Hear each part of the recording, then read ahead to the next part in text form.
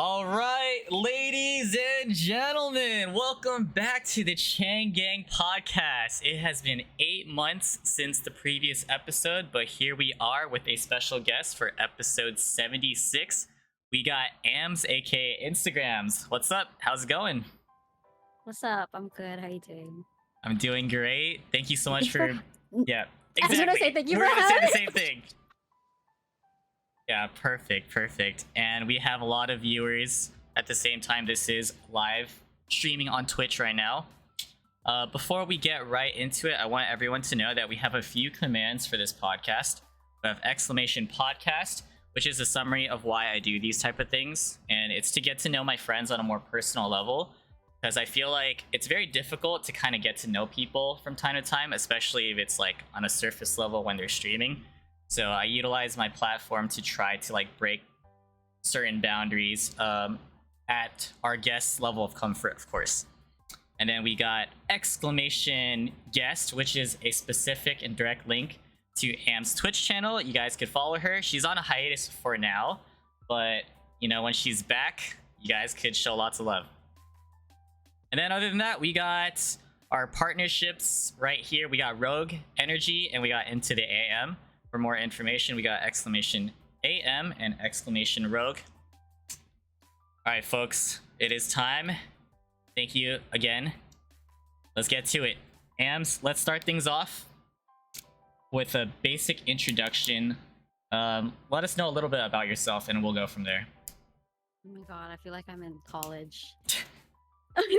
When you're in a new class and they're like, "Okay, everyone go around and tell a little bit about yourself." Yeah, icebreakers,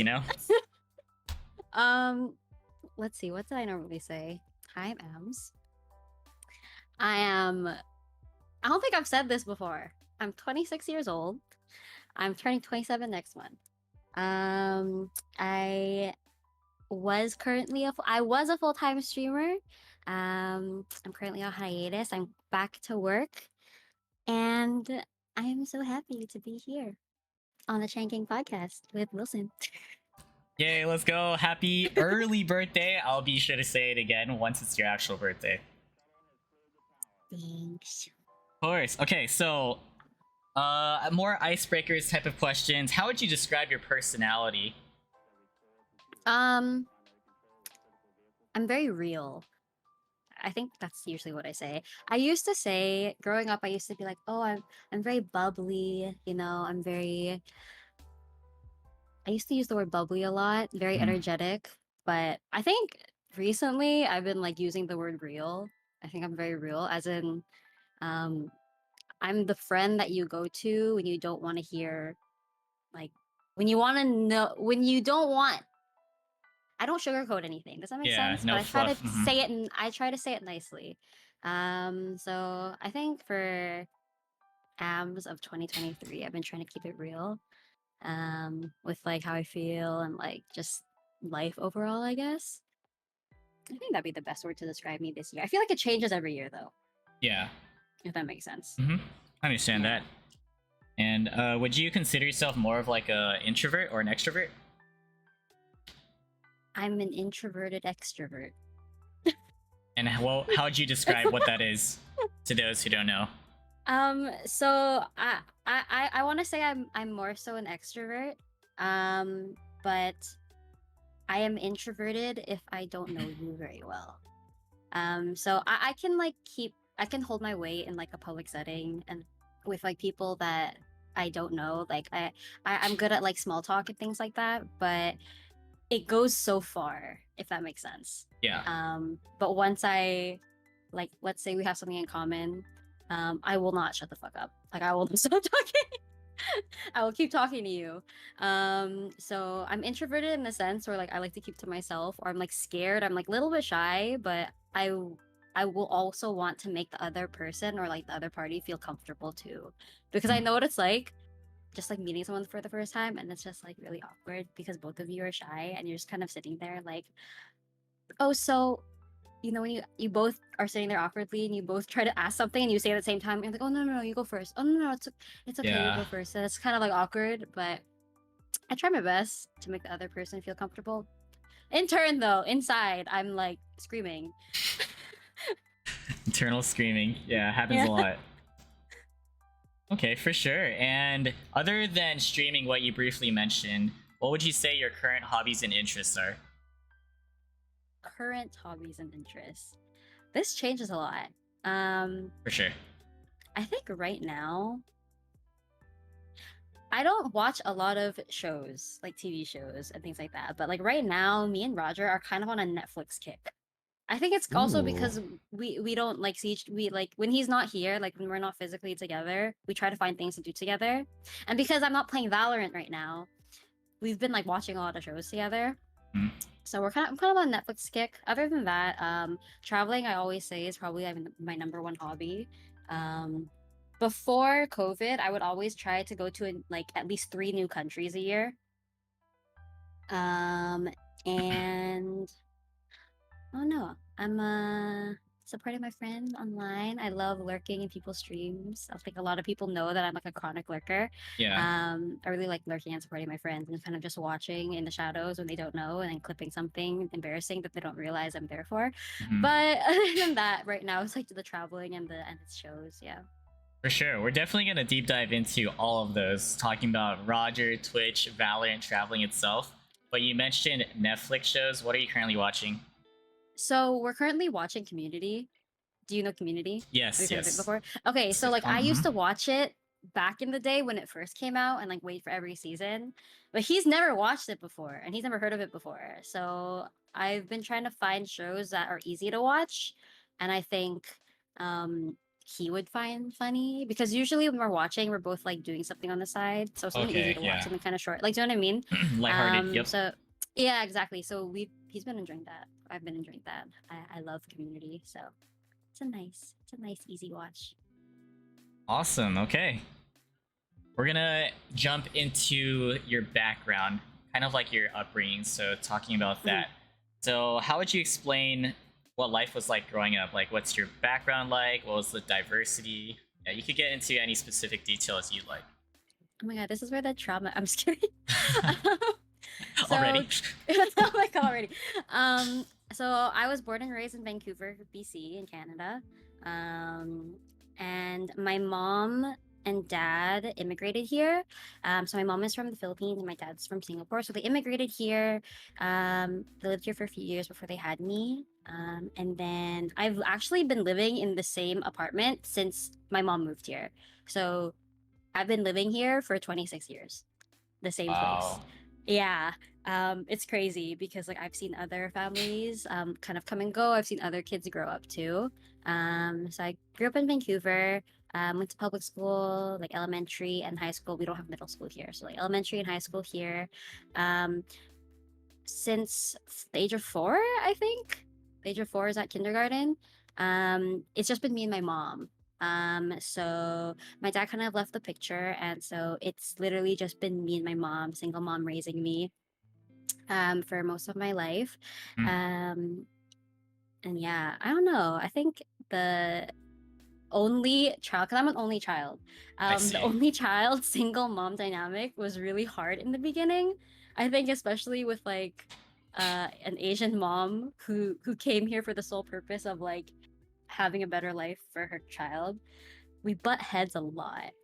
Um I in high school wasn't like fun for me, I want to say. It was like one of Mm, those things that like I had to go to. I didn't really have like a lot of friends.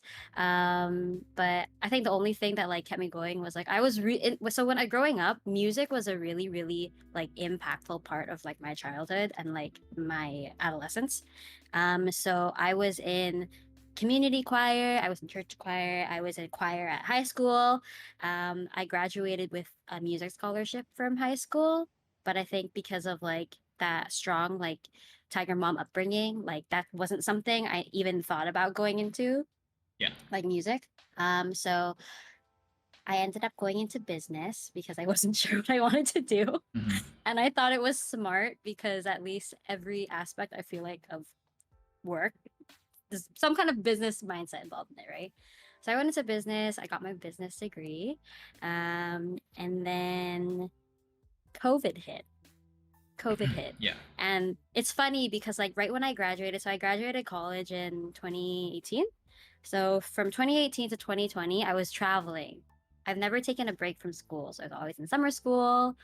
I was always studying. I was always doing like summer internships or like work had a summer job. Like I was always working or something. So from when I graduated 2018 to 2022, I was just traveling. So I worked at like a bubble tea shop, like a local bubble tea shop, and the owners were really nice to like let me work really long hours, and then I could take like long periods of time off. So I would like grind to work, and then I would take like 3 weeks to like a month off to go travel somewhere, and then I'd do Wow. the same Yeah. thing again, like grind, work, and then save up just to go travel somewhere. And I did that for like 2 years until COVID hit, and then I was stuck after that. So I guess right before COVID hit, I don't know why I decided to leave the bubble tea place because I was like, okay, maybe I should look for something more stable.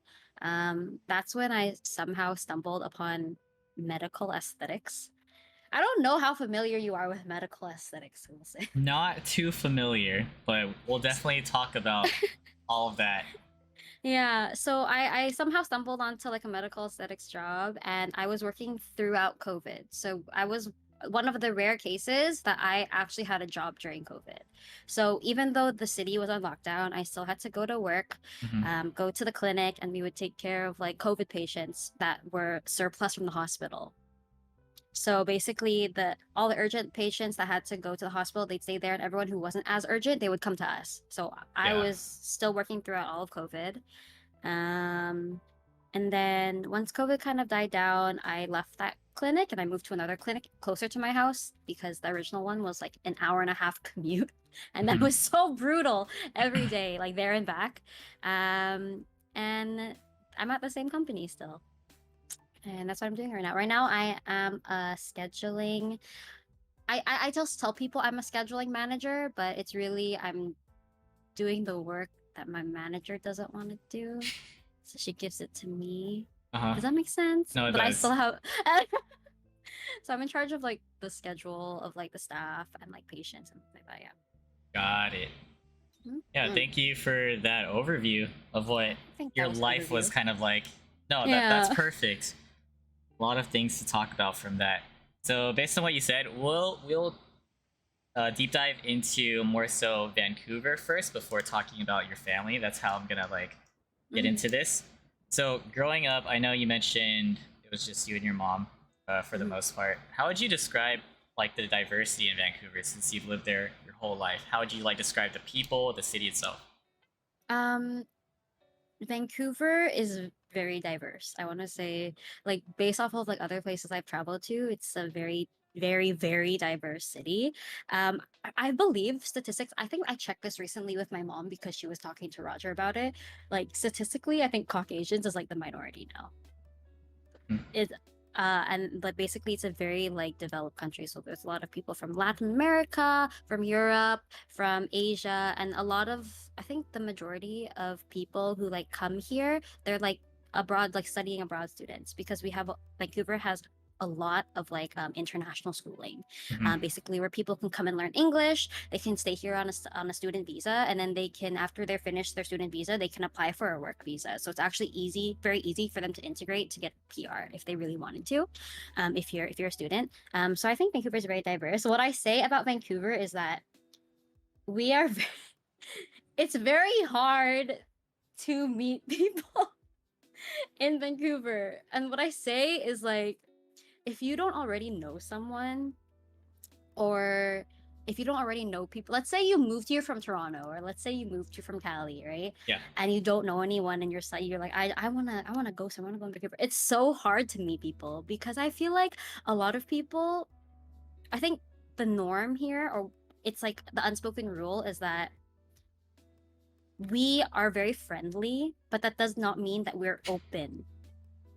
Does that make sense to like Yeah. new people? So Oh, for like, sure. yeah, Vancouverites are very nice. You need help with directions, you look lost, like we'll help you. But like on the event of like actually meeting people and like going out and trying to make new friends like in a city that you don't know anyone, it's quite hard.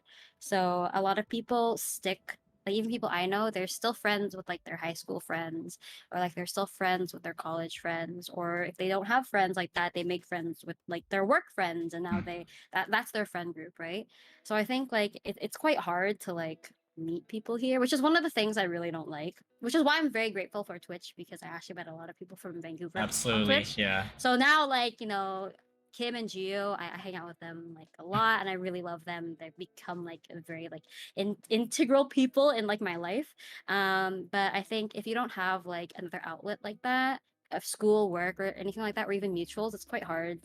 Other than that, though, Vancouver is pretty awesome. It's not somewhere that I want to live, though, for the rest of my life. I don't think. I don't think it's somewhere I can stay. I think it's very not sustainable. Mm. But I don't know. I like it here. I always suggest people come here, but me personally, I'm kind of tired of it. But that could be because I grew up here. Yeah, your whole life, so totally understand that. And plus, you definitely traveled, so you want to experience other things. Yeah.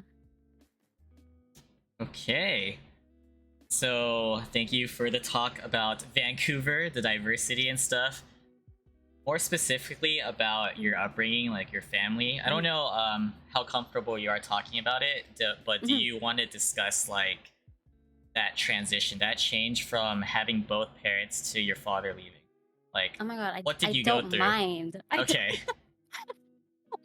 So I think because I was really young, I didn't understand it. At what So age? my dad, when I was 4. Okay. So like Okay. I was 4 years old when like my dad like quote unquote left, and like it's hard to explain because he was still like in my life kind of. So I still lived with my mom. So my mom was my main like caregiver. Like she my main provider.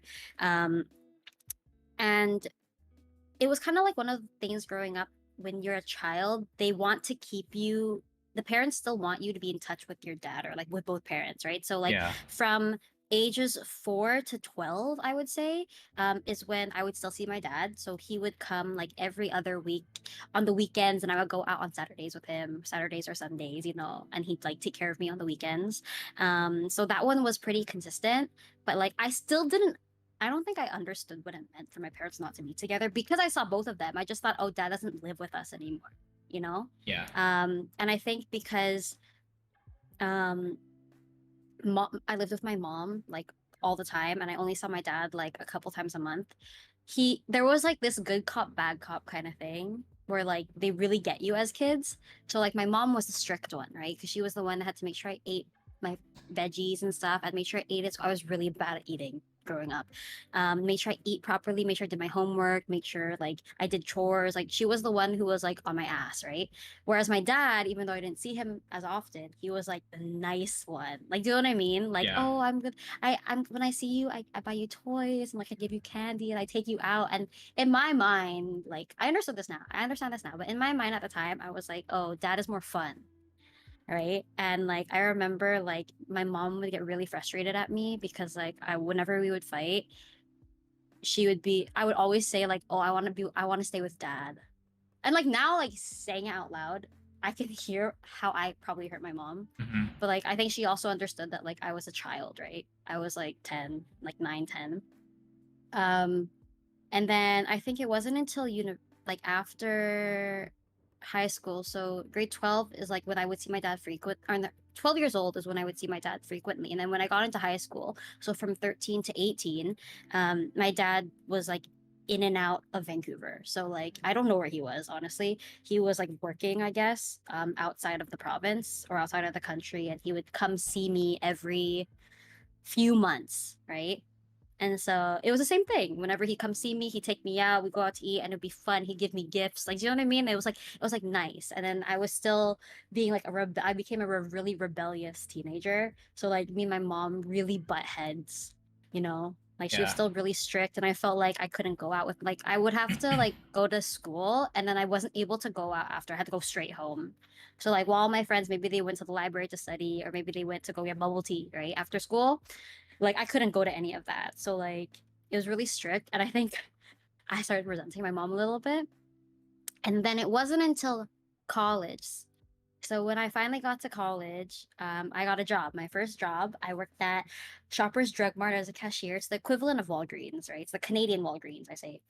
And I worked at Shoppers Drug Mart as a cashier, and I was so happy. And it was my first job, and I was making my own money. And I was like, oh, I'm gonna make money so I can travel. I think I wanted to go. I don't remember where I wanted to go, but um, my dad came back. Like he came to visit sometime in that little break that I was working before college, like in the summer break. Yeah. And I told him, he was like, "Oh, what's new?" Like blah blah. And I was like, "Oh, I'm working now."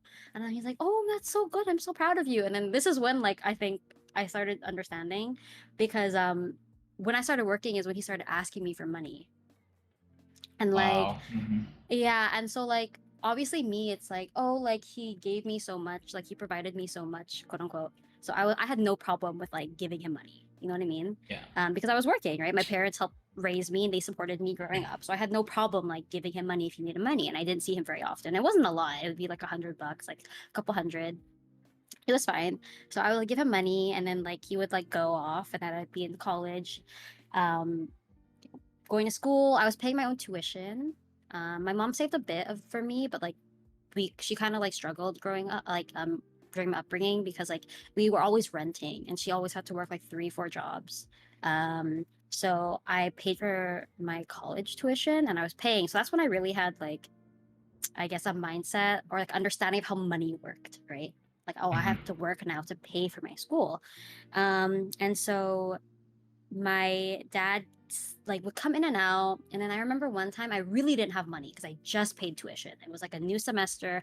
I just paid tuition, and he came to visit, and he asked me for money again, and I was like, oh, like dad, like I'm really sorry, like this time I actually don't have money, right? Like I don't have enough money to give you because like I just paid for my schooling, but like, and maybe if you could wait a little bit, like that I could like give you some money.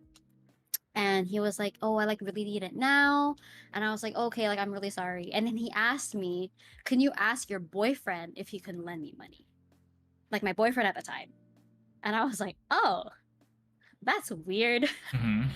I thought that was really weird. I was like, "I don't really feel comfortable with asking my boyfriend if I like to lend you money." He was like, "Okay, no problem."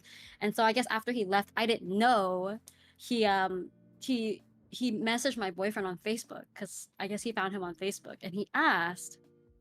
And so my boyfriend ended up like felt bad. He ended up giving him money, and he told me after the fact. And I was like, "Oh my god, like what did he say?" He's like, "Yeah, no, he really needed the money." And he like said that you like were too embarrassed to ask. And I'm like, it was not that I was too embarrassed to ask, because I don't think I should ask you to give my dad money. And I think like that was the first time like it was like really a red flag for me. So I Yeah. went home and I told my mom. And like me and my mom still didn't have the best relationship at this point, but I felt like I should tell her. I was like, I want to tell you, like, dad's been asking me for money. And I told her like the whole thing of like what happened, and she got really like upset, like not mad, but she was really disappointed, because she was like, "Oh, I really never thought that he would ask you for money too." And I was like, "Oh, what do you mean too?" And so this is kind of like when we started talking, and then me and my mom started understanding each other more. So I guess one of the reasons why she left and they got a divorce was because like he was like taking money from her bank without her knowing, and like using her card. So basically her credit score was really shit because he was always using her card without her knowing, and she couldn't pay it on time, which is why we weren't able to like move out of the apartment, because she couldn't get like a mortgage or a loan from the bank for like a house, or like so after she shared that with me, I think we talked for like 5 hours like that night about it. And that's when I really understood my mom. And it was the first time I like really saw her, and like we were on like the same level, and it wasn't like it wasn't her trying to like be above me and like be a parent and like be strict. Like we were just talking like two regular people and actually understanding each other for the first time. And like that's kind of like when me and my mom's dynamic changed in our relationship, because then I finally understood her, right? Hmm. And I got upset, as I should have gotten upset a long time ago. But she was like, "I never wanted to tell you like what he did, because I always wanted you to have a relationship with your dad. Like I didn't want you to see him in a negative sense." And it's funny now that like she says that, even though after everything she's been through, she still doesn't want me to like have a negative like view Yeah. of my dad, and she still wants me to have a relationship with my dad, where like for me, I don't want anything to do with my father. Like I think after like I learned that and like learned about what happened, it kind of made me feel sad. That she had to deal with that by herself. I also learned that in the whole time they weren't together, he never paid child support. So the reason like why he was always in and out is because he was hiding from the government because he wasn't paying child support, which is why he could only come visit a short period of time. And so Mhm. that made sense to me after. And so that's it's like my decision not to talk to my father. And I'm like good with it. Like me and my mom's relationship is really, really good right now. Um, and I don't know, like we're doing our own little thing, and that's kind of like that was really like what happened the shifting point though, like in college. So it took like 20 years for my mom and me to like finally Yeah, like finally for me talk to about that. understand her. Yeah. But I could tell that she never wanted to have that talk, you know. She just wanted like me to have like the best of both worlds. But like realistically that eventually I would have learned, right? Yeah. So knowing that that's what happened after you had that 5 hour conversation, how did that actually transition to you to like lose complete contact with your dad? That was my choice. Yeah, it's like your choice, but Oh like yeah, what yeah. went How did I do down? it? Yeah. Oh, okay. So basically, I remember. Okay, it's funny because they made it easy for me. So my dad, apparently I didn't know this because my mom came after. Apparently, my mom was my dad's third wife. I didn't know this. So she told me Wow. that I had a half sister in Singapore. And like that summer is when I was planning to visit Singapore because I heard that my grandma was like really old, like on my dad's side, and she was always very sweet to me whenever we would call her. So like I was like, oh, maybe I could go visit my grandma and meet her for the first time, right? So I was planning a trip to Singapore, and my mom was like, if you want, like, your half sister is in Singapore. I don't know if you want to talk to her, like, meet her, but like from the last I know, she doesn't have contact with her dad. Also, right? And I was like, oh, okay, that's interesting. So I got her contact information from my mom, and I went to Singapore with my best friend at the time, like my high school best friend, and I was like worried about contacting this half sister of mine, but I was like, oh, I'm in Singapore for 1 month, because we were visiting like a lot of people, and we were kind of going around. So I was like, I'm in Singapore for a month. Like I have a month to think about if I want to meet her because I don't have to meet her super early into the trip, right? I could still like enjoy myself first, like see, and then kind of get comfortable, and then reach out, right? But I guess my dad was stalking my social media because he saw that I was in Singapore, and he tried to contact me, and I just kind of left him on red because I was like, oh, I don't really want to deal with this right now. And I think he told my half sister that I was in Singapore. Um, so she messaged me on WhatsApp, and it was basically her going off on me. I never met her. I want to tell you, I've never talked to her. I've never met her. She Yeah. messaged me on WhatsApp and she went off on me in this long paragraph saying how like it's so rude and disrespectful that like I haven't reached out to her like to meet up yet and like all these things. And I explained to her like I was maybe it's a miscommunication, like, oh, like I just got here. I kind of want to get settled first and I'm really nervous, right? I'm really nervous. Like I wasn't sure like how I would feel and want to make sure like I'm in a good headspace like before I Mhm. messaged you, right? And she went off on me and she was like not happy with me and she was like saying that like, oh, no wonder like dad left you, you're such a bad like sister, like you're such a bad daughter. And like she went off on me and she was like, like you were the only one with dad in Vancouver, like how are you, were you not able to support him, blah blah blah, all these things. And in my head I'm like, girl, I'm 18. Like I don't know what you want me to say because she was 32. Oh, okay. That's quite the Yeah. gap. Yeah, that was the gap. So she was 32 with a family and I was 18. Mm. And she was like going off on me and I never met her before. And so I think that like really made me go, ew, like I don't know if I want to meet you anymore. Like you're Yeah. yelling at me and I haven't even met you. So during the trip, like I ended up not meeting her. I ended up kind of like not replying to her. I blocked her because I was like, I feel like it's really inappropriate for you to talk to me like this, and I don't know you. Like we don't have a relationship. And I feel like you don't have a right to talk to me like this. Mm. Maybe if we had a relationship and like you were there, like I knew she's existed and whatever, and she was a sister, that'd be different, right? But so I kind of like blocked her, and then after that, I found out during the trip my father was messaging my friend on Instagram because I was tagging my friend on Instagram. He messaged her on Instagram, Jeez. yeah, trying to be like, oh, like you should get Amber to change her mind, blah blah blah. And my friend was like, I don't know why you're involving me in this. It's making me really uncomfortable. So I think like my father reaching out to multiple people in my life who like and making them uncomfortable, like putting them in a position that they were like, I don't know why I'm in this position.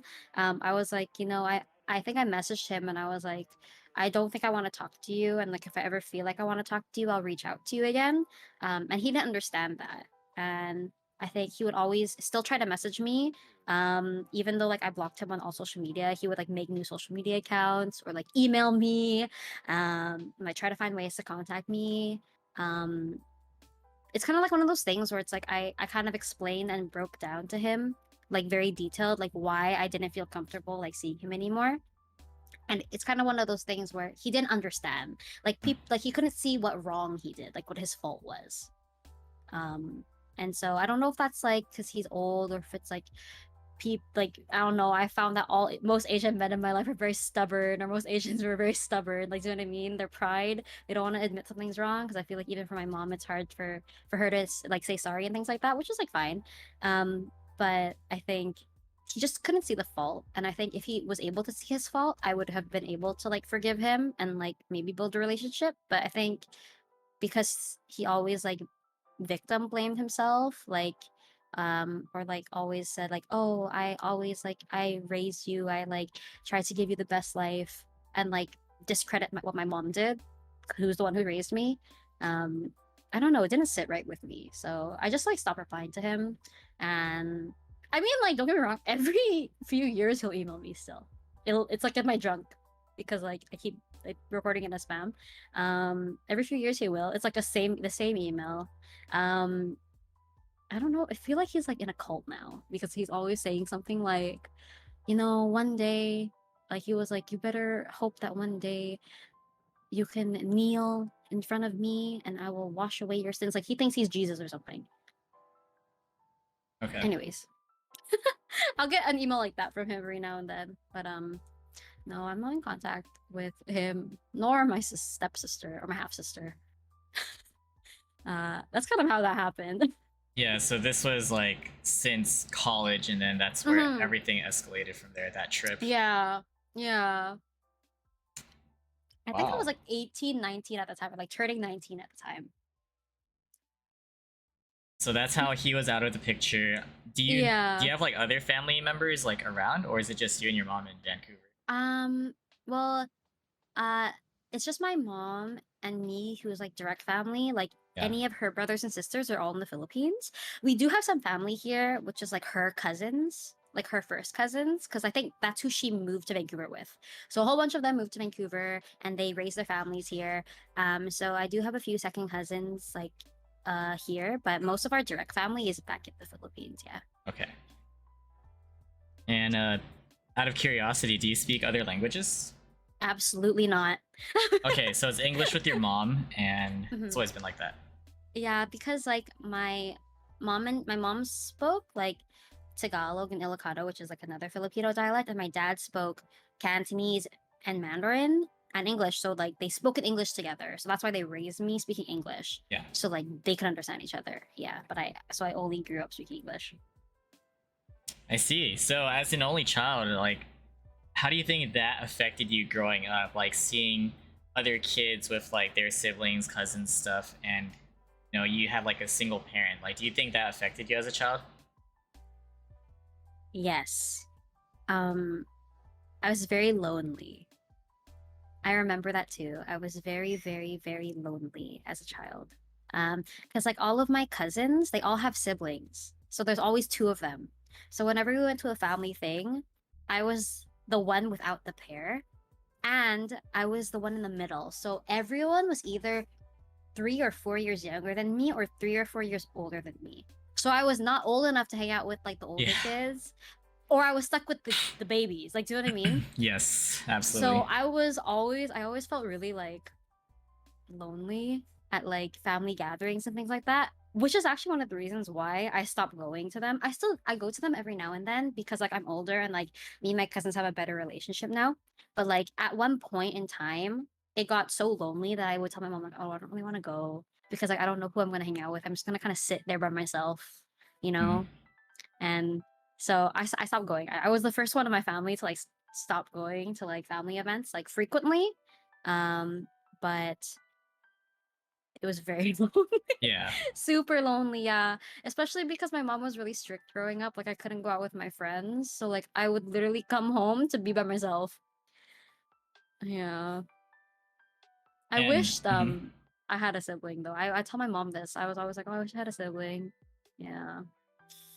So your mom, like considering that she was really strict and everything, how did she handle discipline? Because I know you guys really butt heads and you went through like a rebellious stage. So what was that interaction like? Yeah.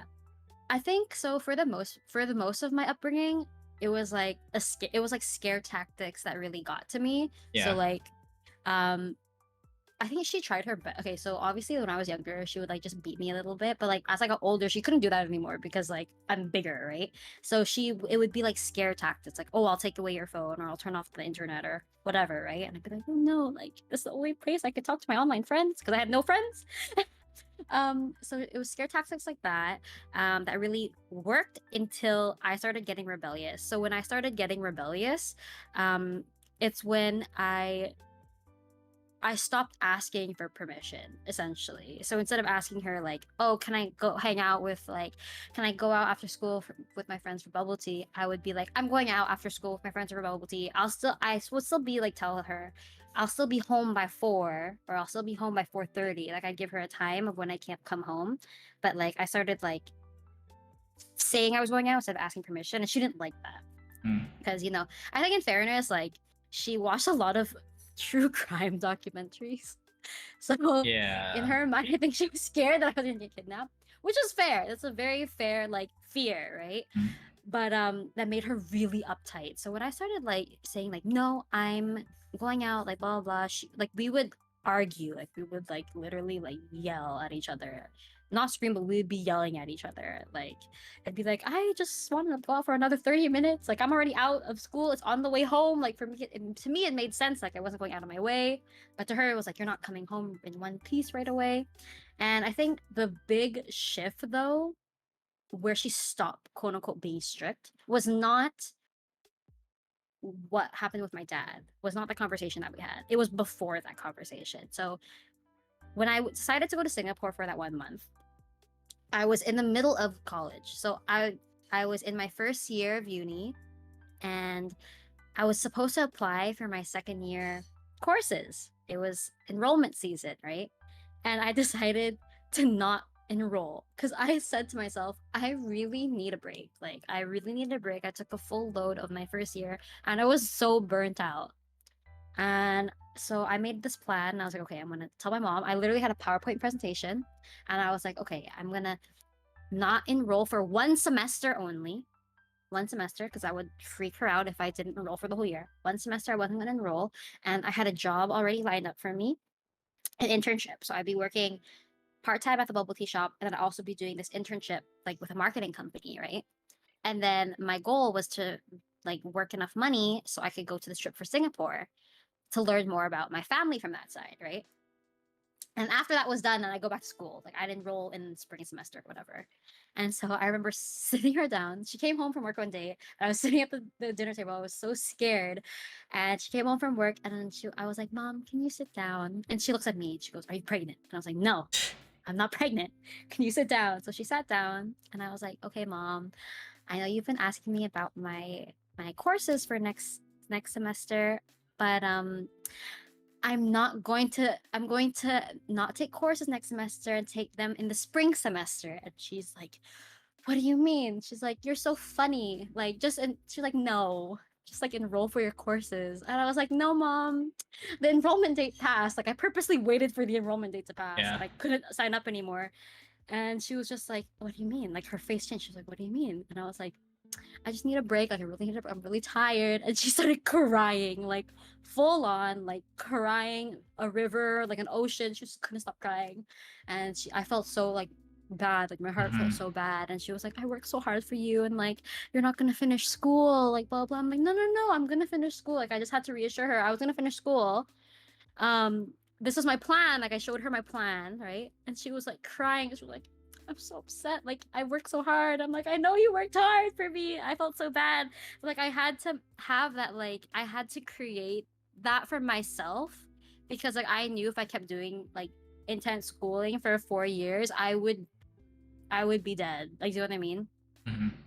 So I needed that break. I knew my body was gonna give up anyways. So after that talk, she didn't talk to me for 1 week. Like dead Wow. ass, like she would not see me for 1 week. She didn't whatever. And so in that week, I was like, okay, like it's fine. So I ended up I still worked, I grind, and then at after like a month, I raised enough, like I worked and I saved enough money from work to book my ticket to Singapore. And so I showed her, and she still wasn't talking to me, like really, like as much. And we finally went to a family Christmas dinner, I think it was. And all my relatives are like asking my mom, like, oh, like, how's Amber doing? Blah, blah, blah. And my cousin told me, because I didn't go because I was scared that she would, like, that's when all the aunts get together and they compare their kids, Oh. And I was like, oh, I don't want to embarrass my mom and say that I'm not in school right now. So I didn't go. And so my cousins told me that my mom was bragging about me. And she was saying, "Oh, I'm so proud of her because like she did this herself. Like she like earn the money herself and she's gonna go, and I'm like really proud of her. Like I hope, like I want her because like I guess when my mom was my age she also went traveling. That's when she went to Singapore for the first time where she met my dad. I didn't know that. And she it's like I hope she like enjoys herself as much as I did like when I was her age. And so my cousin texted me that and I was like, oh my god, so she's like not mad at me anymore because Interesting. Yeah. she saw the results. I feel like as like Asian parents, they want to see the results. Like, do you know what I mean? Like you could Yeah. tell them like, oh, I want to be a content creator, but if they don't see results of a paycheck, you know what I mean? Then they're not gonna really, maybe they won't support you as much as if you were working a 9 to 5, right? With a guaranteed paycheck. So I think after I showed her that I was able to work hard for it, she stopped questioning me, like for sure. She stopped questioning me. She stopped like getting mad at me when I wanted to go out, stay out a little bit later. Because I was always like the kind of kid that would always tell my mom when I would be home, who I was going out with, so she knew exactly like not to worry, right? So I would still tell her I'm going out with like my friends, like these people. I'm gonna be home at this time. We're going to this restaurant. I would always tell her that still. So I think she got some more peace of mind when she realized that like I kind of knew what I was doing, or like I wasn't as stupid as she thought. I had a brain. Um, so that's kind of when the shift happened, like for me and my mom's relationship, I want to say. Yeah. I Yeah. love that. She like deemed you as a responsible person as you got older, so Mm-hmm. that trust is there Mm-hmm. and built. Yeah. All right, so that's family talk. We're gonna transition more towards school and your education. Growing up, you mentioned that you were like in choir, you're associated with music, but like, how would you kind of explain like the process of going from elementary to high school? Who were you then, and how did you kind of grow from there, or what piqued your interest at the time? All of that. Mm. So in elementary school, I felt like I didn't fit in. Um, because my school was predominantly Caucasian. So I lived in a very like Caucasian neighborhood, Hmm. a very safe neighborhood, what people would say. So it was I was like one of the only Asian kids in like the whole school. And like I always like felt, I don't know, I always jumped from group to group because I could never find my place. So I think for elementary school I was very introverted. I remember staying like inside in the library and just reading books. Like I literally lived in the library. I only read books.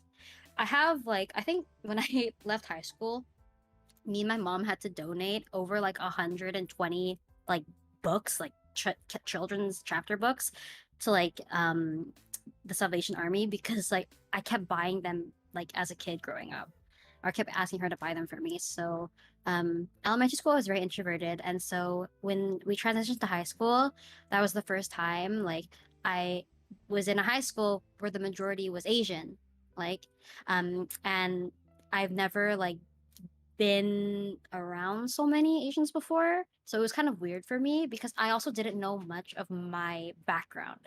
So like these were kids who grew up in very like traditional Asian households where I grew up. My mom raised me very Western, I want to say. Because she wanted me to like fit in with like the white kids at school. Yeah. And so going into like this Asian high school, it was very like super different for me because like I was so confused. Like didn't feel like I fit in the white with the Caucasians because like I just didn't feel like I clicked with them. But then I was too white for like the Asian kids. So I finally like found friends in the music program because that was like one thing we were able to bond over, right? And I think that's when I started to get more interested in like my Filipino roots and like upbringing because a lot of the kids in choir were Filipino. Yeah. And they were very proud to be Filipino. And so they would teach me things and like growing up in elementary school, my mom would make me like Asian lunches. I would not eat them at school. Like I would throw my lunch away and like share like my friend's lunchable with her or something like that. But like in high school, it was different. They always brought like their Filipino lunches to school, like always. And like they were like making me try these new things. And I remember one time I asked my mom like, "Can you stop like if she could stop giving me pasta and pierogies and start like cooking me like homemade food again?" And so I think she was really happy to hear that. But Mm. that's when I finally started like being open to learning about like my Filipino background because my friends were like very proud of it. Um, I don't know. That was kind of like for me my transition. So music and like choir was like a very big part because like that's where I found like people who like accepted me and Yeah. like really helped me figure out like the kind of person that I was. You know. So speaking of choir specifically, like what was your highlight, would you say, other than the people? Like do you have like a proudest moment or maybe like a show that you performed in? Um, how do I say? I think I was in grade 9. So in Canada, high schools are from grade 8 to 12 because we don't have middle school, right? Mm. And so I think I was grade 9 in choir, and every year we have this really big like music show where like all the grades, like all the choirs, all the bands, they come together and there's like a big show, right? And the ending song is always all of the choirs together. So the from the freshmen to the seniors. It's like a mix, and we practice maybe like a few times before it, but like we mainly practice in like our grades, like in our classes. And it's always a senior who does the solo, always. But I remember that year when we were doing my teacher was doing auditions, he said to me, he was like, "Oh, I think you should audition for the solo." And I was like, no, I'm kind of shy. Like I've never sung in front of anyone before by myself. Like I'm kind of shy. Like I don't know." And he was like, "Oh, you can just do it. It'll be like fun, like, you know, like just to try." And you could see how the audition is, like the process is. And I was like, "Okay, like I'll try," because he asked me to. And so I auditioned and he gave me the solo Wow. like out of the seniors. I felt so bad because I think some people were mad at me. But she gave me the solo for like the last show, and like that was very like shocking to me. And I think my choir teacher is also one of the people who really like raised me, I want to say, in my high school experience. He did a lot for me, and like he was there like even for me, like even for my family problems and things like that, very understanding. Um, so I think that was like a big one. Another one that's not like a show, I want to say, is when I was in my senior year, we were taking a trip to New York to like it was like a little networking thing where choirs from like all across the nation would go, and you can like have like a practice with the Lion King director, like the director on Broadway. And like I guess our school got chosen, and so our school was gonna go. And like my mom didn't have enough money because we were saving for my college, right? And she was like, "I don't think I like have enough money. Like I don't think we could do it because it was quite expensive, right?" And so I told my teacher like, "Oh, I don't think I can go." And it was like no big deal for me because there was other trips that I never went on for choir. I was like, "Oh, it's kind of expensive, like it's fine, right?" Yeah. And so he paid for me. He paid for the whole thing for me. He It's like paid the awesome. ticket. He gave me food, like money for food and like spending money, and he like paid my whole trip. And he was like, "Oh, I think you should experience this. Like you've never been on a trip, and like it's your senior year, and I think like you would really have a good time." And I did. Like honestly, it was probably one of the best times I've ever had, like in my high school experience. But yeah, Mr. Nerling, I freaking love you. Shout outs. That's amazing. Yeah, a teacher that really cared. Yeah. So if you took that role as a solo when you weren't a senior, does that mean you Mhm. got that role again when you were a senior or what? Um, Really thing? I I got some roles when I was a senior, Mm. for like other shows, like other pieces. But like I think for that year end thing, I didn't. I remember not auditioning, Okay. because I was just like, I feel like there's so much talent. Like I had a lot of friends who were shy, right, and they were Mhm. really scared, and I encouraged them to audition. Like, do you know what I mean? Yeah. So I was more so like encouraging my friends to like do something out of their comfort zone before we like left high school, you know? So I was the one kind of cheering in the background for my senior year. Yeah. Very nice. So that's the choir for you. Were you involved in Mhm. any other clubs and activities throughout your high school? Um, yeah. So I used to be really into sports. Specifically like cross country and track and field. But I think after I was 13 or 14, I had like this ankle injury, and like I couldn't run for a while. And so I ended up just like managing sports teams, and I thought that was fun. So from grade 9 to 12, I was like the basketball manager, like the girls basketball manager, like the different sports teams, like I think it was basketball, volleyball, field hockey, Wow, it's a basketball, lot. volleyball, and field hockey. I was like just the sports manager for it. So like the scheduling and the training days and all that stuff. Yeah. And go like it was fun because like I liked being a cheerleader. I liked going to the events and like cheering. Um so yeah, I was a that was like my sports involvement. Mhm. Was the injury like severe to like make you transition to like Um management? I don't think it was severe, but I think that I could see people like in the 1 year that I took off, Yeah. like I could have went back, but I think I saw so many of my peers like already advancing ahead of me Mm, that I was okay. like, like I don't I don't think I could train enough to keep up with them. Also, I'm really short, like my legs are really short, and most of the things I did were involving running. So I kind of accepted like, oh, like, maybe it's okay. Like I don't really want to work super hard. Like I wasn't super passionate about it. It was just something I like to do. Also I'm not like super competitive myself when it came to sports. Yeah. I like cheering for people and stuff like that. I like going to the events, but because I wasn't super competitive or I didn't have like a large drive towards it, I kind of was like okay with just like, maybe I just won't go back. Yeah. And you Mhm. mentioned that you are like short, right? When did you Yeah. realize you weren't growing anymore?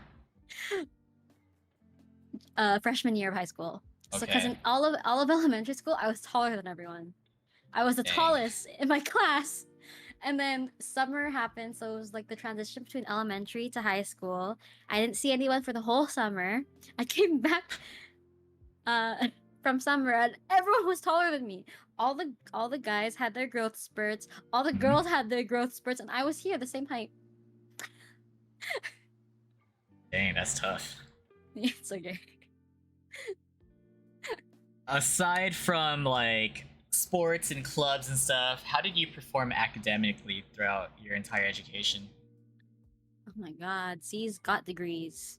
That type of student? Okay. I, I was not I did very well in classes that were not memory based. So like English, math, I guess. I don't want to say not like factual based. So like subjects that were like history and like biology, I didn't do well in them.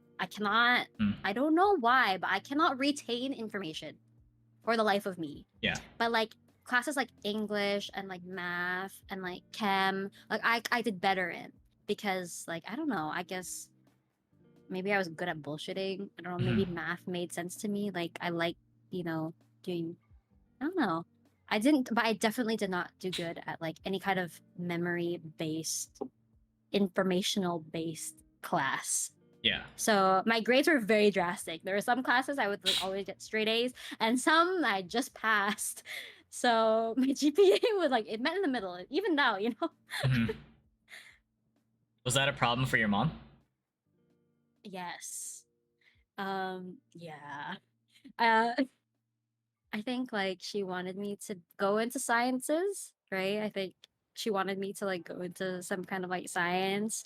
Um, chem, I don't know, something like that. But like I just wasn't good at it. Yeah. And like I was really good at English, like really good at English, and I wanted to actually become an English teacher, but like we had this argument where she was like, "You can't do anything. Teachers don't get paid well. Like, like what can you do with English?" And in my head, I was like, I could like learn English. I can teach English, and then I can go to like Japan or Korea and teach English.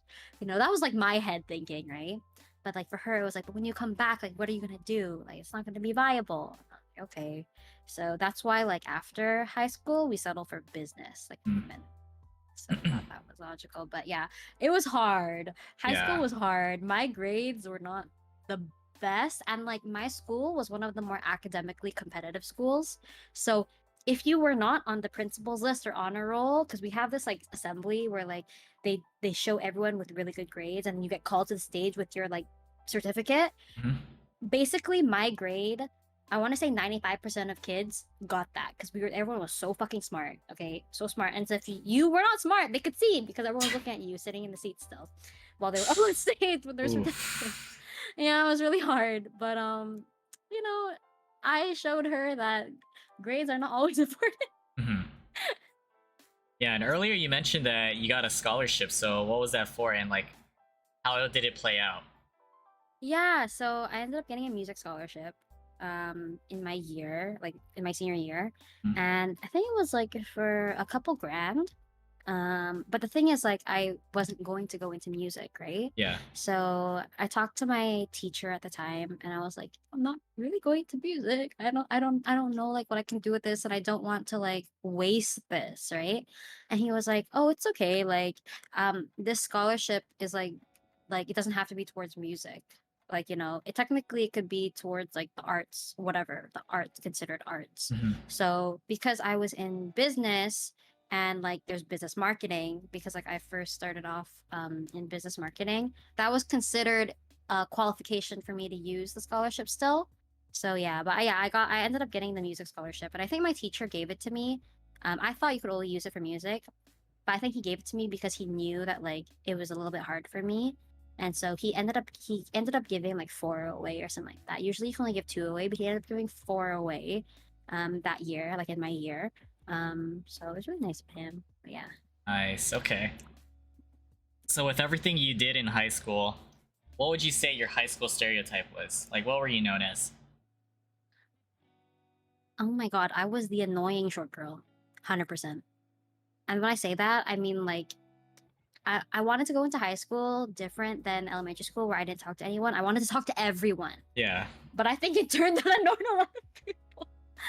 Because I was the person bouncing from group to group. Like floater. Yeah, I was a floater, but I was trying to know everything about everyone. And I think, maybe my social skills were not there. Maybe I couldn't read people as well. um, yeah, I could tell that people were, maybe I was annoying a little bit, but Yeah. it's okay because I gained some social skills.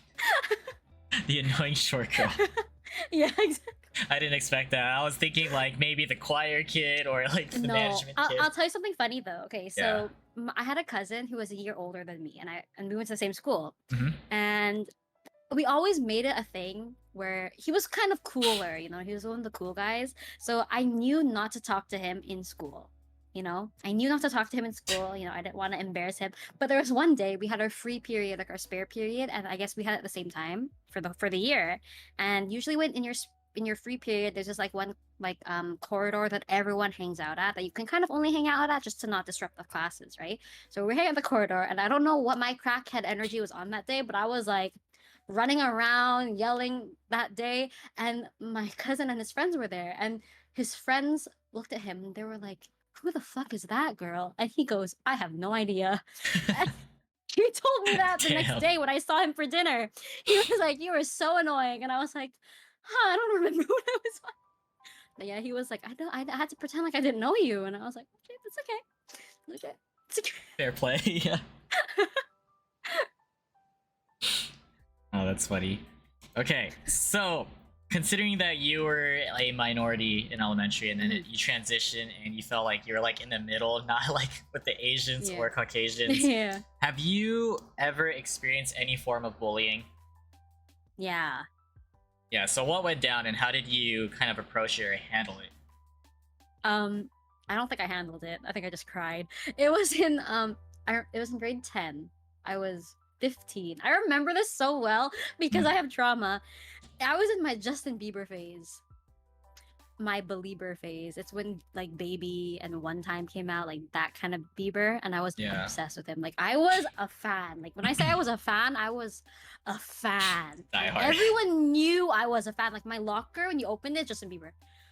It was kind of embarrassing, but I was a diehard fan, and like it got to the point where like I wasn't like very loud about it. Like if you knew me, you knew like Justin Bieber, but like I would never like scream it in the halls or things like that, right? But I think one day I was at my locker and I opened it up, Justin Bieber. And Justin Bieber was in my locker, and I think some of these guys saw it and like, they start snickering, like, hee hee hee, whatever.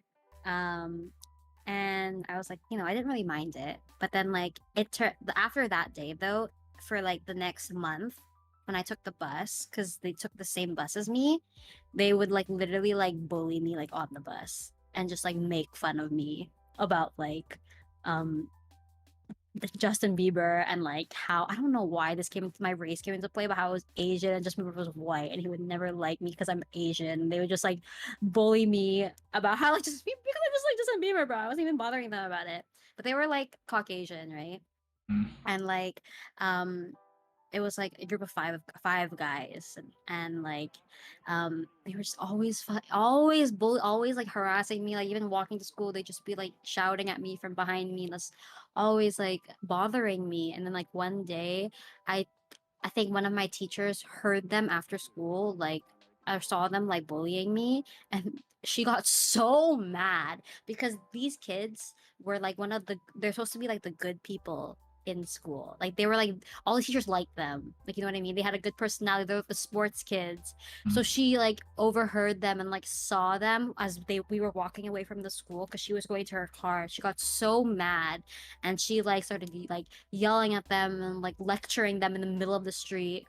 And then I was like crying. I was like, oh my Damn. god, no one's ever stood up for me before, because like they would make fun of me on the bus and the bus was full and no one said anything. Like for a month straight. And so they stopped. But goddamn, I stopped after that. Whenever I liked an artist or something, I would never tell anyone. I would literally keep it to myself because I was so scared that someone was gonna make fun of me. Yeah. Mm. Oof. Bullying trauma. Yeah. So it stopped after okay. that? Like you're good. It, No other type of let me bullying. think.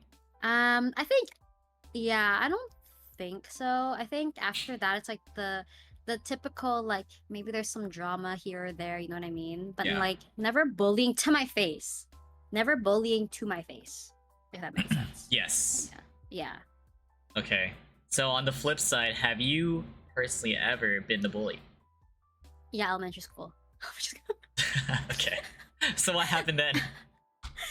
I was taller than everyone. But I didn't have friends. Okay, so remember how like I didn't have friends? I was a Yeah, yeah. loner, right? But every now and then, every few weeks, my dad would come, drop by on a Friday when he was supposed to come pick me up, right? On a Friday, we were supposed to go hang out. He would come like a little bit earlier during lunch and give me some candy from 7-Eleven or something like that. And all the kids would suddenly want to be my friend. They'd be like, oh my god, Amber, like, can I have some? Like, oh my god. I'm like, in my head, I'm like, guys have not talked to me the whole week for the last 2 weeks, and now you want to be my friend? So I kind of took advantage of that. And I was like, oh, you want some? And I'd be like, can you bark? What the? Don't get these kids to bark for me or like There's no meow way. for me. No, dead ass. Hmm? Because like I'm like, no way they want this so bad. They would go woof woof woof woof, and then pretend that they're dogs and like go like this, and I give them candy, and then they hang out with me for like 10 minutes and stop talking, never talk to me for the rest of the week. Now you're a savage. Yeah, you're a kid. You're a kid though, huh? I was a kid. All good. I was all like good. 9. You know, I was like, I was like 9. As long as you don't do that now, we're good. No, no. Okay. Maybe in Valorant, you know, Mm. you heal. I was thinking of that, but yeah.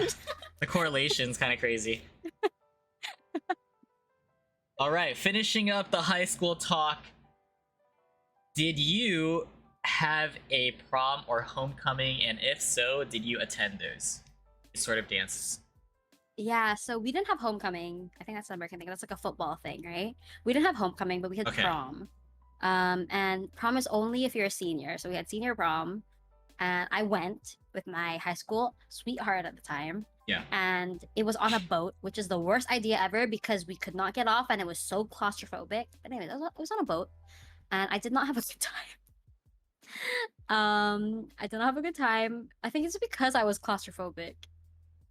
So basically it was like in a really small boat and it was under like the main deck. The main deck you can go above and like get air and stuff like that, but like the actual dinner and dance was like inside the boat and it was so claustrophobic and I was not having a good time because it was Mm. so small and there were so many of us. Like, do you know what I mean? Yeah. I feel like if it was like at a hall or like an actual like event like place, like I would have had a better time, but mm, it was too small for me. Yeah. Yeah.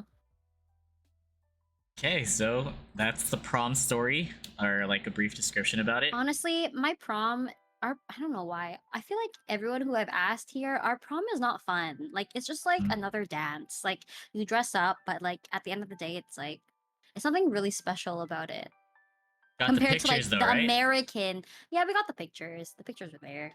Compared to like the American prom, like I feel like I don't, obviously it could be stereotypical, but like you guys have homecoming and all that stuff, and I feel like you can go to homecoming. It's like I don't know if juniors can go to prom, but like all these things. But like we only had senior prom, and it was like it's usually like 2 hours, like chaperone, like No big deal very to you. like no big deal. It's like not, it's like another event that you go to, just take pictures at. Yeah. Yeah.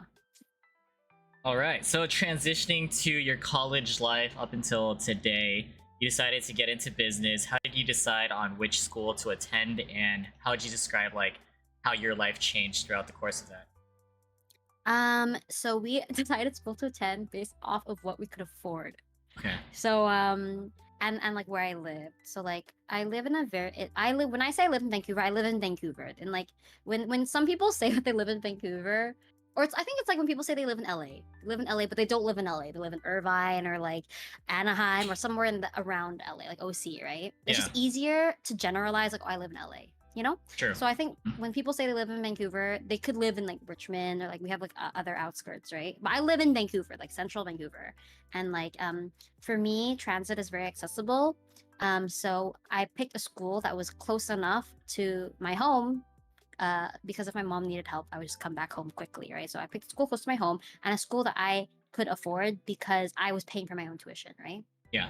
And like I didn't want to take out a shit ton of student loans because I didn't want it to tie down my life. I didn't want to like I don't like the idea of owing money, if that makes sense. Mhm.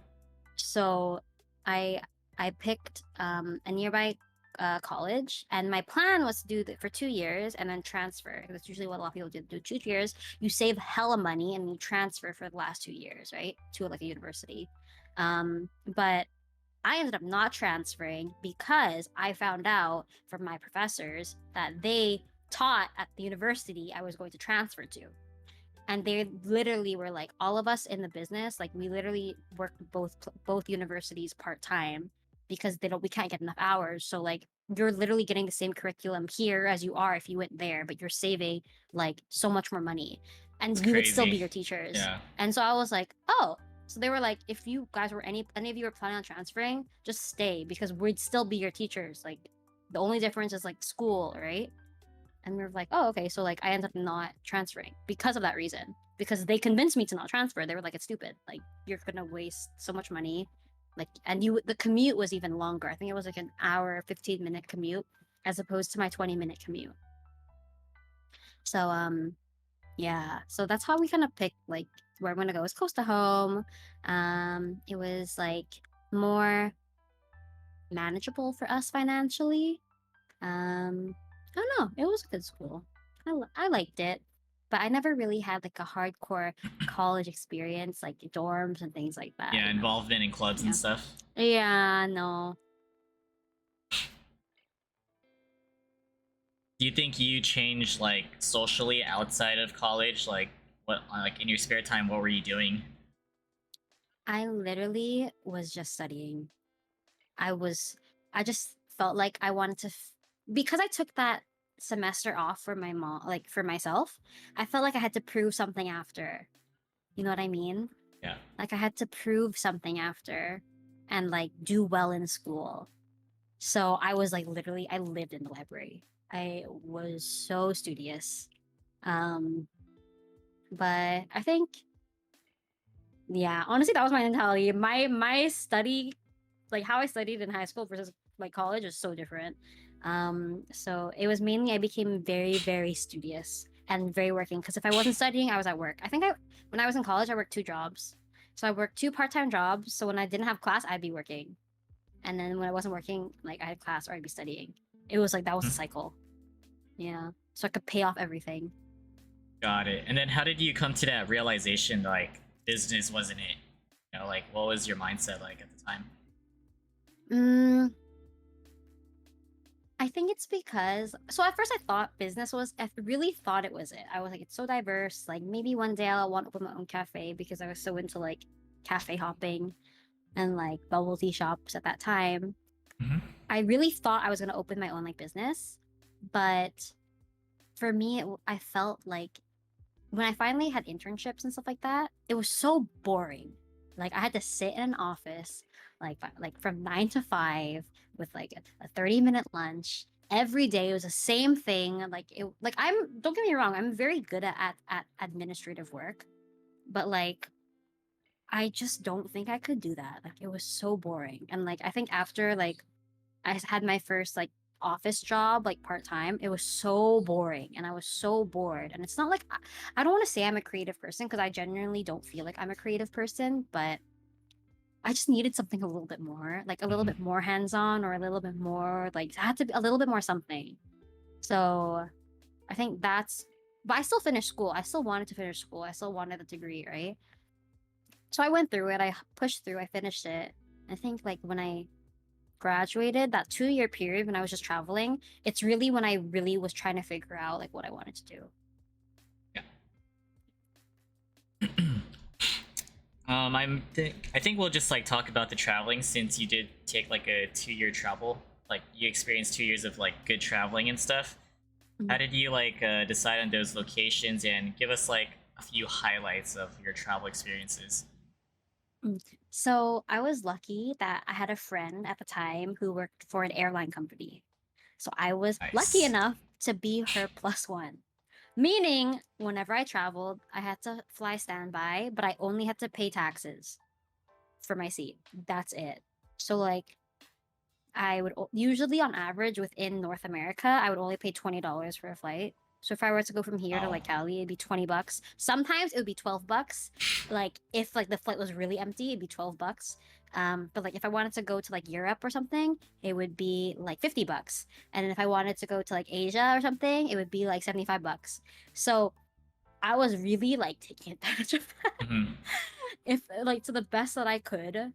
Um, I think though at the time I was in a long distance relationship with a guy from SoCal.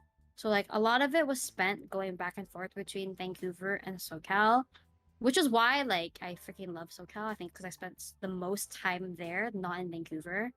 At one point I thought it was like my second home, but I think my favorite trip, like my highlight trip, is when I went to Korea for a month. I went to Korea for a month and it was like my most planned out trip. So most of my trips that I went for that year was very spontaneous. So I would always look at flights like maybe a few days before and I'd be like, "Oh, let's go to London. Like let's go to Paris." Like very random short trips like that. Yeah. And they were really fun, but at the same time I felt like I couldn't fit as much as I wanted in because it was so spontaneous and we had to get back at a certain time. Like it was really fun and nice, and don't get me wrong, but like obviously I want to see more. I'm the type of traveler that I want to see what the country or the city is like. I really want to like immerse myself, which is why usually when I travel, I don't know if you could tell, like Singapore, I was there for a month. Korea, I was there for a month. Mm. I like to stay for at least 3 weeks to a month if I have the time in like a place I really want to experience, just so I can feel the culture Yeah. of like living there. So like I stayed in Korea for a month. I traveled all within Korea. So I was in Seoul for most of the time. I went to Busan, Ilsan, um, where did they have the Olympics? Pyeongchang? I went there. So I traveled within Korea, and that was like so amazing. It was so fun. I don't even know. I met so many friends there because there were a lot of like foreigners and other travelers at the time, and like we would go like bar hopping, and then you would meet like other foreigners, and you just keep bar hopping with them. So that was really fun. Probably one of my favorite trips. I just love Korea. I love the food. I love the shopping. Oh my god, the shopping. I bought another suitcase to check in Korea. Like I bought another suitcase in Korea so I can bring more clothes back home. Bring more stuff back home. Nice.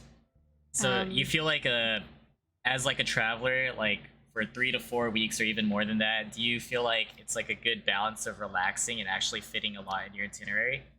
yeah, I used to be the traveler that would go to places for like a week and a half to 2 weeks, but I felt like I was always go, go, go, and I never had Yeah. breaks, like good breaks. So like whenever I go for like a longer period of time, I have like days in my itinerary that's like I know the area I'm in and like but like I could just explore and I could just roam and literally get lost like walking the streets or like walking the area and like I feel like I really need that Hmm. because then other than that I feel like I'm always on the go. I feel like a tourist Yeah, if I'm like always on the go because you're always seeing like the main things and for like sure. I just need to I feel like everyone needs to slow down a little bit, Mm. you know. And with all the traveling you've done, what would you say is like the biggest culture shock you've come across from the top of your head? Biggest culture shock. Yeah, or maybe something you just didn't know ahead of time and then you found out. Anything that comes to mind? Oh my gosh, yes. It's not a culture shock, but something I Okay. didn't know ahead of time. So I went to London very spontaneously, okay? Mm. I was like, oh, Harry Potter, there's Hogwarts Studios, Big Ben, it's they speak English. That's all I always think about that. If I'm doing something spontaneous, do they speak English there? Or like do I need to know any phrases? I was like, oh, London seems easy, right? I went there and no one told me that everyone smokes cigarettes. And so it was so bad to the point where like whenever I blew my nose, my tissue would be black soot. Like that's how much I was inhaling It's all bad. Yeah. just off the streets. And it was so bad because I was just coughing and it was just a secondhand smoke was so much. Like I genuinely felt like I was smoking a pack a day, even though I never smoked before. Jeez. Oh, yeah. It was Flashbacks. quite gross. But forewarning, if you're going to London, they smoke cigarettes there a lot. Mhm. So that's good to know. Considering that Korea was like your favorite place where you did a lot, right? Mhm. Have you had like a bad experience when it comes to traveling? Like anything, like a memory?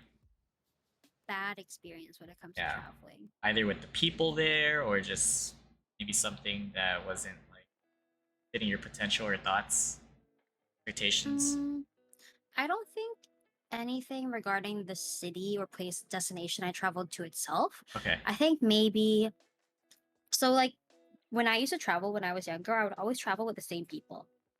So I would travel with that girl who like worked at the airline. Because I knew how she traveled, like went to high school together, went to college together, like I knew how she was. And I always say you don't really know someone until you travel with them, Hmm. you know? And I think one thing that I learned or that was like a hiccup, I guess, is like certain people I traveled with.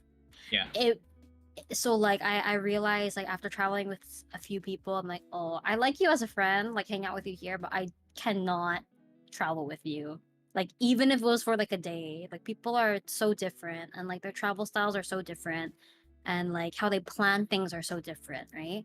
So like I guess me being young, me wanting to hang out with all my friends, um, that I stopped being friends with a lot of people because like of like little hiccups from like trips and like butting heads and like just like not being able to like plan together, if that makes sense. Not that they're bad people, it's just like I think differences in like opinions is Yeah. really a big one. Yeah.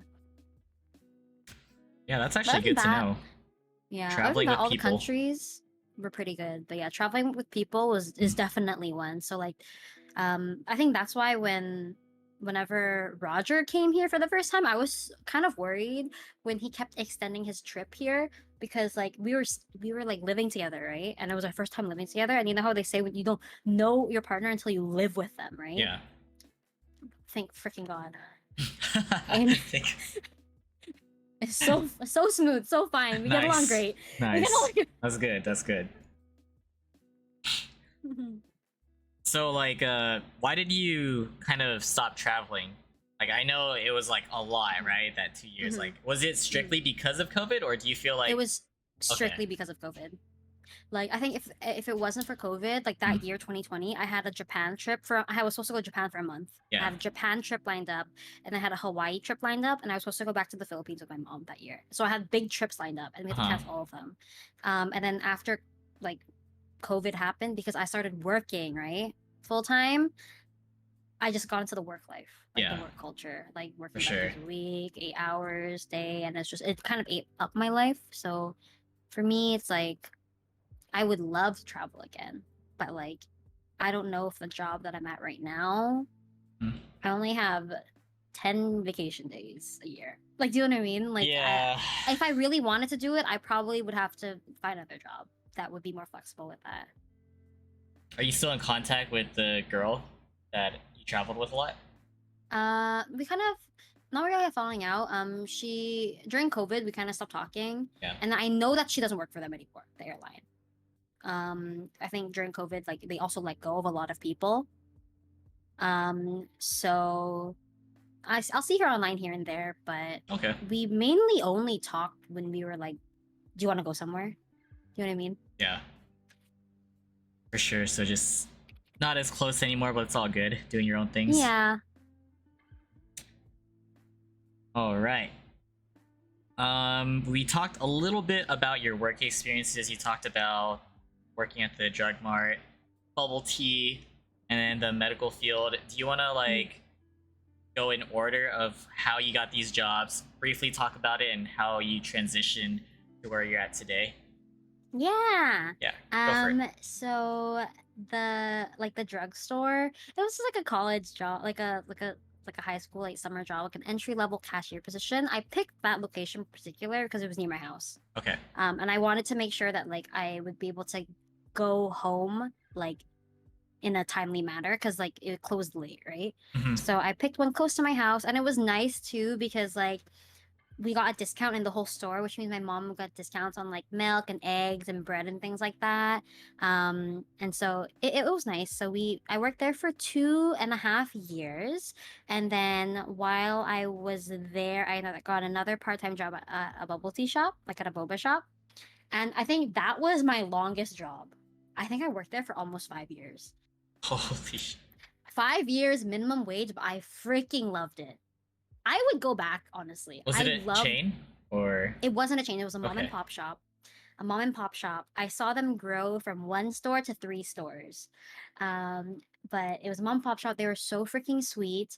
They took really, really good care of like their employees. And it's nice because like whenever it was busy, we had this group chat, we type SOS and they would come drive down and help us with the rush and then like go home because they live close to the shop. But I formed a really good relationship with my bosses there. They have two kids now, so like I remember when I was working there, they weren't even married yet, and they were like, I don't know if we want kids. Now they have two kids. They're married. They're so cute. But I worked there for 5 years. That they really taught me about business because when they heard that I didn't know what I wanted to do when I was in business, they let me help and see how they ran their small business so I could understand. So I did understand a lot of the schedule. So they taught me the scheduling, they taught me like the payroll, they taught me the training, like the training structure. And so what happened was that the longer I worked for them, and every now and then they would open another store whenever they decided to expand, I was the trainer. So I would go to each store and I would train the new people. Like that was my literally my role. Each store I would go supervise and train all the new hires. Um, but I loved it there. I don't know, man, making boba is so fun. I loved it there. I couldn't leave. It was so hard for me to leave, but I finally left. because I was like, I need to, you know, I need to go to the. I finally graduated college. I need to get out of this bubble tea job and get like an office job or something. And then that's when COVID hit, and I was like applying frantically to all these like entry level like office jobs, and I was like applying to everything I could see. I think I applied to like 200 at least, and it was so hard because I didn't have any Jeez. experience, right? All I had was like my degree, and I had no experience. And even though like it's an entry level, people still want experience from me. I'm like, how is that possible? Mhm. So I had an interview at this dermatology office that was like pretty far from my house, but they called me in and I was like, you know what? It's far, but frick it. I need a job. I went in, I smashed the interview, um, and I think I got in for a second interview, and then they hired me like the moment I left. They called me back. Like the doctor called me back, and he was like I really want you to work for us, and blah blah. Blah. And I was like, okay, sure. At first, it was just like a reception position. I thought it was a reception position. That's what I thought. Yeah. But going into it, I guess he saw like potential in me, so he trained me to be a doctor's assistant. So meaning because like specifically in his in his office, so it's like dermatology and like medical aesthetics. So medical aesthetics consists of like injectables. So like Botox, fillers, minor surgery. So people want like mole removals, wart removals, like skin tag removals, like stuff like that. We do it there. It's like cosmetic, right? So I was his assistant. He would show me how to sterilize like the instruments, how to chart like as he like perform the treatments on patients, how to like I don't know, all these different things. And like it was really fun. It was really interesting. I never ever thought I would do something like that and have a good time, but it was really fun. I learned a lot. And then when COVID hit, we ended up having to take some patients from the hospital who weren't like serious. So Yeah. I, you know, learned how to do billing and all those things like online because we have universal health care, you know. So we have to input all those things into the system so the patients don't have to pay anything, right? But other than that, I don't know. I really liked medical aesthetics and I thought it was so interesting. And I thought like the stereotype that people saw online with like the Kardashians and like lip fillers, it's like it's so much more than that. Like what you see online or like through celebrities, it's so dramatic. But like realistically, did you know Botox is the number one drug used in the whole world? Number one drug, and it's safe and it's legal and like it's number one drug, and I didn't know that, and I thought it was really cool to learn that like something that's so widely used is so hush hush. People are so hush hush about it. And I don't know, that interested me. So I ended up applying after COVID. I ended up applying to a clinic near my house, which is where I work now. We are one of the larger clinics, I think, in the Vancouver area. And we perform so many freaking different things. It can get overwhelming sometimes, but we have a cure for everything. We can fix anything, not anything, but like if you have a problem, we could probably fix it. And I like informing people about like how we could help them. And I like seeing people come out and they're so happy, you know, with like, oh my god, I look so good. Like you look so I freaking I don't know. I like it to see when people are happy like that, when they're happy with their results. Yeah. But I don't know. I think that's why I like medical aesthetics. But yeah. Other than that though, I'm still stressed. So I feel like that's work. Work is stressful. Mm. But yeah, that's how I kind of got into the That field. medical-ish field. Yeah. Okay. Thank you for the overview. So, considering that you worked for customer service or like in that field for quite a long time, right? Hmm. Is there something you would like to share, like that's maybe like good to know that maybe some people might not know about customers, like the service industry, or maybe misconceptions? Just be nice, everyone. Yeah, we usually get Just be. them. I mean, yeah, I feel like That's a big one. people who've never worked in service or customer service before, they don't know how it feels. Like I just tell everyone, like even I used to know people who were like really rude to like their service workers, or like even when ordering a boba, they were like mean to the cashier. I'd always be like, why are you so mean? Like this shit is hard. Like you know, like is it so hard to like get my order right? Like there's a line up out the door. Okay. There's probably have like 20 drinks like lined up. Like I don't understand. I always people just be nice. Like and whenever I get a rude customer, I feel bad for them because I'm always like, man, I wonder what happened to you today that you are like so you have to act like that, to other people. So I Yeah. feel bad for them too, but I think you should just be nice to your service workers. Just be nice. It's not hard. You interact with them for literally maybe 30 seconds max, and you will never see them again. Hmm. Like it's not hard to be nice. Like even when like I'm the type of person though, whenever my order is wrong, I'm scared. I don't want to tell them. I'm like, oh, it's great. I just keep it. I'm like, oh, it's great. Thank you so much. And I'm like, but it's wrong. But it's okay. I'll eat it still. You understand from both perspectives. Yeah. I see. So that's the customer service things. I know it's been a while for you, but do you have like a core memory of like your worst encounter with a customer or something like that? Oh my God, which there's so many. Yeah, I bet. Actually, I Years. have one. I have one. At the bubble tea shop that I work, I feel like all the worst ones were at the bubble tea shop. Okay. At the bubble tea shop I worked at, we it's specifically I worked at the downtown location in the summer of 2016. I freaking remember this. Summer of 2016, because this was when Closer by the Chainsmokers come out. This is all we were playing in the store. We worked in the downtown location, and it was like very popular with tourists at the time because we were the only dessert place like in the whole downtown at the time. And these Americans, sorry, I'm so sorry, Americans. These Americans came in, and like they were really prompt. So they like there was one person paying for everyone, and they had a system going. And I really appreciated it, So we had to till, and the person was like, "Okay, there's like 5 of us, and we're each gonna order, and you can put on one bill, and the last person's gonna pay for everyone, just so you know whose order is who, right?"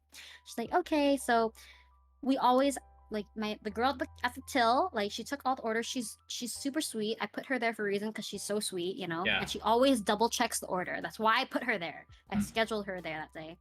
And then she took the order. She repeated the whole thing, and everyone's like, "Yeah, sounds good." She's like, "Okay." She rings it through. It gets to the back. We make everything. We hand it out. Great. Literally after we hand it out, they go, "Oh, we're missing one dessert." Like I guess they ordered these like waffle desserts. We're missing one. We ordered one of the girls like I ordered one, and then the girl at the till was like, "Oh, like I read the order, but like if you want to do another order of it, like my apologies. Like I could just ring you up really quickly." There was a line, but she was like willing to like cut her in line just to put it in Yeah. quickly, right? And she was just the girl was like, "Okay, fine." They looked annoyed. She's like, "Okay, fine." So they ring her up. We make it quickly. We give it out. Whatever. This whole encounter happens within 3 minutes. So they can see if there's anything wrong with their order still, right? Yeah. Nothing wrong. Everyone's happy. Everyone's good. 10 minutes after their order, they come up to the till and then they're like, "Can we speak to your manager?" And the girl's like, "Oh, is anything wrong?" And they go, "Yeah, you guys are a boba shop. And like these drinks don't have boba in it." And so the girl was like, "Oh, like we don't automatically include the pearls. We call it pearls." Okay, first of all, we asked if you want pearls. We asked pearls. And she's like, "We asked if you want pearls, but you guys all said no to pearls." Like, and they were like, "But we didn't want pearls. We wanted boba." Oh, So like no. they're yelling at my poor till like girl at till. They're yelling at her, trying to explain to her that pearls are different than boba. They're trying to explain to her, and that because we're a boba shop, that we should include the boba automatically in the drinks, even though she asked all of them if they freaking wanted pearls. And so she's like crying because they're yelling at her. Like the whole line is stopped. They're like literally yelling at her. And so she comes to the back and she's like, "Amber, I can't do it anymore." I'm like, "What's wrong? Why are you crying?" She's like, "They won't stop yelling at me, even though I'm gonna give them their freaking boba." So I go outside, and like they're so angry. Like you see, they're so angry. This guy is so angry. He's like, "We just want our boba," and I like literally say to him like, "Yeah, I can give you your boba. Like it's fine. It's gonna be like there's 5 of you. It's 25 cents for each like cup, so it's like whatever, like 125 or it's like $1 or something like that after tax, right?" And then he's like, "Why should we pay when you messed up our order?" I'm just getting so frustrated right now because our line is out the door, like almost Yeah. around the corner, and they're stopping the whole line. Everyone's just looking at them, and he's yelling at me, and I'm just letting him yell at me, and I'm letting him yell at me, and then I'm just like, I literally say, "Okay, I'll give you your boba for free, okay?" So like I ended up taking like a cup and I just fill it with boba. I don't even split it for them, and I give it to them like this, and I say like, um when you guys are done, like you can leave. You're more than welcome to leave. And then they're like, oh yeah, we will, blah blah. And I think I think I was so done that day because we had like so many complaints of like Yeah. really asshole customers. I look at them and I say, does it make you feel better that you made a 16-year-old girl cry? And then like Damn. his face just dropped, and then the next guest, like behind him, they go, how could you make a 16-year-old cry? Like this group of girls that were Uh-huh. after them, like they were like you're not from here, are you? Like how can you just go and yell at people? And then everyone in line started like berating them, saying that they were assholes. And they're like, we didn't. She was the one who's crying. Like she didn't have to cry. And they were like, but you were yelling at her. And I was just so not having it. And like, it wasn't the worst customers, but it was like those people who didn't understand. Like, I don't know. You don't have to yell at. I don't like it when you yell at my workers. You could yell at me. Like I could take it if you yell at me, but the moment like you yell at my workers, I get so freaking pissed. So like every time someone comes in that we think is like American, we say, "Oh, would you like boba?" Like we make it a point to Yeah. say, "Would you like boba?" We say, "Do you want pearls?" If they say no, "Would you like boba?" We still ask again, like in. So yeah, the boba incident. Boba The boba incident. incident. Core memory. That was a core memory because I never had anyone cry on my shift before. Yeah. Yeah, I felt so bad. Yeah, that's tough. Okay, and then another question relative to kind of like considering that you're in the medical field, and I know like universal healthcare is like Mhm. what Canada is known for, right? Do you think Yes. do you think that's like a big deal for you guys, or is there like a misconception? Um, I think it's a big deal, but there's also misconceptions. I think I think what a lot of people actually I don't know if you guys know, but like a lot of people don't know is that let's say I'm feeling a little bit under the weather, right? And Okay. I want to go to the doctor for a checkup or to see if there's anything wrong with me, but like to preventative measure, right? To go ahead of time. So I go into the doctor. I will end up waiting a minimum of 2 hours until I get seen. And that's like the thing with like universal healthcare is like they take you in order of urgency, Yeah. which is understandable. Don't get me wrong. If someone's dying and you need to go and like take them in, I get it, right? Mhm. But like in my doctor's office, like, do you know what I mean? Yeah. Like in my doctor's office, where like everyone is there because they have a minor like condition. I don't want to go to the hospital, right? So like people think that like our medical system like for just family health care is like really shitty because you have to wait so freaking long. But on the upside, if you're doing something like you're trying to get pregnant or you are pregnant, it's so great. Like the system is so great. They take care of you, everything, your regular checkup visits, like everything is taken care of. You don't really have to wait that long. I think that's great. But like for general health, kind of ass. But like in fairness, if I was dying, I know they take me in. You know what I'm saying? Yeah. Um, I do feel like it's very important. I feel like me and Roger were talking about this because uh we just talk about like what we're gonna do in the future, and I told him I want to go to Cali. That's like the end goal. But then we were talking, and he was like, "It's different because like if you want kids, then we shouldn't go to Cali. Like we should stay in Canada." And I was like, "Oh frick, yeah, you're right." I think if like I wanted to start a family, then I would stay in Canada. I think if you're trying to start a family, you should stay in Canada, at least somewhere in Canada. It's just so helpful, even for your baby. When your baby gets sick, they really take priority into infants and stuff like that. Like they really take care. But like the older you get, you know, they kind of stop caring about you a little bit.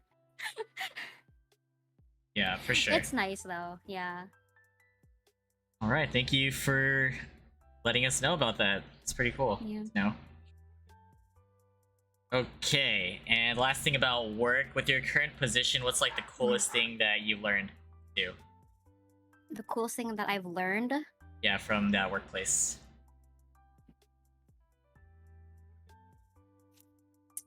Hmm. I don't know. That's kind of hard. I've learned that I don't know if this is cool. Okay. Man, that's hard because like okay, I like my workplace. Yeah. I don't like my job. Okay. Does that make sense? Mhm. I like where I work. I don't like what I do. I think it's because I'm so high up and I work with a lot of the management.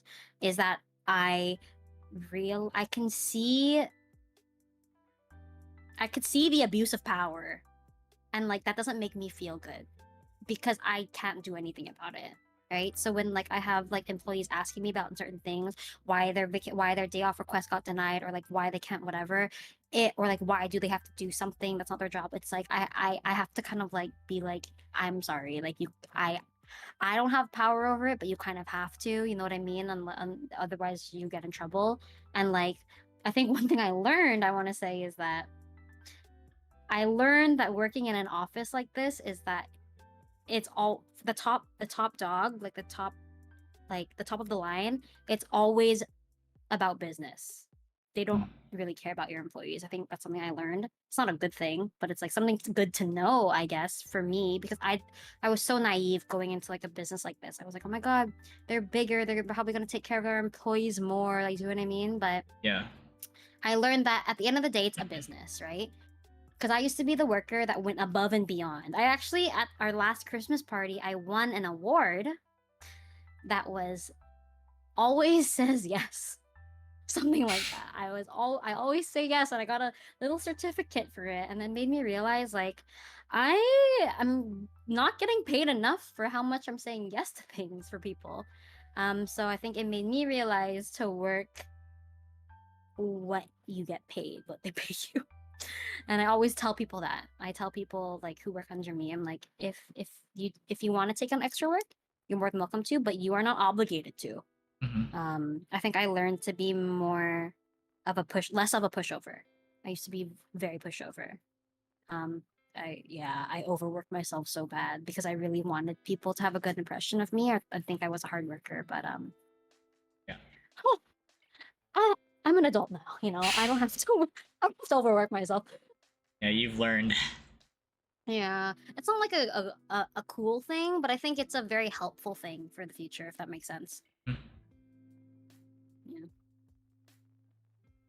All right. Other than that, I mean, other than that, a lot more people do Botox and fillers than you think, and it's very normal. Yeah, that's it. For sure. Oh, I forgot to ask. So speaking of like you working in a bubble tea store for like long periods of time, like 5 years, right? Mhm. What's your favorite boba or bubble tea type of drink, or your go-to? Ooh, I used to make this drink for myself all the time. I would still make it. It's a lychee lime green tea with aloe vera pieces. I would take the lychee juice, and then I would put 2 slices of lime, and I would like mush them together and then put it in green tea. And oh my god, that shit is so refreshing. That was my favorite drink. It wasn't on the menu, but I always made it for myself. Dang, Yeah. that sounds fire. It's so good. It's very refreshing when it's hot as balls. Like right now. Oh, speaking of that, like, what's considered hot to you? Okay, let me calculate. Let me change it to Fahrenheit. The conversion? Yeah. Celsius to Fahrenheit. Hot to me, it's probably I'm a pussy, but 80 Fahrenheit. That's hot to me. I'm dying. Okay. I'm dying. That's 27 Celsius for anyone from Canada. I can't. I don't know why. I think it's because we live in Vancouver and we're so West Coast. Like I think we have the coolest summers of everyone in Canada. Like us on the West Coast. So we're lucky, and even we have the least brutal winters. Everywhere else in Canada always gets snowed in. Yeah. Like negative degrees, but we are chilling. Like we're chilling. But that shit still gets hot for me. 80 is hot. So when I go to Cali in a couple weeks, I'm gonna be dying. Yeah. I'm gonna be. All right, we're gonna switch over to just like a random few interests, like more lighthearted topics. You talked about like TV shows. Are you also into like anime and movies? Movies not so much. I think it's because movies, my ADHD is so bad. I can't like focus on like looking at a screen for like 2+ hours. Yeah. But at least with like TV shows, like I can like take breaks in between and like start and stop whenever. But movies not so much. Anime, very specific. Like I don't watch a lot of anime, but like once I find one that I really like, I will rewatch it. Like so for example, my favorite anime is Haikyuu, and I've Nice. rewatched Okay. Haikyuu like 7, 8 times, like the whole thing. And I've read the manga and everything. So like that's one that I really like.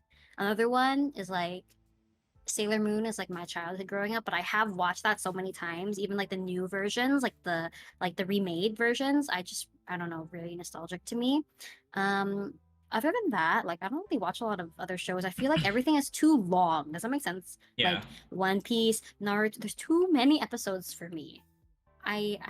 That scares me a little bit. I like some movies like the Studio Ghibli movies, and like Kimi no Na wa is like one that I rewatch a lot, like in with that company, like Your Name, Weathering with You, like that kind of company. I really like that kind of storytelling. Um, Other than that, I was more into K dramas than like anime, I think. Gotcha. Yeah. K dramas. That's what me and my mom would bond over. We would sit after work and watch K dramas on Netflix together, like an episode or two together.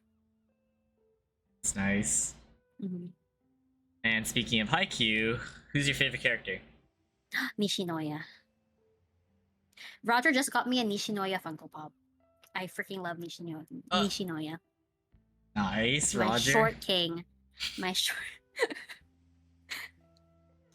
Okay, and how about for music or specific artists? What are you interested in, and do you have like a favorite? Oh my gosh. My music taste is so interesting because like when I like an artist, I will only listen to that artist until I cannot listen to them anymore.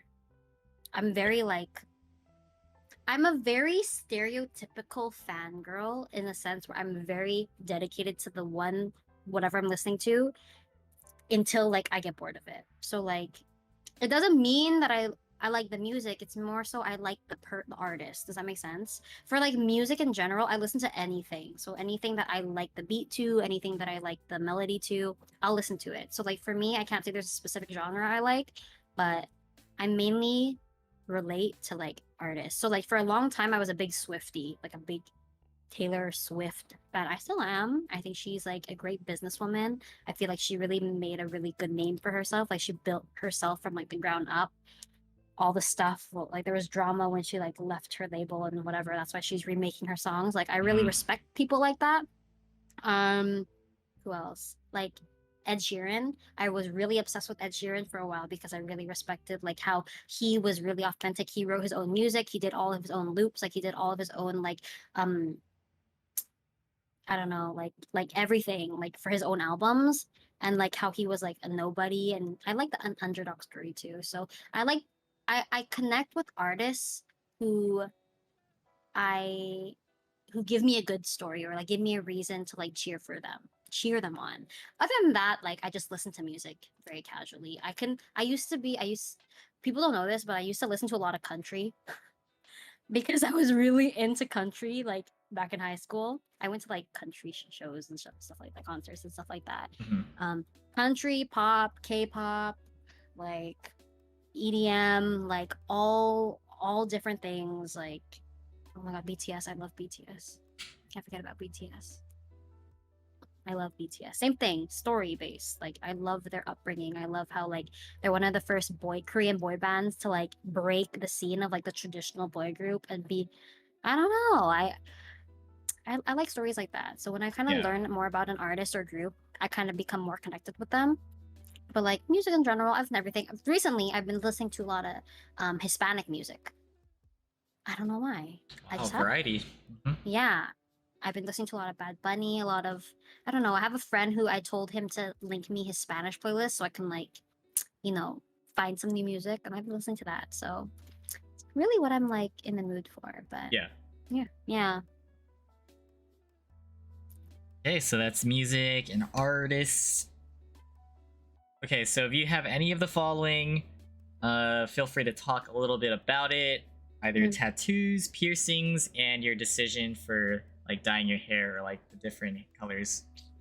Oh my God, I have so many tattoos. Okay, I don't have so many, but like, I don't know if you can see. So I have a few on like my left forearm. I think I have one back. Yeah, I have one back. I forget about that one. I have one back here.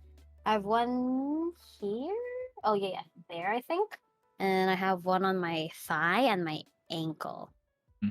Um, my tattoos. I went through a phase. I'm still in this phase. I don't have money for it right now. Yeah.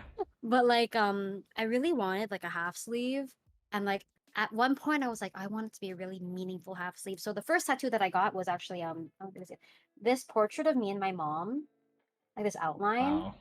Wow. And then on my wrist is her birthday in Roman numerals. So like it was supposed to be like nice for my mom. But then as I grew older, I was like, I just want cute things. So I ended up getting like like flowers and like Sailor Moon, and then like this is Haku from Spirited Away with like cherry blossoms. And I was just gonna fill the rest of the space with like things that I watched. Like Yeah. I wanted to fill it up with more like Ghibli, like little art and things like that. But a lot of my tattoos are just because I'm very impulsive and I'm like, oh, this seems like a good idea. This seems cute. Is my tattoo artist free soon?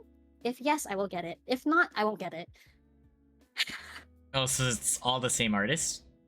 Yeah, I go to one girl Okay. who is like I've been seeing her since like she started tattooing. She did my first tattoo, she did my last tattoos. All of my tattoos, she's done all of them. Yeah, I like trust her like with my life, and I just like her style, and I Mm. like her needling, and like I don't know, I feel like it's like when you find a hairdresser, when you find the right one, you just want to keep going to the same one, you know what I Yeah. mean? Yeah. With my hair though, my hair is not pink right now because I haven't toned it, but I've been pink for like 3 years, I want to say. Um, blonde for like 2 years before that, and then just normal brown hair like for my entire life. Yeah. I only did it because like I just really like pink. Like that's honestly the only reason. I'm very impulsive. I'm very like, ooh, I feel like this would be so me. I think about that. Does this fit Amber? Or does this fit Ams? And I say, yeah, it does. I'm gonna do it. In my head, it's like I can do anything I want with my hair. I've like chopped it up to here before. I like had it grow like really long before. And like I only do it because I say it's just hair. Hair will grow back. Mm. I can color it back if I don't like it. But I will be coloring my hair back to brown for a really long time permanently in a couple weeks. Ooh, okay. Yeah. I, I'm very excited but very nervous, but I'm going back to to normal hair Yeah. soon. So So that's the hair. Any piercings? I have like regular lobes, Yeah. but that's it. I don't know, I was never really a piercing girl. I felt like it was hard to I always got like my piercings like got infected at one point. So I like never wanted piercings after that because it was kind of like a hard time dealing with that. Or not hard time. I didn't know how to like fix it or like deal with it, and it just hurt. So I was like, I'll just stick to tattoos. Yeah. And so, Mm. like when you got your tattoos and everything, what was your like mom's response? Even though like you contributed to her as well, or some of them. My mindset was if I contributed my first ones to her, she can't get as mad. Okay. So like I purposely did that. And so I contributed my first ones to her. And after that, she kept saying, oh, you got another one? Stop getting them. And I'd be like, okay. And then she'd be like, you got another one? Stop getting them. And after a while, she was like, you're not gonna stop, are you? And I said, no. And she said, okay. Accepting. Yeah. Yeah. How old were you when you got your first one? Uh 2019. Oh, okay, okay. 2019. How old was I? I don't know, but 2019. However the math works out, Yeah. that's how old I was. Maybe 5 years ago. Gotcha. Okay, so that was just like a few interest type of topics. We're gonna transition a little to more of like your social life aspects. Have you ever had like your own party phase? Yeah. Yeah, so what was that like? That's why I say I'm like retired. I'm like a retired raver, but like from 2015 to like 2018, I was like really hardcore festivals. Not parties. It was mainly like festivals and clubbing Okay. because like I think at the time like a lot of my friends we didn't have anywhere to have like host parties. Mhm. Maybe we like go to some house parties, but like it was mainly like clubbing and like festivals. But yeah, it was like every time there was a DJ or every time there was an event, even in the nearby area, even like in Seattle where we could drive, even like if it was in SoCal, and we had like a long weekend, we would fly over. Like I spent too much money, and also it was in the time where I was under that girl's like companion thing for the flight, so I could Mhm. fly to festivals, Yeah. which is why I went to quite a few in like SoCal at the time. Um, but yeah, I don't know. I don't know what happened in me, but like I just was so into like raves and going wild and just taking adult medicine, if you know what I mean. And like, For sure. so yeah, I was never a drinker though. Drinking made me feel very heavy and tired and makes me red, like itchy and red. So like Ooh, I never okay. was really a drinker. But yeah. And then I calmed down and I realized my back hurts. Oh, Maybe I should stop for taking a a little toll. bit. Mhm. Yeah, but like that's usually where I spent all my money. Like all my money at the time went to like festivals. I think I was in Korea when I went to Korea. I went to Ultra Korea. Like I literally planned that Wow. trip. I planned that trip around when Ultra was. That's Yeah, insane. Is yeah. it different there? Like your experience, like Yes, festivals there? very different. Very different. I, Super different. You know how like in like North America, it's like everyone's like it's kind of crazy. You can go over there's hella people. It's very linear. So like when you're if you're like it's still general admission, but like everyone's very like in lines and no one leaves and everyone just goes Well, okay. like it's very like I don't know, very organized, I guess. You don't see a lot of people dancing. Like maybe if they are, they're in more so in the back, like doing me with more space. But like if you're in front, it's just like a lines of rows of people, and it's very like linear, like very like organized. It was so weird to see. I was Uh, so confused. I was. so you just fit in, and you're doing what It they were was doing. it was fun though. Like it was fun. Like don't get Okay. me wrong, it was super fun because like we're still vibing over the same music, same artist. It was so interesting though. Like it Yeah. was very like, oh, this is how they rave in Korea. Yeah, So it was definitely worth the experience, right? To like I have think something so. I different. think so. Yeah, I think so because like the people were still so sweet and it was still so nice and it was still fun. I think it's Mm. just like a different way of partying Yeah. for them or for me, Yeah. right? But it was still fun. Yeah. And when you go to these type of like events, do you feel like you're way more extroverted, or do you feel like you're more kind of like closed off within your own group? I think I'm closed off within my own group for sure. I used to be. I think in the beginning I was really extroverted, and I learned my lesson really quick. Mm. That like I think I don't know if it was like an age thing or like maybe a like back then thing, like back in 2016 or whatever. But like Mhm. every time like because I would always go with my girls, right? And then Yeah. after we decided to go with some guys because it just became really uncomfortable for us. Whenever we wanted to like make new friends, it just came off wrong, if you know what I mean. And so like we ended up being really uncomfortable. So we like stopped and like we started inviting more of our guy who kind of kept within our group. Um Same thing with clubbing.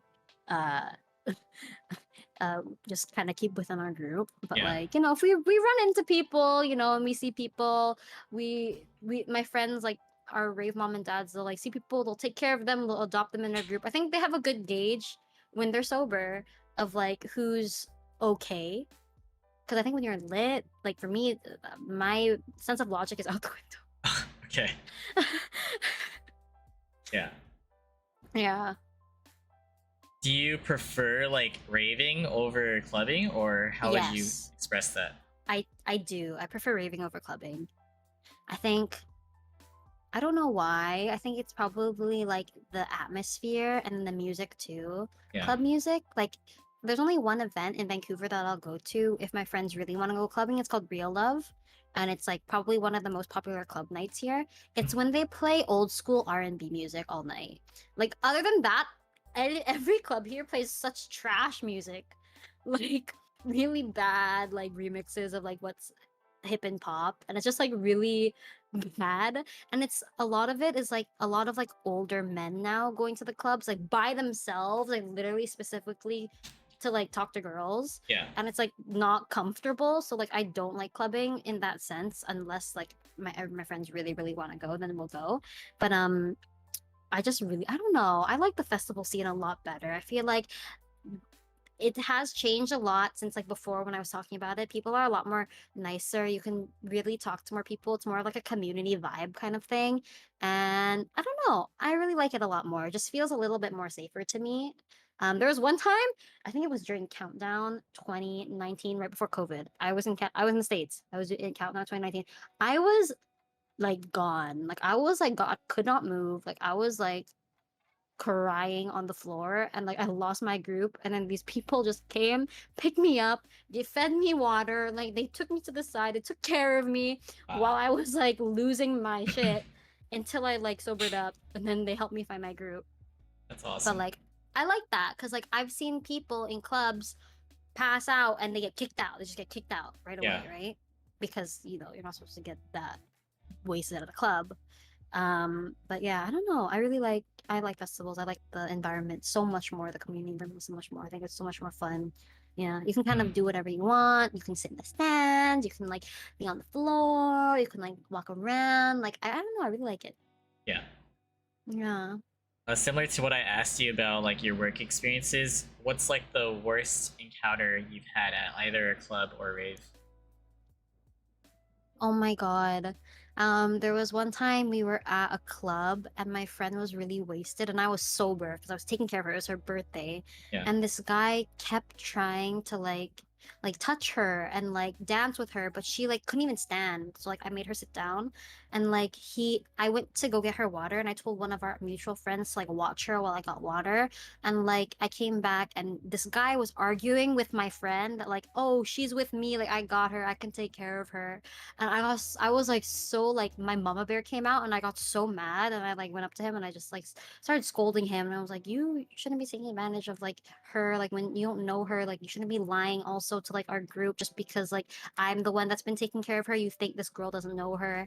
And like he was like trying to like take her home when she was wasted and I was so mad and he just didn't wasn't bothered. He was just kept trying. Like even after like I told him off and he left for a while, he like circled back and he like came back and like he just couldn't take like no for an answer. And he just kept trying to like I don't know what he was trying to do, but like it was so disgusting.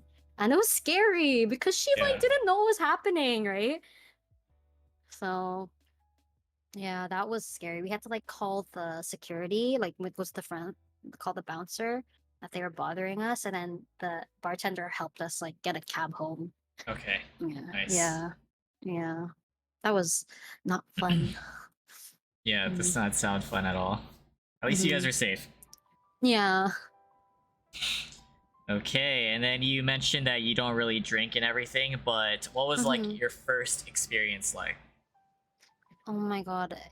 I remember this too, because this was a core memory. I was in Banff. I don't know if you know where Banff is. It's like part of Alberta? Alberta. It's really beautiful in the summertime and spring. Really beautiful waters. I was in Banff for a music festival with my choir, and I was 15. And my roommate, which is one of my closest friends, she had this water bottle, the clear one. She put it on the table. She's like, "Oh, she goes, oh, there's water on the table if anyone wants some water." And I was like, "Okay." So I took the water bottle. I like drank because I was so thirsty, and it burned my throat, burned my mouth. Yeah. It did not Oh. taste like water, and I was like, "What the fuck is this?" And she goes, "I said it was water," and I was like, "Girl, I'm just hearing you say water," and I'm like, "Oh, I'm thirsty." And she's like, "Oh, it's alcohol." And I'm like, I can, I could tell. And it was Bacardi 151. So my first drink of alcohol was 75% alcohol. Holy. Yeah, yeah. I remember that too. And I was like, that's disgusting. And then I found, Traumatized. seltzers and stuff. I'm like, oh, this is a little bit better. Uh, But yeah, that was my first encounter with alcohol. Water. So never I always ask, is this water or not water? so what would you consider as like your favorite and least favorite, even though you don't drink much? Um, whenever I do drink, I would just use. I feel like we usually drink soju, but I think like since like I've been to the States a bit more, I like nectar because it's very casual. It's like a seltzer, right? I like nectar. We actually brought 2 cases of nectar home, like for my friend, because we don't have it in Canada. But nectar's nice. Like seltzers, like I used to drink ciders a lot, but I don't like hard liquor. Yeah. Like I don't like vodka, tequila. That shit makes me throw up real fast. Mm. Mm-hmm. Mm-hmm. But I would make my whenever like we had bubble tea parties, I would usually mix drinks for us. So I'd like mix drinks like bubble tea and like soju. Yeah. I really like actually I really like mixing drinks. And how would you describe yourself when you're like drunk or intoxicated? I'm so I won't shut the fuck up. Okay. I'm so social and I'm very touchy. Like I want to hug everyone. Hmm. Like I'm very social. Like I'll be talking to one person and suddenly I'll see someone in the corner of my eye and in the middle just leave and go to the other person in the mid conversation to go like talk to someone else. But like I'm very like Jeez. social. I like to talk to everyone, Yeah. which is why when I drink, like there always has to be someone with me because whenever we used to go clubbing, I would just wander and they could not find me. Hmm. And so yeah. Wanderer. Um yeah. So, but I don't know. I'm very social. I've become very social, very talkative, very open, oversharer. There's that too. Very Gotcha. oversharing. Yes. Yeah. Yes. Yeah. Okay, so that's a discussion about your party life, social Yeah. life aspects in that regard. Before we move on, do you need to take a break or anything? Bathroom break? Yeah, that's cool. Yes, bathroom break. Okay, let's Do do that. that, and then just come back whenever. Okay. BRB. Real quick. All right, chat, everybody. Thank you guys so much for tuning in. There's no set end time or anything for these podcasts. It's just literally me sitting with my guests, just asking a bunch of questions, getting to know them in details, as you may have already seen. But hope you guys are doing well.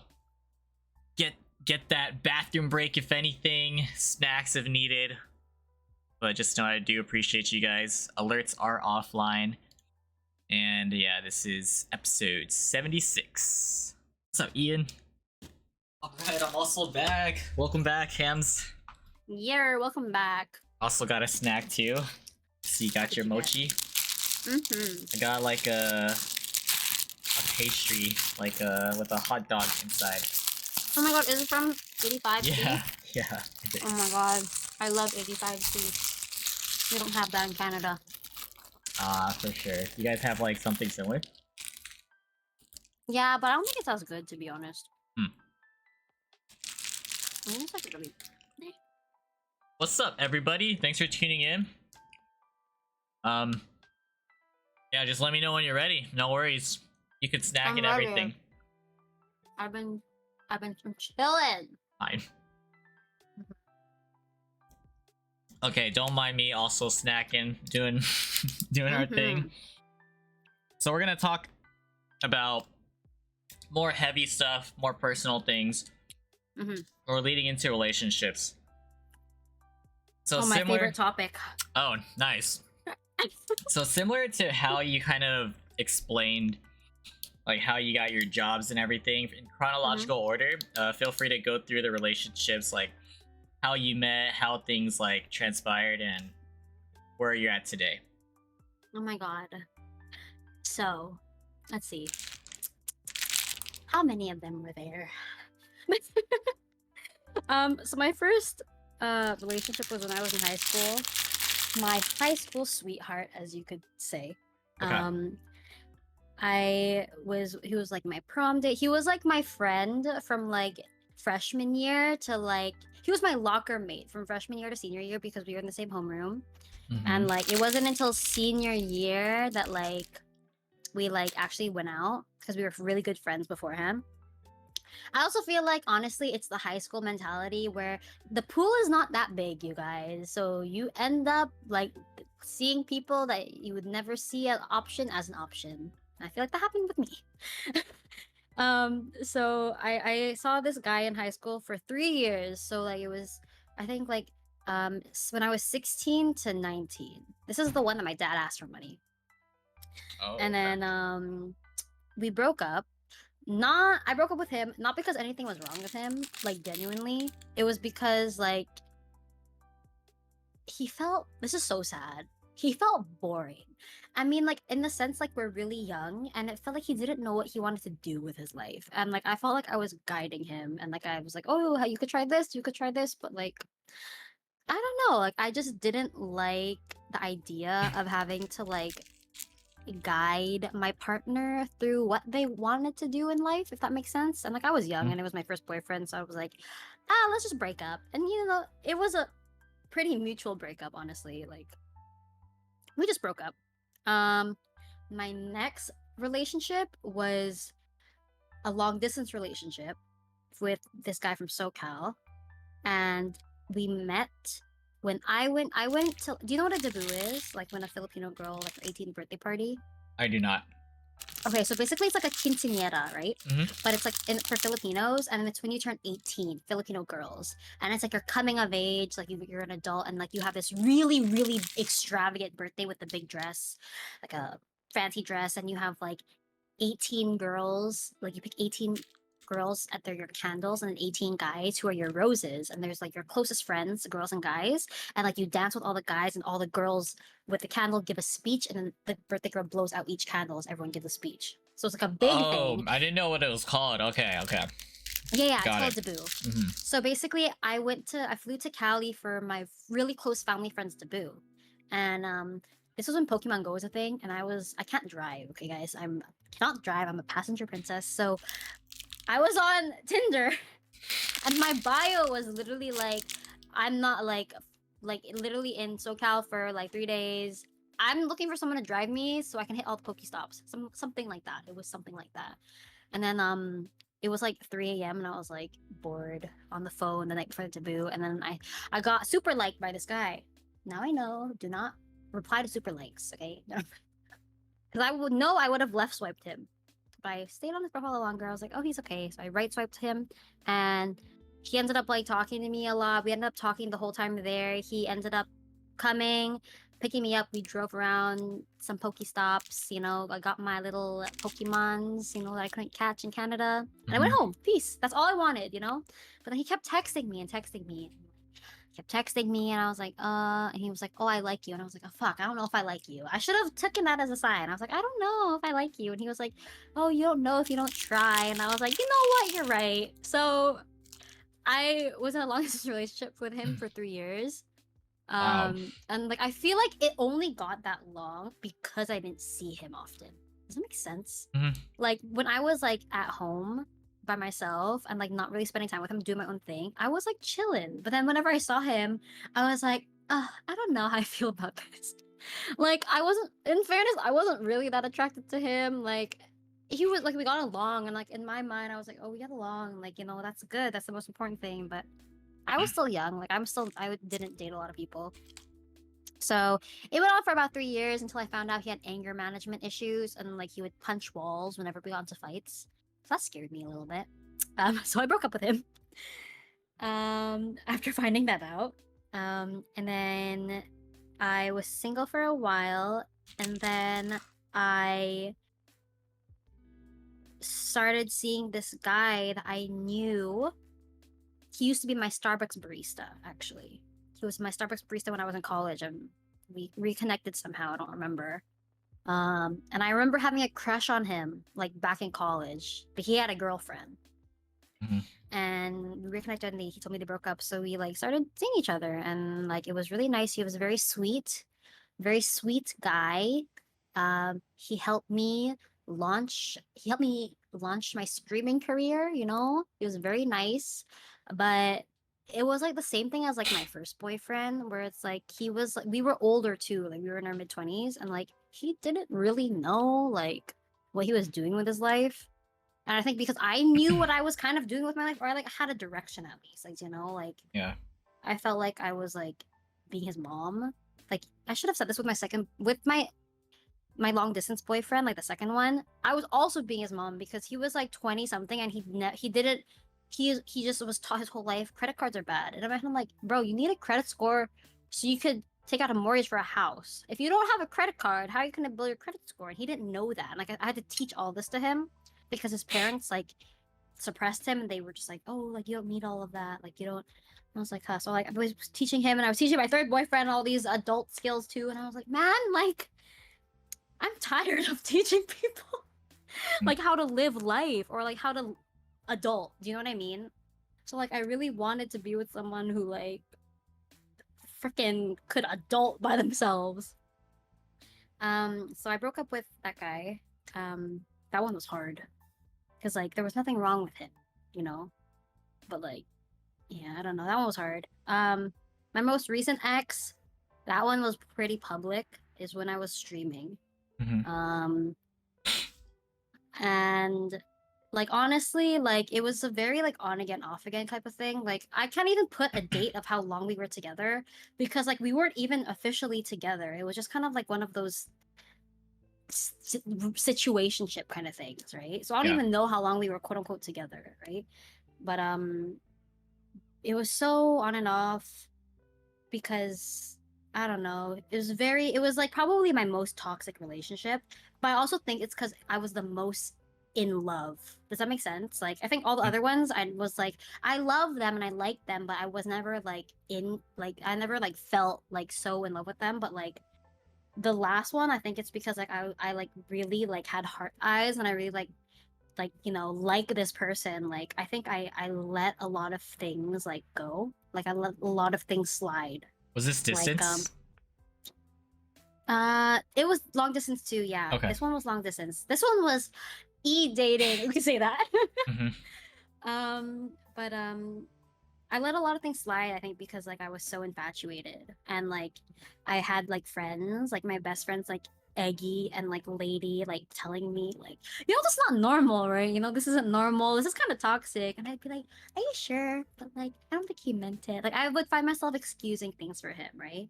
Yeah. Um and like I think it got so bad. Like it was so bad to the point where like I remember one time I was talking to Eggy about this. One time, Eggy, so we were both in a relationship at the same time, and she was going through it. And she called me one night. She was like crying.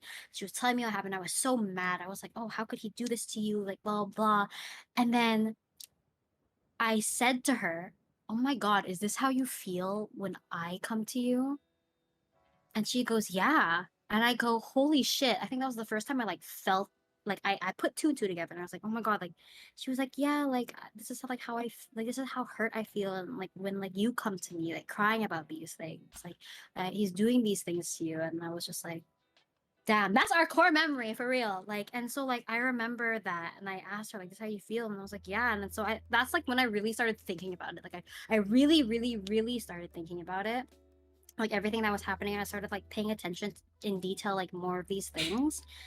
And I think after seeing the ugly side of someone and realizing it and like I saw this TikTok. I always tell people this where this is probably the best way I can explain it Hmm. because this guy was like, I went to see my therapist today, and we were talking about my old relationship, and I kept asking my therapist, I don't know why I couldn't see the signs, like I don't know why I couldn't see how toxic it was, or like what they were doing to me, or how I was getting manipulated, even though all my friends and everyone around me was telling me, like I don't understand why I couldn't see it.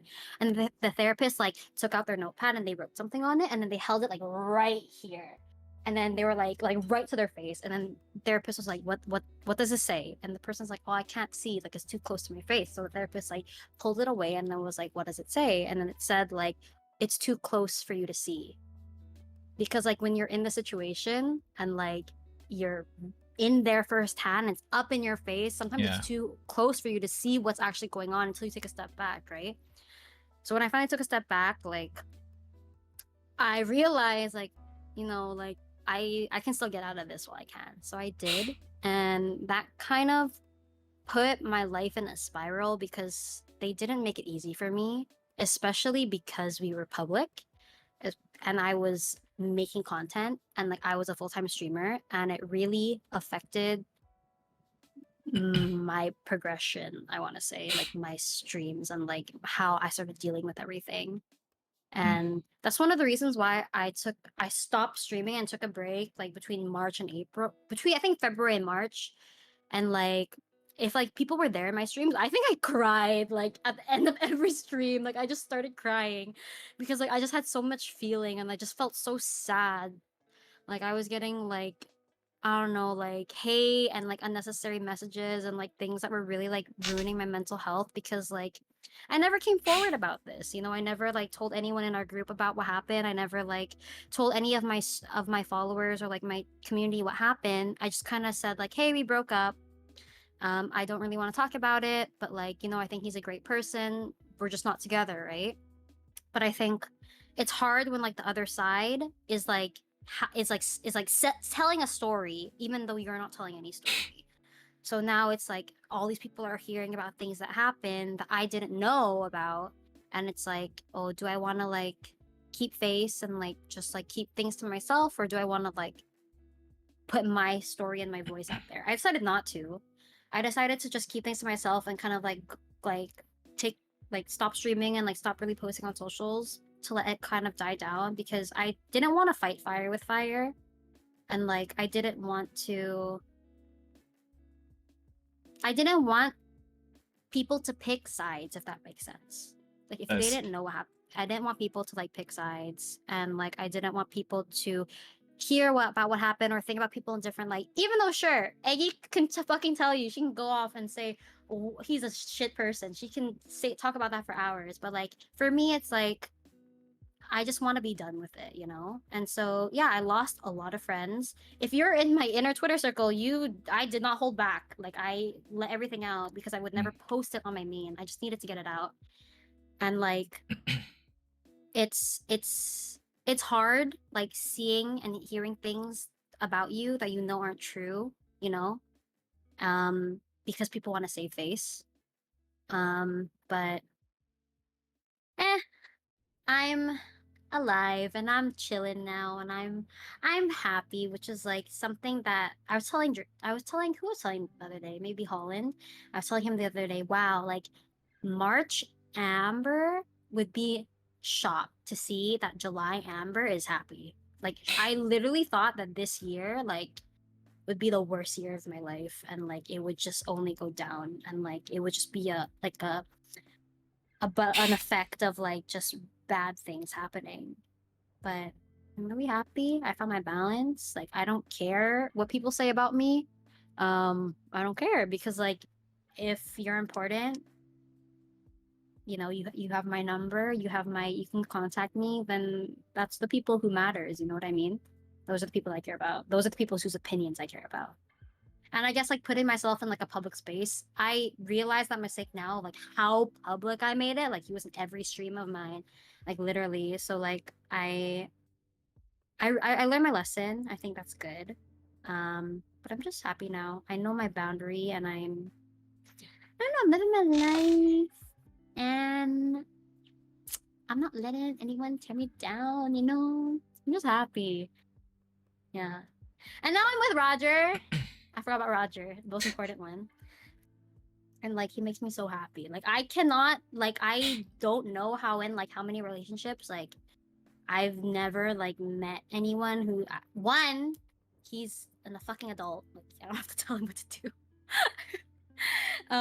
Two like he he does everything and more that I don't even have to say anything. Like he just knows when I'm like having a bad day or he knows when I'm not feeling like myself and he'll just do things like without telling me. My love language is like acts of service. And so like he'll just do things that he knows will help me without me asking. And like I don't know. I'm just really happy. And yeah. So you guys don't know, me and Roger met in a Swift play. So I like to tell people we met in a Swift play. That we're Valorant e-daters.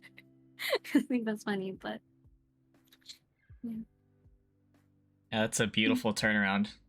Happy for you, honestly. Thank you. I'm happy for me too. Okay, so that's like an overview of all the relationships you've been through. So I'll ask you like Mm-hmm. specific questions and stuff. Mm-hmm. Okay, so first off, how would you describe like what's your type?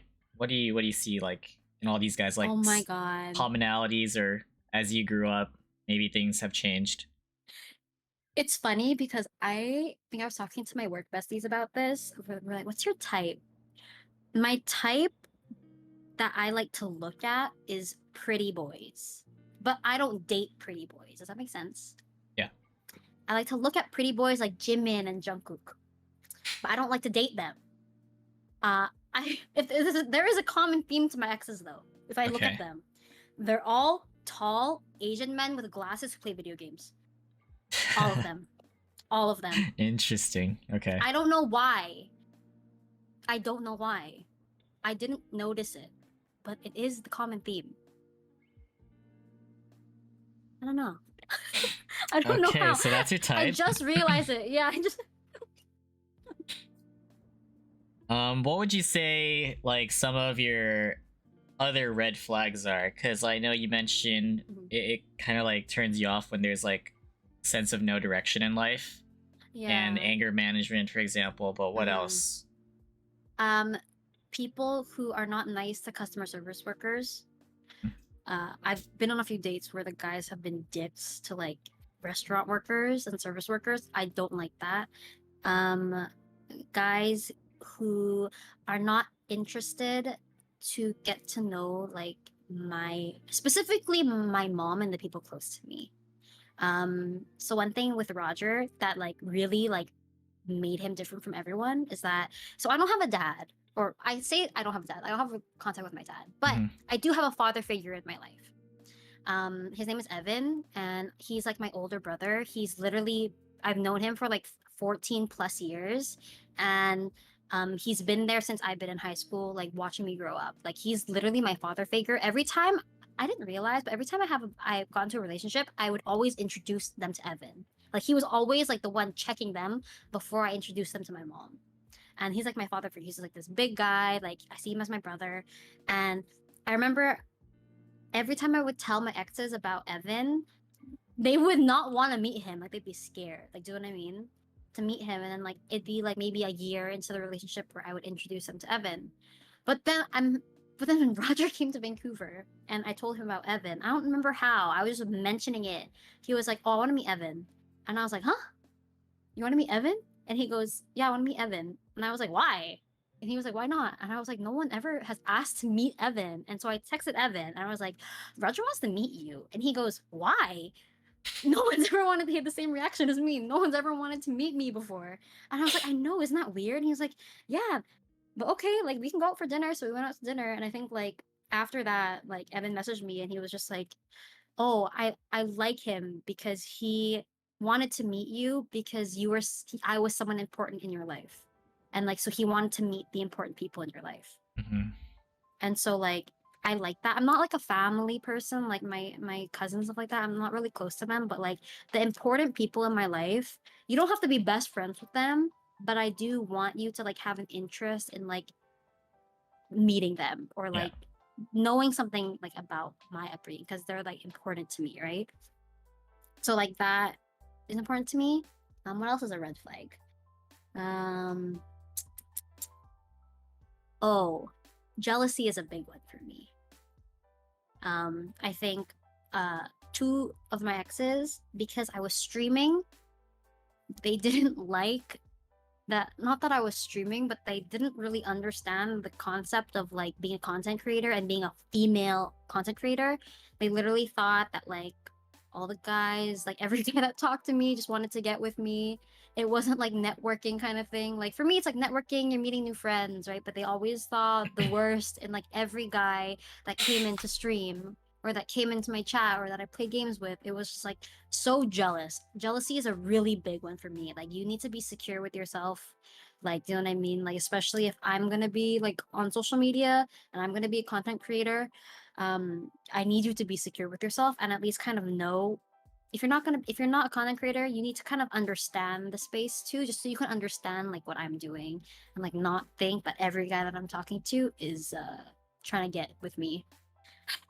Like Yeah. trust. It's also like trust, but like I think it's a lot of it comes from like insecurity and stuff like that. You need to be secure in yourself. That's a red flag for me if you're insecure and you're jealous very easily. Hmm. Mhm. Okay, so those are some of the red flags. So on the flip side, do you feel like you have your own personal red flags that you would Oh my call yourself god. out on? Of course. I feel like everyone has red flags that they can work on. Hmm? For me, um, sometimes for me, I overshare a lot. I do this a lot less, like a lot less. Whereas like every time I had a problem with a boyfriend, I would always go to my friends and tell them about it and be like, "Yeah, I'm to do like I'm so mad," and then they end up like not liking him because like all I'm doing is like telling them about the bad things, right? Mm-hmm. And like I feel like I could not like I've been better at this where like usually like now me and Roger will like talk we will always talk about it first with each other. And then maybe like after the fact I'll be like tell my friends like, oh LOL, like we got into an argument about this or something. But like we'll always resolve it together first. But I used to always just like go to my other friends first and like tell them everything of like why we were fighting and all these things. Um but I learned that is better. Another red flag for me is that I have a spending problem. You know, and some people say, "How is that a red flag in a relationship?" Well, you know, I'm good with my money, but then when I don't want to be good with my money, I'm really not good with it. I feel like long-term relationship, that's a red flag. Like financial irresponsibility. But you know, I'm better. I'm working on it. Mm-hmm. But yeah, that's a really bad one. I will literally. I told Roger this because we were supposed to go visit Drac in Hawaii this year. And he was just like, babe, we have no money. How can we go? How are we going to go? And I said, well, for me, in my head, if something is an experience, I will always pull the money out of my ass to make it happen because for me, the experience is more important. Do you know what I mean? Yeah. Like this experience of like going to Hawaii and seeing my friends and seeing like my best friend for the first time, like that was more important to me because like that was that could be a core memory because I told him like you don't know what's gonna happen next year or Mm-hmm. like in a few months, you don't know. So for me, I would rather go into debt for a little bit and like experience that than not go. Then he talked some logic into me and he was like, we can always go, like, next time, like, save some more money so we can be comfortable when we're there. I'm like, okay, fine. Yeah. But if he didn't talk me through that, it would have been very responsible for me to just pull money out of my ass and go to Hawaii for like a week. I do things like that. Money Mhm. comes and go, but memories last. Yes, that's me. I live for the memory, but sometimes I live too much for the memory. Like I don't know how to balance it. Yeah. Financial irresponsibility. Yeah. So I'm better. I've been better at that. What else? I have an attitude. I have an attitude. Also, that's another red flag. The difference is Roger knows how to handle my attitude compared to everyone else. All my other exes would argue with me and let me have and like bicker back with me. But sometimes my attitude is like, I'm just like, what do you want to do? I don't want to do that. I'll just be like, I don't want to. I don't want to. But Roger knows how to handle my attitude. It's not good that I have an attitude. It's not often, but I do. He literally just like plays it out with me. Like he plays along with it until like it goes away, and I'm like, okay, I'm sorry. He's like, it's okay. But yeah, I have an attitude, and I like starting fights. Like I like bicker. Mm-hmm. But I don't know. People can say that's okay. I like bickering sometimes. I also keep asking him if I could peg him. Okay. I don't know if that's a red flag, but he doesn't like it. Oh, he verbally said he doesn't like that. Yeah, he said he doesn't want to, but I keep telling him, but do you love me? And he says yes. I said, how much? And he says, so much. And I said, so can I peg you?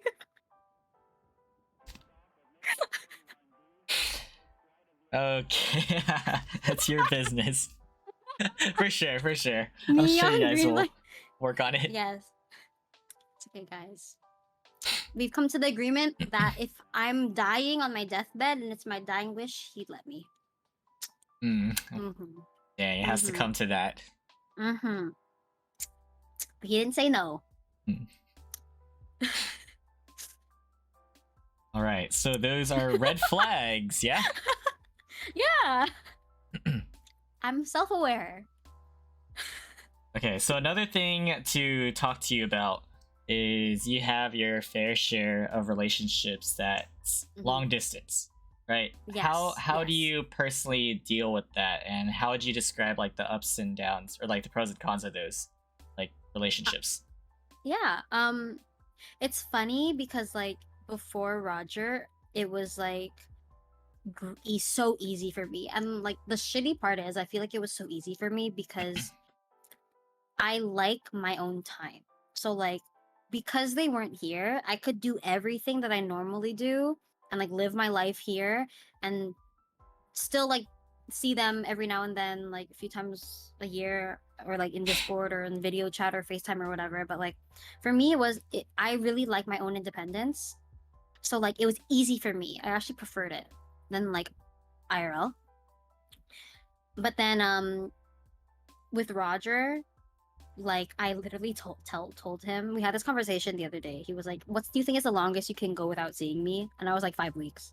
I think that's the longest I can go with before I start like becoming really sad and like getting just like missing you a lot because he makes it a point so that we see each other at least once a month, but I never had to deal with it before. So I think we're lucky that we're in a place where we have the ability to come see each other frequently. But like with all my other long distance partners, I either was the one to make the effort to come see them, or I would just not see we would just not see each other at all. It Mhm. was literally like I always went to see them and they would never come here. So it was either if I wanted to see them, I would have to go to see them. Otherwise I wouldn't see them. Yeah. Yeah. And like I don't know. After think when look back at it, I'm like, huh, why didn't they want to come here? Like why did they never want to come see me? But I guess it was convenience for them. Just like it was convenience for me, like doing my own thing at home. Um, I don't know. I just think I'm independent enough that I like to like have my own free time. Because whenever I had like IRL relationships, they're always like, "Oh, we should go out. We should go do something." I'm like, I don't want to. I just kind of want to like do my own thing or like catch up on my work or like be by myself. But like it was like so often, right? Hmm. But it could be also because I didn't like them as much. Because if I really think about it, like the ones that I liked a little bit more, I did want to spend more time with. Uh, but but yeah, I don't know. I'm okay now. I think it's hard. It's definitely hard right now. But I think my advice that I always tell people in long distance relationships is always have a time or like a date in mind of when you're gonna see them next. Cause like having that countdown helps so much. Yeah. Like having the countdown of like when you're gonna see them next really, really eases a lot in your mind and it helps a lot. Mhm. Yeah. Awesome. So that's dealing with distance. And speaking about advice, I was going to ask you that. Like, what other Mhm. general dating advice would you give to others based on your experiences? Mm, I know a lot of people say, don't let your friends influence like your decisions of like a partner, but I feel like your friends as in the core group of people who know you best, like in your inner circle that know you the best, that know you inside and out, know how you think, know your pain you've been through. I feel like you should trust even a bit of what they have to say when it comes to the person that you're seeing. I feel like that is a reflection of like them seeing them from like another perspective or seeing how happy they make you or how they treat you or how they talk to you. Mm. Because I was talking to late about this with lady like 2 nights ago, and she was telling me how she really likes Roger because she can hear on my stream or his stream how he talks to me, and she can like see like how he talks very softly to me, whereas she didn't like my ex because whenever we would stream, she was like, I hated how he talked to you. It sounded so demeaning. Like, and obviously you didn't see it. Like, I didn't see it at the time, right? But she's like, every time I heard him talk to you, it made me so angry because like he talked to you like with no respect, like all these things. Like he didn't talk to you like softly, he didn't talk to you sweetly. Like your friends can see when you're in the in love stage, you know what I mean? Yeah. They can see the shit that you're letting slide, right? And so I think if there's like a really close group of people that you have, trust them in what they say. But also, if you're that friend giving advice, don't make it like your word is the end all be all of the relationship. Because I always tell my friends whenever they come to me, I'm like, this is my opinion, but whatever you decide to do, if you want to stay with them, like it's okay, like that's your opinion. I will support you always. But like this is just what I think, and you can take it with like a grain of salt, like from my observations. Mm-hmm. And I think that's like a good friend. Yeah. Yeah, I think listen to your friends. Solid advice. Anything else relative to advice? Honestly, have fun. Like, date around if you just got out of a long-term relationship, or like don't be scared to put yourself out there. I feel like everyone is afraid of like getting hurt, and I also don't like the dating scene in this day and age because I feel like everyone bounces so easily. Like there's so many options out there that people like will be talking to someone for a month straight and then ghosting them the next, and then they see them talking to someone else. I don't like that about today's dating culture, but like have fun. Like don't take anything too seriously. I always say if it happens, it happens. Like see what I mean? If you click with someone, you click with someone. And like when you get to that bridge of how you're feeling then you get there then. I don't think a lot of my girlfriends are like overthinking things about guys that they're talking to. Like, oh, he sent me this, like this, like he replied like this. Like what does that mean? I'm like, girl, just reply how you want to reply. And then if it gets to that point, then you can talk about it then. You know what I mean? Mm-hmm. But yeah, put yourself out there. Like, don't be super scared. Because it's, I always say that it's kind of inevitable. You're gonna meet people that you like, and you're gonna meet people that you don't like. You're gonna meet people that you think you liked, and then they're not in your life anymore. You know what I mean? And I feel like that shouldn't stop you from like living your life and like meeting new people. I mean, this goes both ways with friends and relationships. But I was like that a lot, so scared to like meet new people and like open my circle. But I'm happy. Like I found my, if I didn't do that, I wouldn't have like my core group of people that I have now. And I think, yeah, I don't know, be yourself, guys. Like, go for it. Send that text message. Ask that person to play with you.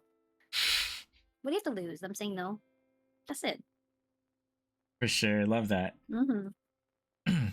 Okay, and other regards to advice, how like what type of advice would you give to those who are experiencing heartbreak? Man, feel everything. Don't try to suppress your feelings or like talk to other people to hide what you're feeling or like to feel something else over it because it's gonna come back. Just feel everything. I genuinely feel like everyone should feel everything.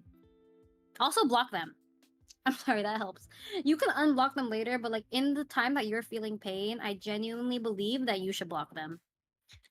Just so for your mental, don't see anything, but like feel everything. Literally feel everything. Cry, feel anger, rant to your friends, write in your note, like in a notepad or a journal, like everything that you're feeling. Write a freaking fake email like that you want it to send to them, but don't do it. But just write everything out. It honestly helps. Feel everything, and then one day, take it day by day, and then one day you'll wake up and you'll be a little less sad. And you'll be like, you know what? I want to go out today, or I want to stream today, or I'm gonna go play games with my friends today. And you just take it a day at a time until you feel a little bit better. Yeah. And back to yourself. Yeah. Very nice. Yeah. All right, so aside from romantic relationships, we know that friendships are also very important. And I know you mentioned like your core group and everything. What do you feel like what values are needed for people to be your considered best friends?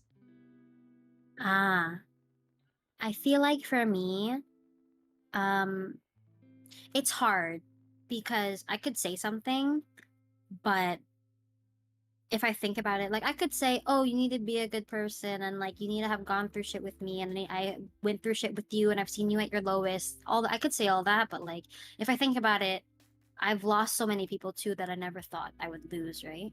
Yeah. I thought I'm not friends with people that I thought I would be friends with forever, Mm. and I think for me, number one thing is that you need to take care of yourself first. And like I say that thinking about the group of people who I'm friends with. Because if you think about my core group of people, it's Roger, Lady, Eggy, Drac, Holland, my work besties. So like there's 7 of them in my core group. And like everyone is going through their own thing right now. Yeah. And they're all the type of people who would drop anything for me if I needed it, right? But that means they would drop anything even if they were going through their own thing. And I say that they need to take care of themselves first because they're too selfless. Like I'm Mhm. not I'm very proud that all my friends are very selfless. That's something I'm very, very proud about. My friends are all very, very selfless and they're all very, very caring people who would like put others before themselves. But like I need my friends to like put themselves first, like literally. Um and I feel like that's something because I find that I've been friends with people who are very selfish in the point where very selfish to the point where they only it feels like they only talk to you when they need something from you. I think that's something that like I like to brag about my friends, my Mhm. current friends is that everyone is very like caring, super selfless, not selfish, but and I like that I'm able to say that I think everyone in my friend group needs to be a little bit more selfish for themselves, like put themselves first. But I don't know. There's nothing more. I just have to feel like you're a good person. I feel like I'm very easy to get along with. You're a good person. You don't need me to freaking talk to you every day. I've had friends that need me to talk to them every day. Yeah. Also, I don't know. Update me, like check in on me. I like that. I like friends who check in on me every now and then. It's like, hey, I know you're here. Me and Drac used to send each other messages that were like, hi, good morning, have a good day today. Like that's it. That's all we would text each other the whole day. Like Mm. like every now and then. And like I like things like that. It's like, oh, you're thinking about me, but you're also doing your own thing, and I'm proud of you for doing your own thing. I don't know. All my friends are good people. I like to say, yeah. Yeah. Mhm. Well said. Love that for you. Mhm. Core group, great values. Mhm. All right, switching gears just a little bit. These questions might be a little bit repetitive based on what you've That's okay. already said, Mhm. but I do value these type of questions. So let me Mhm. ask you this. As of now, how are you doing mentally? I'm great. Um, I think I said earlier, March Amber would be shocked to see how well that I'm doing right now. July. Um, yeah, I genuinely did not think my mental could be like how it is now. I was taking like antidepressants in the beginning of the year, and I'm literally like only taking them like occasionally when I have to, and not even because I'm freaking depressed, but because like my therapist like you should still take it. You should still. My doctor's like you should still take it, and I was like okay. But I am feeling so good. My mental is so good. I am literally the happiest that I've never thought I could be, Hmm. and I feel so like secure in myself. Um, which is like hard for me because I don't think I've been secure in like myself as a person for so freaking long. Yeah. Yeah. Mhm. Awesome. And very similar to how I asked you about like advice from heartbreak, but when you personally have been at your lowest points, like Mhm. mentally feeling depressed and everything, Mhm. how were you specifically able to pick yourself out of that and, to kind of like shy away from going back to that place? It's hard. Um, what I used to do is I used to streak. So, there was a point in time where like I think if you look at my Twitch statistics, in March, I only streamed 40 hours for the whole month in comparison to February that I streamed like 200, 300 hours for that month, right? And like, but in March, the only times that I streamed is when I didn't want to be by myself. So like, whenever I'm feeling really down, I get into a really bad place in my head and I start getting really mean and really hard on myself. And like, I'm not the kind of person who reaches out for help because like I don't want to burden anyone.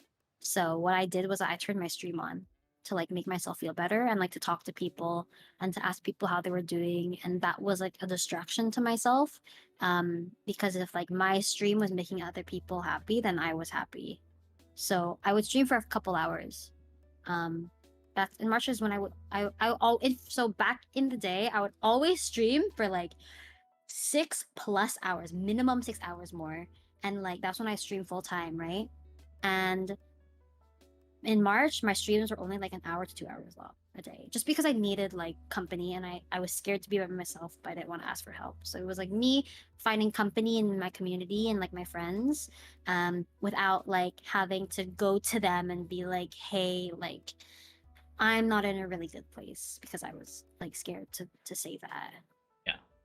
Yeah, so that's what I did. Right now, if I'm not good, I'll call Roger and I'll tell him to show me Miko, and then I'll feel happy. Nice. Have you ever gone or like seek for professional help? Yes. I was very lucky that in the beginning of the year, so in January was like probably my hardest month ever Mm. for me mentally. In January, my community helped me like raise money so I can like go see like my therapist frequently for Yeah. like a few weeks, like, and that was like so helpful to me. So yes, I've gone to see professional help, but it's quite expensive. Um, but I think it was worth it for sure. Okay, follow-up question to that. So what was Mhm. your take on seeking professional help before and after going through it? Because like I know people have told me before that nah, like I'll never seek professional help. What can they do for me, Mhm. right? They're not firm Mhm. believers of that. But Mhm. considering that you actually went through with it, what Mhm. would you like to share to everyone? I think everyone should see a therapist at least once in their life. Like genuinely, I feel like it's so helpful even if you feel like you're not going through it. I feel like there's so many things that I learned about myself, like how I think about certain things, how I process certain things, why I have certain viewpoints on things because things happen. Like the correlation of like growing up and my childhood and like things that I've gone through to make me the person that I am now. I definitely do feel like I would benefit from therapy now more than I did when I was hurting. Mhm. And I say that because I feel like when I was hurting, my mindset was not clear and I was not able to fully grasp on the information that she gave me. Like I listened to it, but like I was still feeling all these things hurt and like all these emotions that I'm not able to fully grasp and understand them in the moment. But I feel like now if I were to go when I'm in like this great mindset, I'd be more open to hearing what she has to say and I would able to intake the information better. And like Yeah, I think it would be more beneficial to me now actually. interesting. All right, and aside from that, I know COVID has affected everyone, right? Mm-hmm. Like you talked about it briefly, like job searching, traveling, and Mm-hmm. stuff. But what's your overall take of how COVID has impacted your life, like the good and the bad? Mm. COVID impacted my life because it made me into an adult. That's how I started my working adult arc. That's how I started working 9 to 5, 5 days a week. Um, so I think it's a good thing. In that sense, I was able to kind of get my life on track, I guess, and gain the experience that I have now. But the negative side is that I feel like I am adulting. Not that I'm not an adult, but I feel like it's hard for me now to do things that I still want to do because of the job that I have.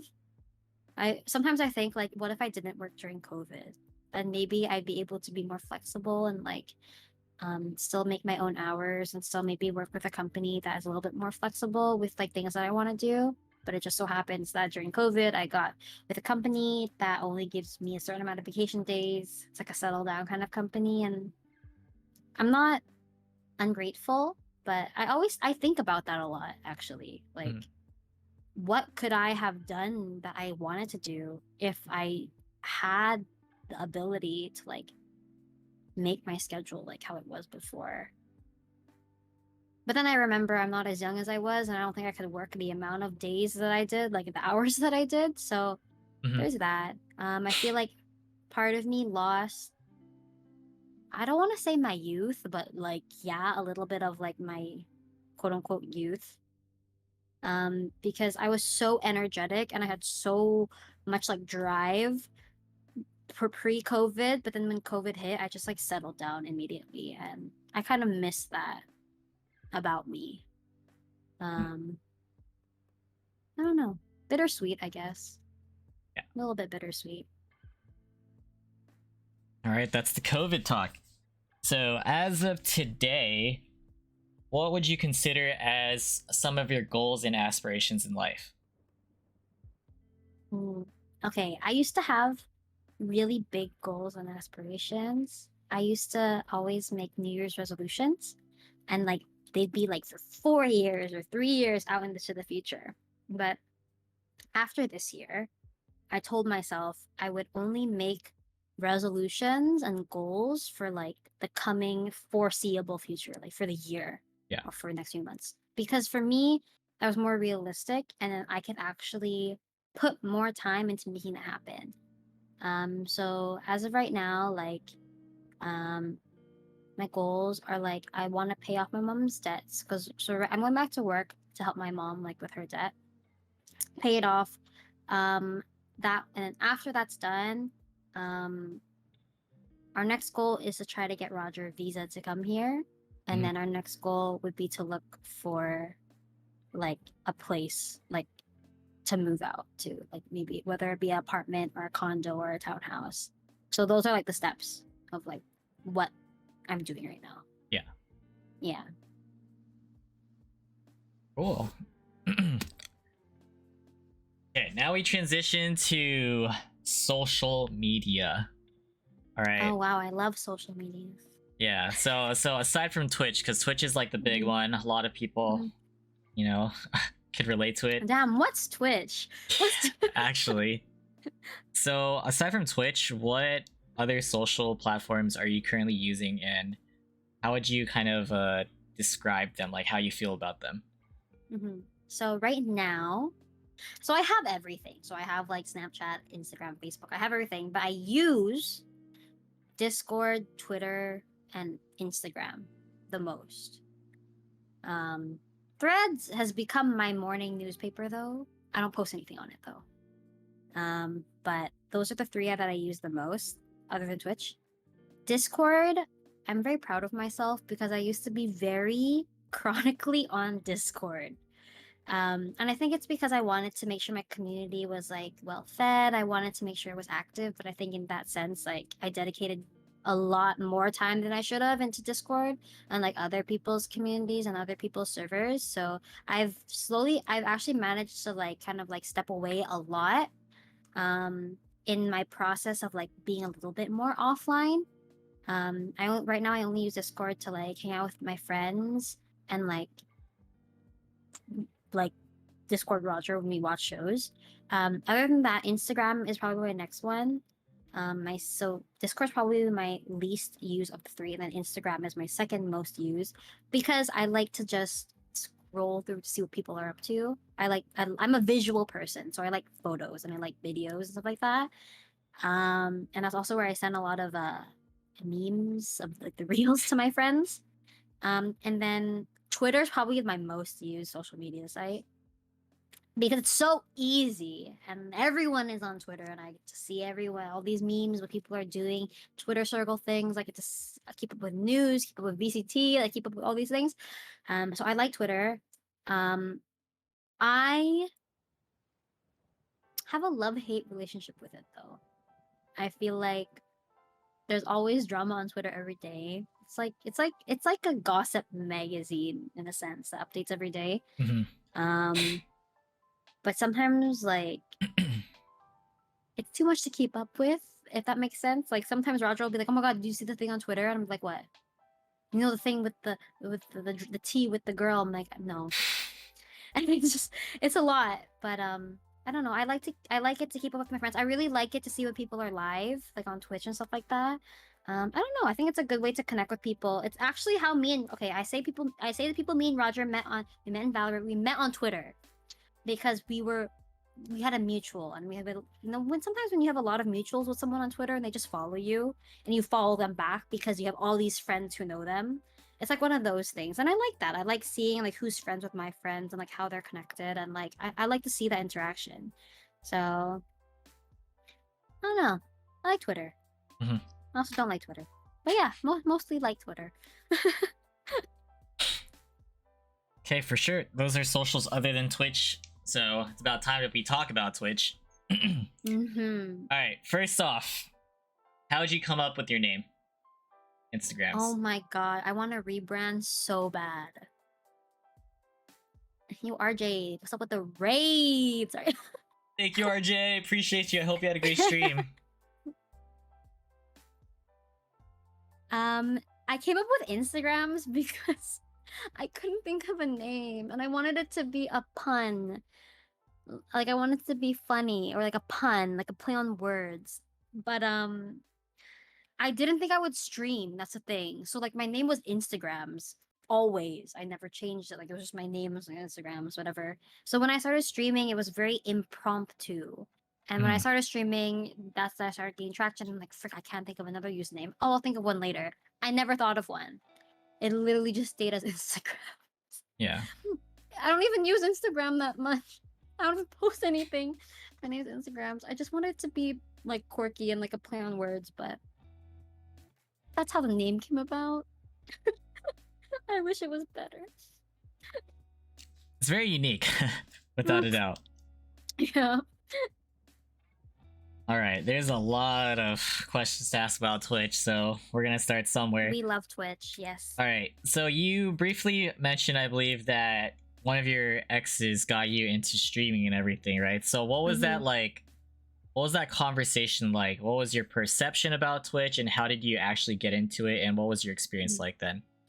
So basically, I had no perception of Twitch. So though one of my exes got me like pushed me to do this to stream, it was actually this person I used to be friends with.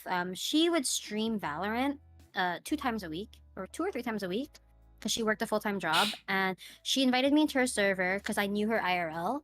And she was like, "Oh, you want to play with me?" I said, "Sure." She invited me to play with her on stream one day, and I was so unhinged and like I made the most like stupidest jokes.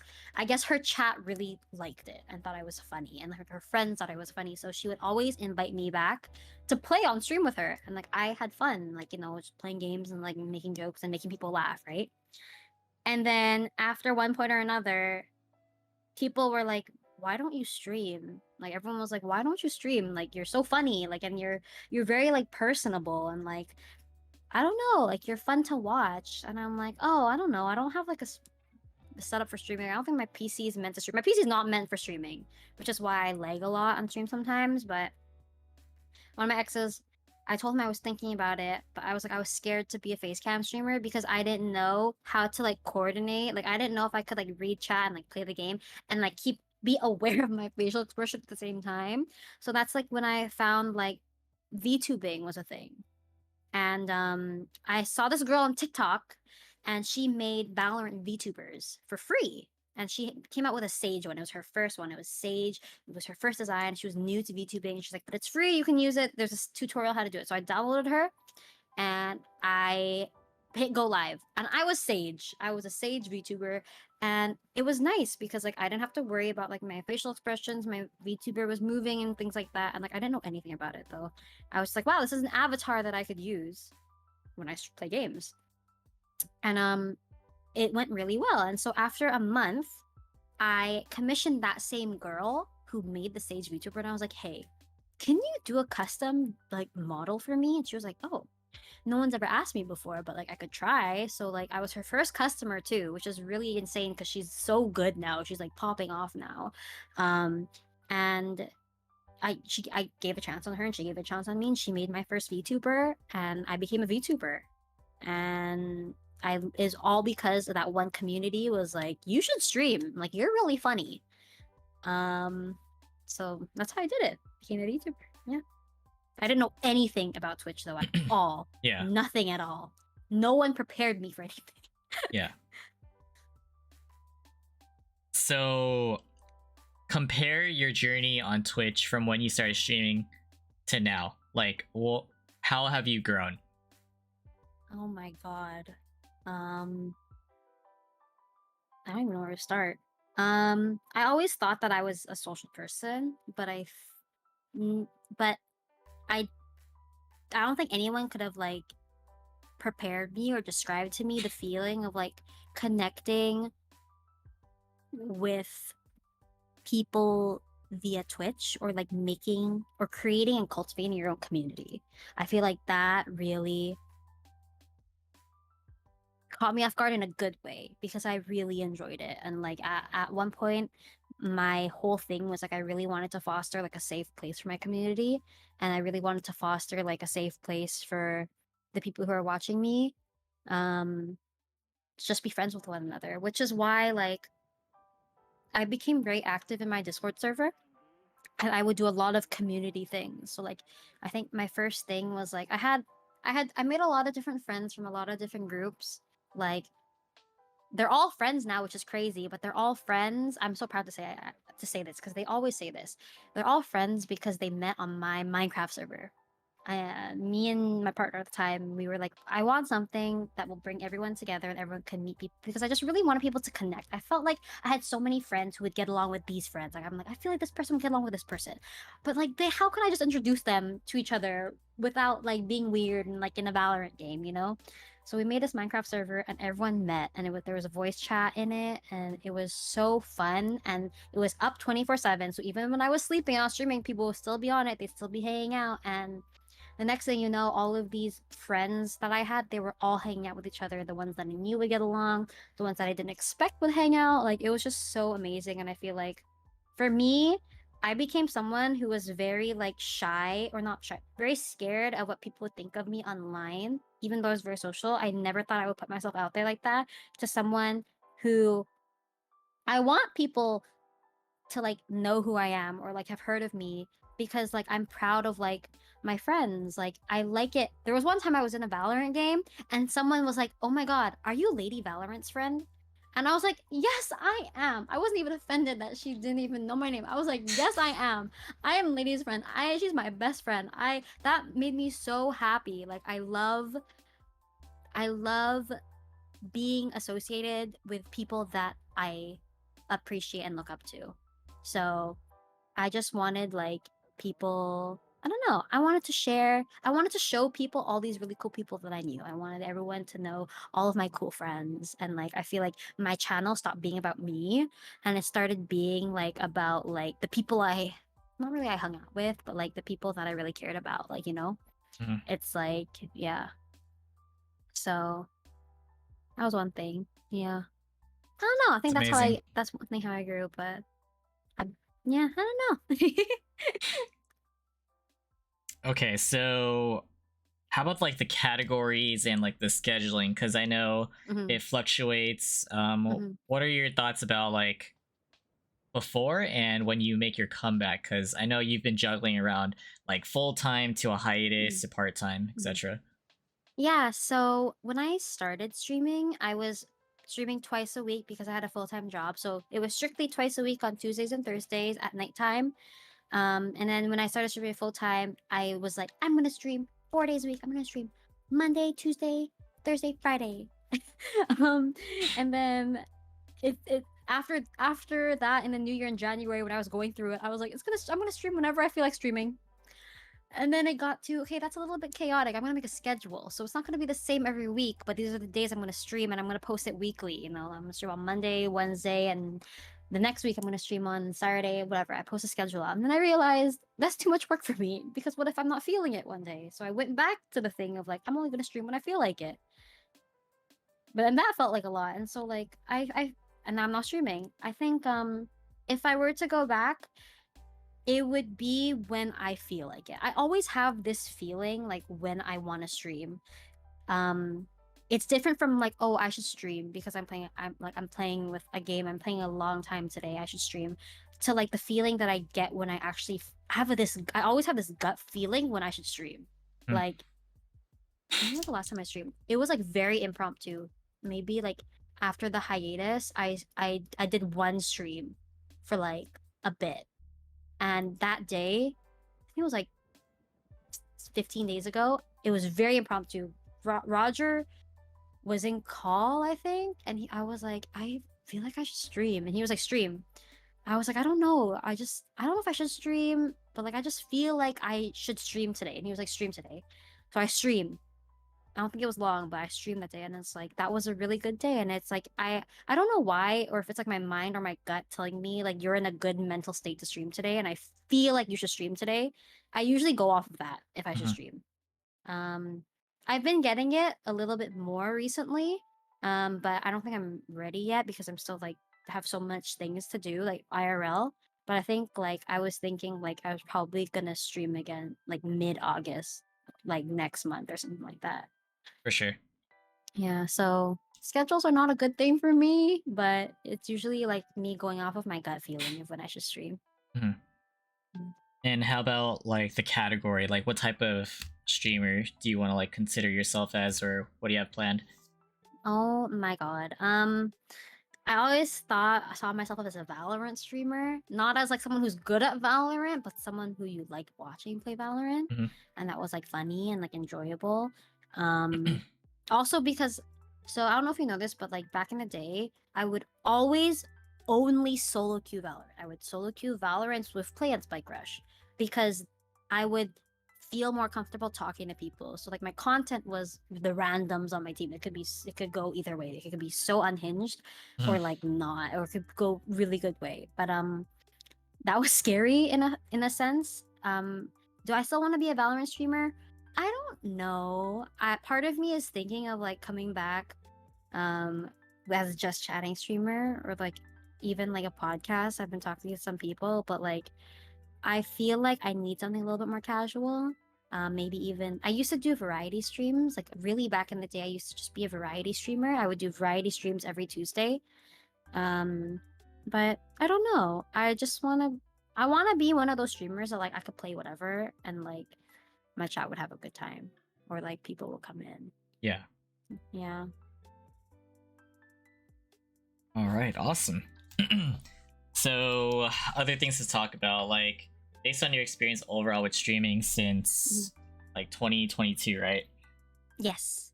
Oh my god, it's been a year, yeah. Yeah. What would you say are like the pros and cons of streaming for you? Pros is that it's very enjoyable for me. Like I said, it's my stress reliever, very enjoyable. I love meeting people from it. I love hanging out with my community. I just like talking to like Mm. chat. I just love talking to chat. Um, Cons is that just no one, this is what no one told me about, no one prepared me for. Just because other streamers are nice to you doesn't mean that they're your friend. Does that make sense? Like, Mm-hmm. when I was new at streaming, like super new at streaming, like back in the day, I was like, oh my god, they're so nice to me. Oh my god, they rated me. We could be friends now. Like, oh my god, we could play games together now. And I quickly learned that that wasn't the case. But that could also be because like I didn't know anything about Twitch, but like I think I was in such a mindset of like, oh my god, I want to be friends with like all these people. I want to make friends with all these people. Not everyone is your friend, and a lot of it for me is like networking. Like I had to switch.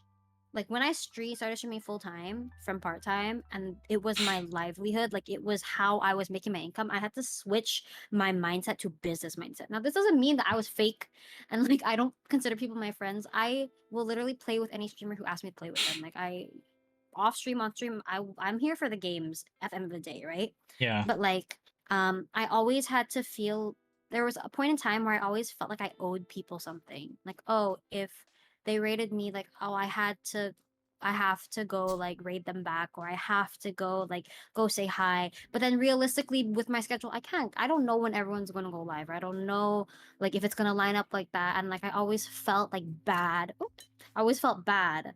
Um or some sense of like I owed them something. And I think like I had to switch it to like my business mindset. I'm like, I don't really owe them anything. They did it because it was nice, like you know what I mean? Um and if it just so happens, then like I can return the favor in another way or whatever. And like for me, it's always I thought of it as like a transaction before, not as like mm, because they wanted to or because they were just being nice. I don't know how to explain it, but I don't know. I just if I could tell younger Amber last year when she was streaming, not everyone's your friend. Yeah, just people like that. Not everyone's your friend. People are nice, but not everyone's your friend. Some people just say hi to you in chat, but will never say hi to you like when they see you. You know? Yeah. Yeah. That is a good point. Some pros and cons. How do you think streaming has like affected you mentally in the past? Because of like some of those pros and cons and like switching gears from personal to business. Oh my god, so bad. I think it was so bad because I didn't know how to handle it. I always knew that social media, it's easy for people to be mean on social media. It's easier for people to type things behind their little computer screens and you not see them to your face. I always knew that, but like it's different from actually being in it, you know? Yeah. And I think I learned my lesson, which is why now I'm in the mindset of like I don't give a shit. Like if you want to be my friend, you don't. If you don't, then you don't. Like you know. And I'm not really trying. I used to like be nice. Well, I'm still nice to everyone, but I used to like try to be extra friendly with everyone, right? And Yeah. like go out of my way. But I feel like now I realize I don't have to do that. Like I could just be civil and be like, hey, but it doesn't mean I have to go out of my way to be your friend or be extra nice to you because of a face, if that makes sense. That doesn't seem like me. Yeah. So, what was the question again? Like how it affects you mentally, just like How's it considering mentally? all of these things. Yes. So I think it really affected me really poorly, but it's also because I didn't know how to handle it. But I think now that I know how to handle it, I'm chilling, which is why I feel like I can come back to streaming soon because I know how to react to things and how things will affect me now and how not to let things get to me. Yeah. So back in the day, I didn't, even a few months ago, I didn't know how to react to it. I didn't know. My mentals were not good in general. So that on top of it did not help, right? And it felt like every time my mentals weren't good and I decided to stream, I wasn't giving my best for stream. And I felt like a disappointment and just kind of cycled. Yeah, to me feeling bad about myself. Gotcha. And would you say you've ever like encountered trolls or hate directly? And if so, how do you like handle those situations? Yes. There's a time where in my chat I got so much hate that like we blocked the person, but then they kept wanting to hate like type like hate, so they kept donating money to me and to have the TTS on my chat. And like that stuff is funny to me, and I feel like my mods know like my personality enough where it's like whenever we get hate or trolls, I literally will clown on you and everyone in chat will clown on you. Like we won't ban you right away. We will clown on you so you feel like stupid and then we'll ban you. Which is what like I don't know. I find that a little bit more enjoyable because I used to get upset, but then I realized they want me to be upset. So I kind of turned it and I like now everyone will like troll on them until they realize that they're stupid. For sure. And kind of like another topic relative to Twitch and just like strangers, for example, right? Have you dealt with like any encounters of people like relative to the term parasocial relationships. Like, do you Mhm. see that a lot? And like, what are your thoughts about it? Yes. I don't see it a lot. Um, I think I managed to stop it. I used to get people in my chat who I wasn't close with, but like they were frequent chatters, but I was not close with them at all. Like they come in every now and then, like they give some subs every now and then, but I didn't really know them. Um, my Discord DMs used to be open, and people would literally like message me and like ask me about like my day and stuff like what did you do today, and I'll be like I don't really feel comfortable messaging you or replying back to you because I don't have a relationship with you. So I Mm. at the moment I close my Discord DMs and I changed it to friends only, like I think that's when I like made that boundary, because I would tell people in chat, like if they were close to me or friends, oh just message me on Discord, or like what's your thing, I'll add you. Like, do you know what I mean? It's like one of those things where it's like if you have my number or if you have my contact, then you can message me, like shout, give me a shout, right? But if you don't, then I'll reach out to you, you know? Yeah. And I feel like sometimes I have to put that boundary. A lot Mm. of times I had to have some community days where it's like these are the days that I play with people like my subs or like my chatters, because like there are people who would always ask to play with me, even if I was like playing by myself, even if I was in a 5 stack. Um, it's like that, but I don't have a problem telling people though. Like I don't have a problem telling people like, oh, I'm only playing with my friends right now, or oh, like I'm not really comfortable, and like yeah. So for me, it never really became a problem because I It's never good. let it become a problem. Yeah, Yeah. for sure. And just real quick, Bina, thank you so much for the raid. Appreciate you, and I hope you had a wonderful Yes. stream. Welcome in, Raiders. Welcome in, guys. So another question. This is kind of going towards uh that dialogue you had with Roger, saying like you have like this feeling or inclination to stream. Mm-hmm. Do you, like when it comes to those moments and stuff, do you ever feel like there are times where you just feel unmotivated, or it's just a lot more difficult to like click that start button? And if so, what do you like, what Yes. do you think it is? Um, in fairness, it could just be like I never think deep into it. Do you ever have that feel? Okay, I don't know if you have. I have this feeling a lot whenever my friends ask me to go out. And let's say we plan to go out on a Saturday night, and Yeah. I say, "Yeah, plan to go out Saturday night. Let's go out Saturday night." Saturday night comes, and I suddenly don't want to go. Hmm. It's not that like have anything against them or that I'm lazy. It's like I just don't feel like going anymore, and Yeah. I feel like sometimes that's your mood. That's like a valid change. So you just don't go anymore, and that's how I feel like when I go live. Hmm. Sometimes I'll be like, oh, I'm going live today. I'm supposed to go live today. It's on my schedule, but then I don't feel like going live. I'm like, I don't feel like the best, so I just don't go live. And then that's one of the reasons why I stopped having a schedule, because sometimes I didn't feel like it, right? And I Yeah. feel like that's okay, because there's even been some streams where I'm streaming and I feel so great, and then suddenly it hits me. I don't want to stream anymore mid-stream, like I'm live, Hmm. and I'll literally be like, guys, I don't know why, I just don't feel like streaming anymore. Just it's not you guys. I just have this weird feeling, and I just think I'm gonna end stream early. And I just say that, like, I try not to think about it so deep. If I know that I'm really like mentally not there, then I shouldn't stream. Yeah. But I don't want to stream and like not give my best, like, or not be myself. You know what I'm saying?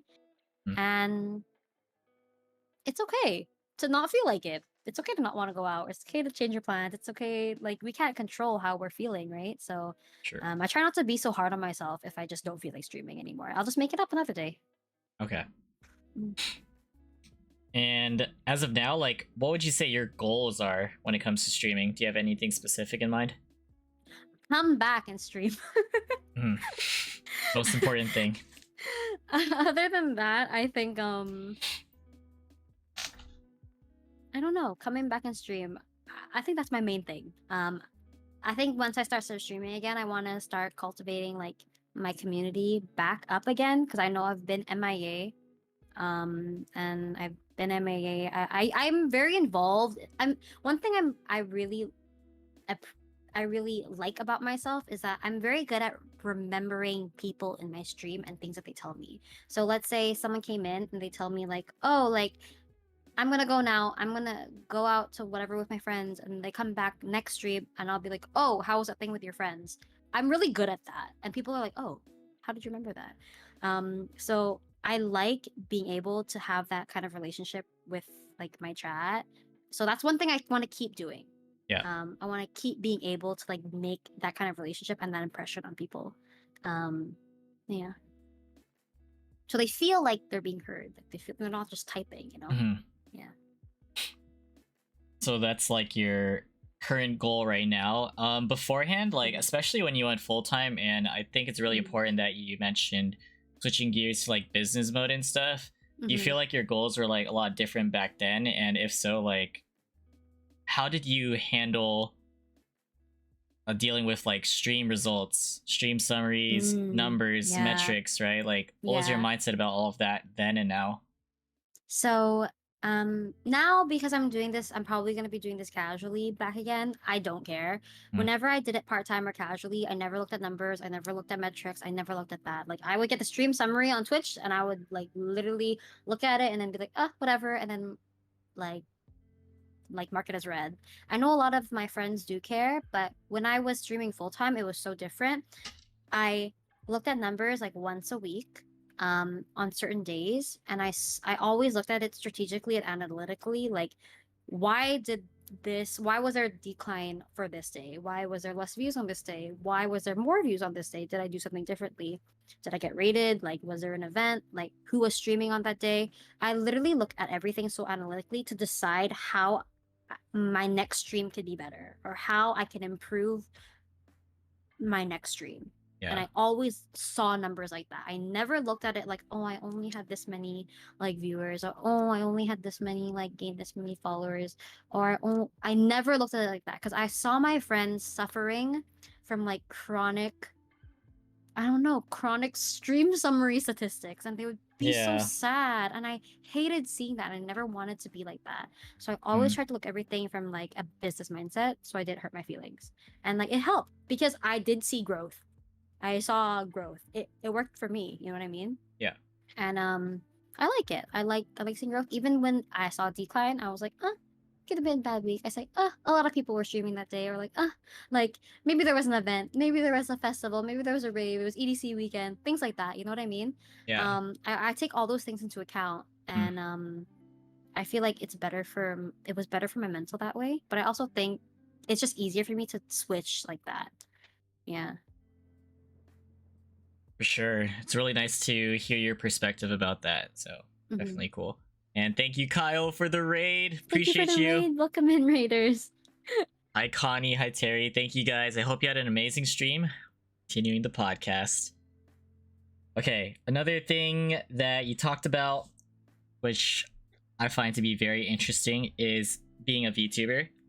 And Hmm. let's talk about how you decided to ultimately switch over to be like a facecam streamer. And I also do want to note that I remember back then when you're going through that transition, you made like a tweet about something dedicated to like the VTubers or something, where you felt Hmm. like you were kind of leaving them in a sense by making this transition. And then it seems like you got a lot of support from them saying like it doesn't matter if you're going to be a VTuber or not, they're going to support you, right? So like what was going through your mind at that time, and how did you decide to go with that transition? I think for me, because I fully understand the two differences with streaming as a VTuber and streaming as like a facecam streamer, they are honestly so different. Like so different communities, different how they function. It's so different. And like Mhm. for me, one of the main reasons why I switched over to facecam is because I felt more like myself. VTubing was I was always going to move to Facecam. I just knew VTubing was a stepping stone for me, or like having a PNG was having a stepping stone for me because I was worried and I didn't know how to like multitask like that until I got comfortable. Then I was going to switch to Facecam. I always knew I was going to switch to Facecam, but after learning about the VTubing community, I realized that it was so different. Like a lot of my Lady Valorant. Let's totally this is like a good like example actually.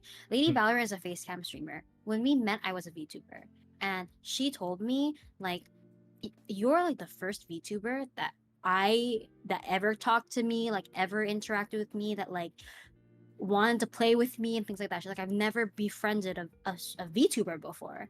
And I was like, oh, okay, like that's pretty cool. And like the more I became friends with her, the more we realized like and the more I became friends with VTubers, like maybe it was the group I was hanging out with, but like Hmm. the VTubers in the community that I was in, they specifically played with VTubers, which is like it made sense because the same demographic, same community. And the facecam streamers specifically played with facecam streamers, or they collab with facecam streamers. It made sense because maybe they're in the same community, right? But Yeah. like me and Lady realized like there was no overlap because like they played with their prospective people because their community and audience was the same, right? And so when we started playing together, we saw all this overlap. And so people were like, oh, I've never seen a VTuber before. Or my audience was like, oh my God, she's playing with Lady Valorant. She's not a VTuber because most of my audience only watched VTubers and Hmm. most of her audience only watched facecam streamers. Right. So Yeah. like at that time we were both like kind of like experimenting, like seeing what it was like, but we just like to play together, right? Mm. And so that's when she learned about like PNGs and reactives and stuff, and that's when I learned. She taught me a lot about like facecam streaming and things like that, which made it easy for me to transition over. But like for me, my networking at the time was very enclosed in the VTuber community, so which is why when I switched over and I made that tweet, I felt like they were never gonna play with me again. That's what I felt like. Yeah. Um and like it just felt so different. But obviously, no, I still play with them. They're still really cool. But like they are two different friend groups, I say, that Hmm. like don't always like um play together. There's like two separate friend groups. That's how I kind of think of it. Lady now, she has so many PNGs and like she has all these VTuber friends like since like we started hanging out, right? And like she loves the VTuber community. And like I think maybe it was just like the people we are hanging out with or like the people that were in our streaming communities. It just seemed so different at the time, which is why like I felt so scared to transition over because everyone knew me as like the VTuber who model represented her. A lot of VTubers, their models don't really like look like them, and like they are like someone that they really wanted like to make, or someone that they wish they looked like, or like someone that they thought was really cool looking with a really cool story background. Like that's where people can get really creative with it. But like mine was literally like I look like this. This is me as a cartoon. Mm. Which is what a lot of people were like, we don't see that often. And I was like, oh, interesting. So that's why I felt like really hard for me to leave. But I think I made the right choice. I feel so much more myself, like as a face cam streamer. I feel like I'm able to connect a little bit more and like really give like my reactions and impressions on things. Ah, but yeah. Yeah, I find that to be really fascinating, and I think that's a key word right there that I'm gonna bring up. You said Mhm. it's easier for you to connect and to be Yeah. yourself, right? So Mhm. I don't know if it's like a group by group basis, but like, do you feel like it's easier to connect with Basecamp streamers versus VTubers, or what are your thoughts about that then? If you're saying Actually, you can. no. I feel like it's been easier for me to connect with VTubers. Mm. I don't know why. Maybe it's because the personalities that I'm meeting are a little bit more similar to mine. But like a lot of like Eggy, for example, right? She's a VTuber, right? She's never been a facecam streamer. Um, it was so easy for me to connect with her. And like a lot of my friends that I have, like have been my friends since I started streaming, they're still my friends. I meet up with them quite frequently. They're all VTubers, and like, not to say that it's not easy for me to connect with them, but I feel like since they knew my struggle of like VTubing to facecam and they kind of like my story's been out there, like I've talked about it on my stream, I feel like they're able to relate a little bit more to me, which is why we're able to be closer and like connect more because like some of these VTubers are like they're scared to do facecam, you know what I mean?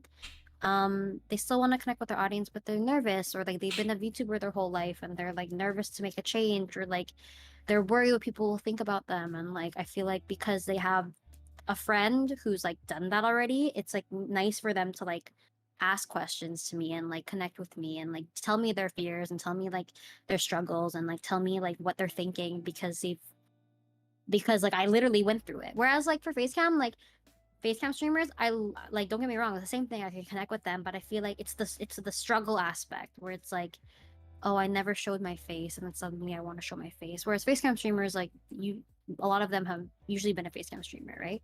Or like at least have posted some photo of them on the internet, right? Yeah, So I think that's, for me, that's where the connection comes in. got it. Yeah. Okay, and another thing aside from, face cams versus VTubers, PNG tubers, there's also a thing about a guy's experience versus a girl's experience when it comes to streaming. What are Mhm. your like just overall thoughts and like your perception of that? Oh. I feel I feel like it just depends. Like I know some guys who start streaming and they already did better than me. Like, do you know what I mean? They're already killing it. I know some girls who are streaming shorter than me and they're killing it. I know the other way around who maybe they're still struggling a little bit.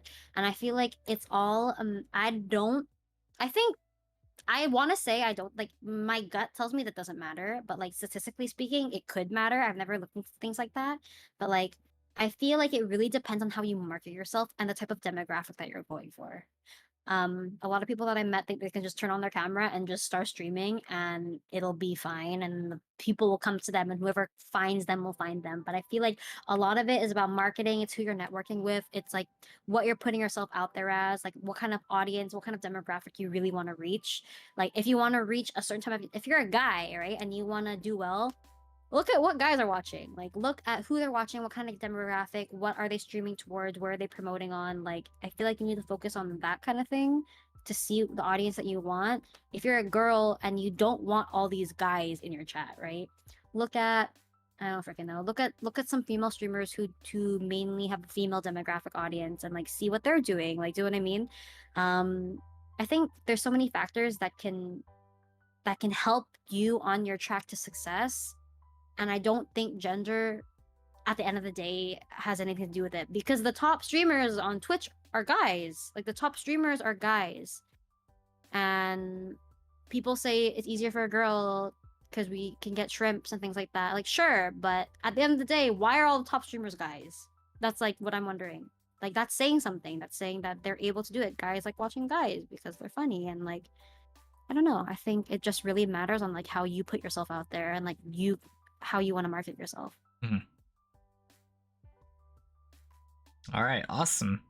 And based on your streaming experience, what would you consider as one of your favorite memories or streams that you had so far? My favorite memories for streams I had so far. Mhm. Ooh. Uh,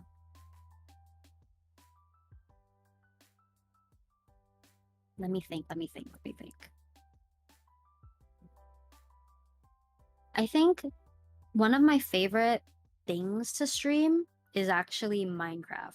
I used to go between Valorant and Minecraft would be my downtime stream. I've had all of my funny favorite clips, like most memorable laughs on Minecraft as a Minecraft streamer.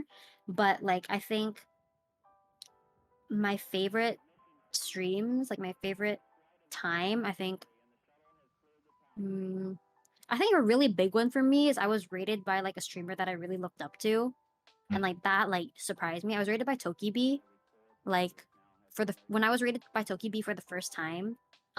I started crying. Like I was literally crying. I was a VTuber still. I started crying my eyes out because I watched her all the time, and I would like I like really wanted to like be like her because she's so positive to her community, and she's like so like I don't know, she doesn't like she only advocates like good energy, and like she's just super positive in her community. And so like she rated me for the first time and I started crying, and then after she rated me I think like a few more times after that. And I always feel like so lucky because it's like sometimes I go back to her VOD and I'd be like, oh, why did she decide to raid me? And like she'd like be looking through it, or like she'd be like, who should I raid today? And like people be like, oh, Ams is live, blah blah is live, and it like makes me feel happy because like it's like, oh, these someone that I'm really looking up to like is noticing also the hard work that I'm putting in, and she wants to share a little bit with me. Does that make sense? So it made me feel so happy. Like it made my heart feel so full. Um like when that happened for the first couple times too, because like Oh no. Yeah, I think she's a really cool person and she's really amazing. Yeah. It's a very nice memory. Mhm. Okay, and now what personal advice would you give to those who are just trying to get started with streaming and want to grow? If you want to get started with streaming, just do it. Go live. Go live, even if it's no one, and practice playing and talking to chat and like reading, doing your alerts and things like that. Practice that first, because I feel like multitasking like that is so hard, and a lot of people are like, "I'm so scared," and they worry about the numbers right away. But like, you need to master being in front of the camera, and you need to master like multitasking like this in streaming. It's hard. A lot of people don't realize. Um, being personable and like watch your VODs back. And once you feel like you really got it down, then one thing I wish I did was expand on other social media platforms. If I could go back, I would have started posting TikToks right away. I would have started clipping content and like posting it right away. Like I feel like posting content outside of just Twitch alone is so helpful and it's just so much better for like you to market yourself. Um network with people, but don't but network genuinely, not network in hopes of like a raid back. Like be genuine. Like network with people who you want your community to like know and who you want to like be a positive like light. For me it was like I always talk about Lady because Lady's been there for the since the beginning for me, but like for me Lady was someone who really helped me because like I wanted to be her friend first, and then by chance, like she just wanted to stream and play games with me, right? And in turn, her community knew who I was, and my community knew who she was. And you didn't know the other. If you knew Lady, you knew Amber, and if you knew Amber, you knew Lady. And it was like one of those things. And like, I don't know, man. Just do it. I always say, just do it. Just try. Figure out what works, what doesn't work. There's so many other resources out there on YouTube too that can really help you. But just do it. See if you like it first. Yeah. Hmm. And things will kind of roll from there. There you go. Great advice. I think you talked about this earlier when it comes to like showing results to your mom. But like, Oh my god. what was it like to explain to her what streaming was if she knows that you stream? Yeah, so my mom doesn't know that I stream because I left my job for like 10 months and I was streaming full time. So my mom knew that I streamed because it was my only source of income and she was not understanding. She did not know what it was. She just thought I was playing video game. I mean, I was playing video games all day, but she thought I was just playing video games all day with no purpose. She didn't get it. And for like a few months, she didn't get it until Christmas came. Till Christmas came, December 2021, 22, sorry. Christmas came and I put something on my throne for my mom. I got her, it was a coffee machine, right? Because she needed a new one. And she still didn't get what streaming was. She just knew that I was somehow paying the bills and it was working. And someone bought the coffee machine on my throne for Christmas for her.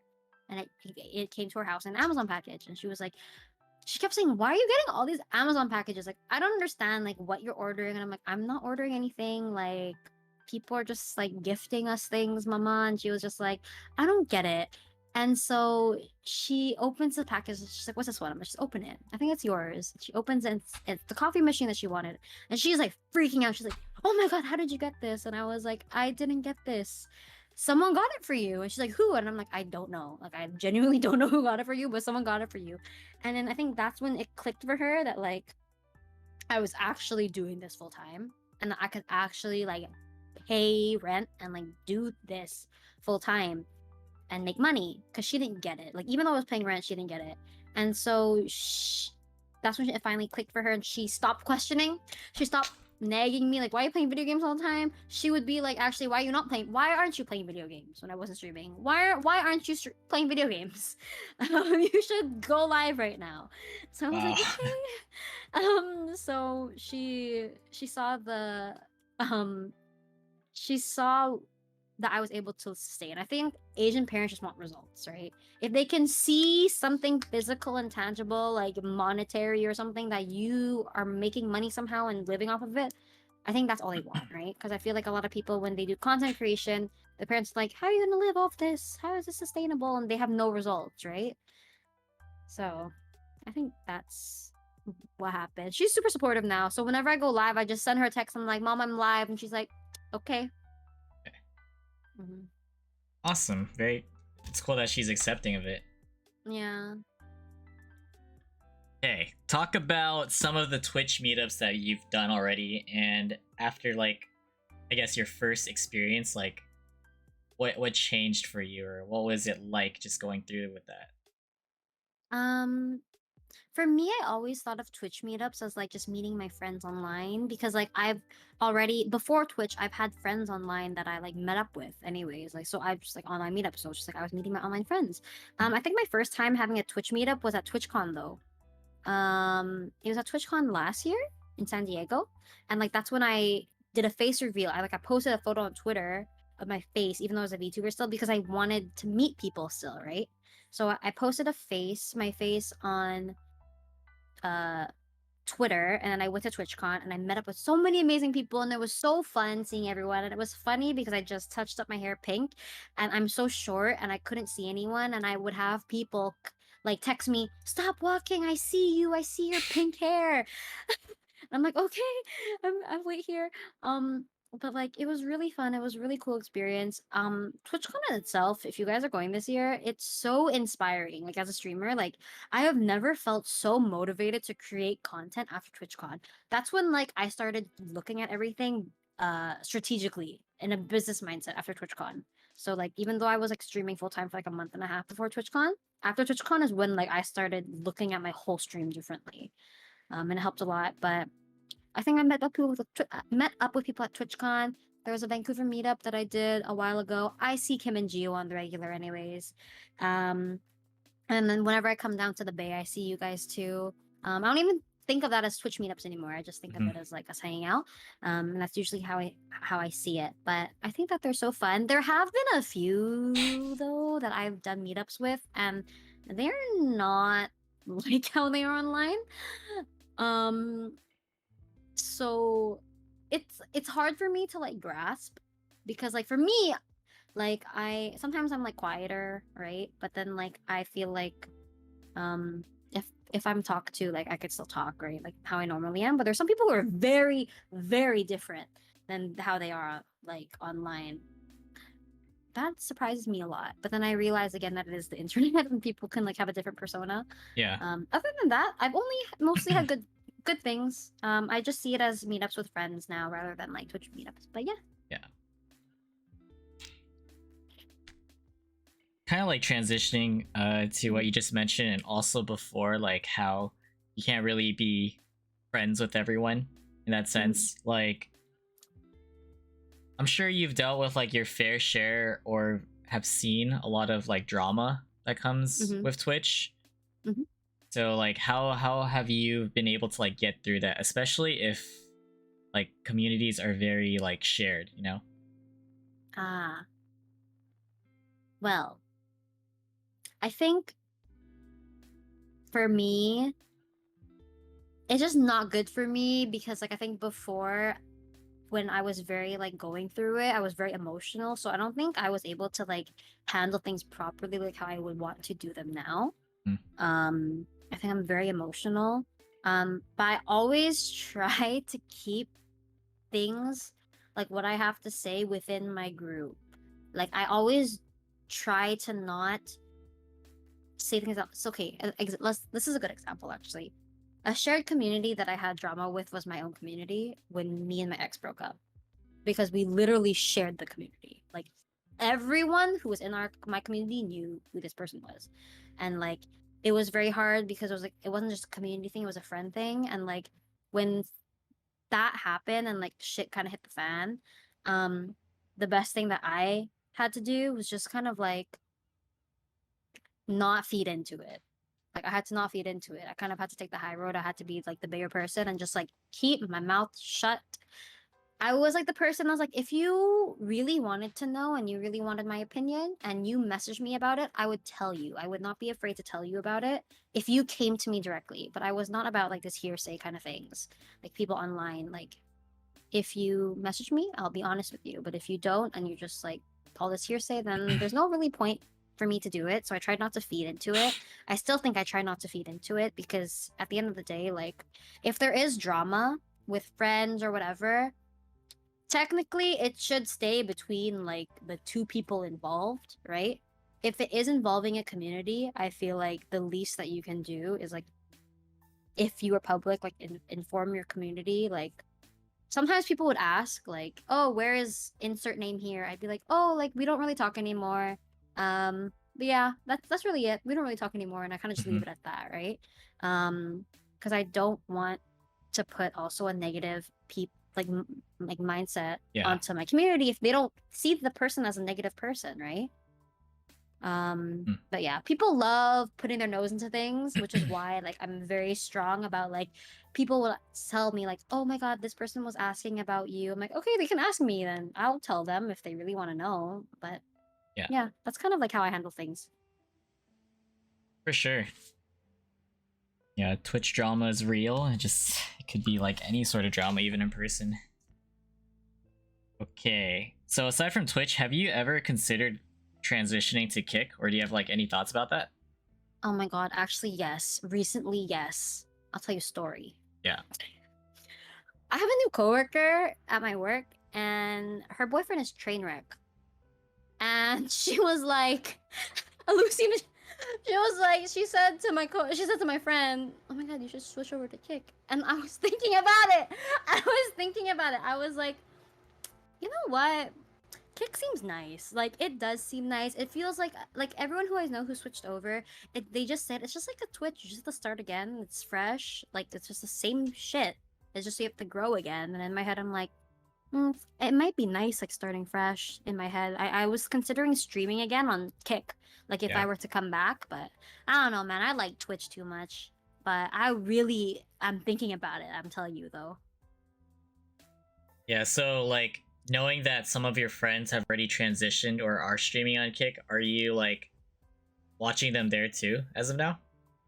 I'm trying. So on Kick, I have my email notifications on. So like if they go live, then I actually get it because I don't actually have the app on my phone. But like if I'm on my PC and I get it on my phone, then I'll open the tab for sure. But I don't have the tab constantly open like I do with Twitch. Yeah. With Twitch, I literally have the tab constantly open. Got it. Mhm. All right. And another question about Twitch. Talk about what Team Happy People is and how did you get yourself into that? That was so freaking random. Like Team Happy People is okay. So Team Happy People have been following me on Twitter for a while and on Twitch for a while. And they never asked me to join. I've actually gone through a couple orgs like before them and they've seen me go through, they interact with my tweets, stuff like that. Very supportive. And then one day I get a request to join the team and I'm just like, "Oh, like this is not I was not expecting this." So they messaged me. I checked my DMs and they messaged me on Twitter and they were like, "Oh, like we wanted to reach out to you because like we noticed that like you know you were we noticed that you had went through a really hard time with my break and everything, right? And you were going through a really hard time and we saw you bounce back and like they went to my stream before and they saw me like advocating like mental health and they were like that's literally like what we stand for. Their team is basically made up of people, other streamers that they feel have a very good like positive mindset and they really want to support small streamers. They really want people who are like very inclusive. It's like really founded on like positivity, inclusivity, and very strongly mental health base. So like on the Discord server of Team Happy People, there's like a whole mental health section. If like anyone in your chat needs mental health or if you need mental health, like there's all these links that you can like put in your chat and like share with people. And so they reached out to me and they were like, we feel like you'd like be really like you like if you want to just join our team, like that'd be really great. It's like you have no obligations. It's just like we just really want to like show positivity and like inclusivity to like on Twitch essentially. And I was like, okay, why not? Bet. So that's what happened. And that's how I joined Team Happy People. Interesting backstory. Yeah. Yeah. Okay, so transitioning a little bit, just to briefly talk about some Valorant stuff. Oh, we love Valorant. Yeah, do we? Okay. So, what's your favorite gun and least favorite gun? My favorite gun is the Bucky. Recently. Okay, my, the Bucky. my least favorite gun is the shorty. Oh, wow. I freaking okay. I was never a Bucky user. Okay, until these last few months, never a Bucky user, and I started playing Raisin Brim. And then I freaking love the Bucky. I don't know, man. This shit's so fun to play. People get so mad. But the shorty, the reason I hate the shorty is because since they nerfed it, I can never get a kill with anyone on it. And I hit people for like 130, 135. But yeah, I love the Bucky. I love the Bucky. But you know, if you're gonna ask me Phantom or Vandal, I've become a Phantom girly. I used to be only Vandal, but this year I have become a Phantom girly. Mm-hmm. Nice, okay. Mm-hmm. How about your favorite map and least favorite? My favorite map is Fracture. I freaking love Fracture. People tell me I'm crazy. I love Fracture. I love Fracture so much. I don't know why. I love playing Fracture. It's so freaking fun. It also could be because I'm a 100 Thieves girl. 100 Thieves loves Fracture too. I love Fracture. My least favorite map is Ascent. Fuck Ascent. I hate Ascent. Ascent is too basic. It's also so boring. I hate Ascent. But my top favorite maps are literally Fractured, Lotus, and Pearl. Yeah, maps that everyone hates. How'd you come to start liking 100 Thieves? Like, how did they become your team? Oh my god. I think so basically I through COVID, I watched a lot of Valkyrie. Yeah. Okay? And this is before she got signed to 100 Thieves. And then when she got signed, I really wanted to, I don't know why. One day I kind of was like, I'm so curious about like her org, right? And then I realized I'd been following Nadeshot for so long, but like I was never like following him, like what he was doing when he wasn't streaming. Yeah. And I didn't know that he was the owner of 100 Thieves. And I was like, holy frick, I love Nadeshot. I am not like a Call of Duty person, but like I don't know why I liked watching Nadeshot. I still don't understand Call of Duty, but I really like watching Nadeshot. And so like when I was doing research into the group of 100 Thieves, like into that org, I had so much more respect for Nadeshot, like as a businessman, and about how he was able, like how him growing the company and like really putting his all into it. And I just had so much more respect for him, and I just thought he was a great businessman. And even with like all his esports orgs or his esports teams, and like with Juvie and like with his merch line and with all these different things, like even the content videos and then recruiting content creators, I think it's like he's doing such a great job. And I just have a lot of respect for him. So like for me, I like 100 Thieves because I really, other than liking their content creators, I really respect like their owner. Yeah. Yeah. And lastly, favorite agent and least favorite agent. Favorite agent and least favorite agent. My favorite agent to play is Raze. So I'll say Raze. My least favorite agent is Sage. I hate Sage. I hate Sage. Oh no, Sage. I used to be a Sage main. Sage, when I first started, you know, played Sage only Sage, Insta-Luck Sage. Yeah. I hate Sage. She's so slow. She's so... I can't do anything with her. I feel like I am so slow. I think I just don't like playing Sentinel anymore. Got it.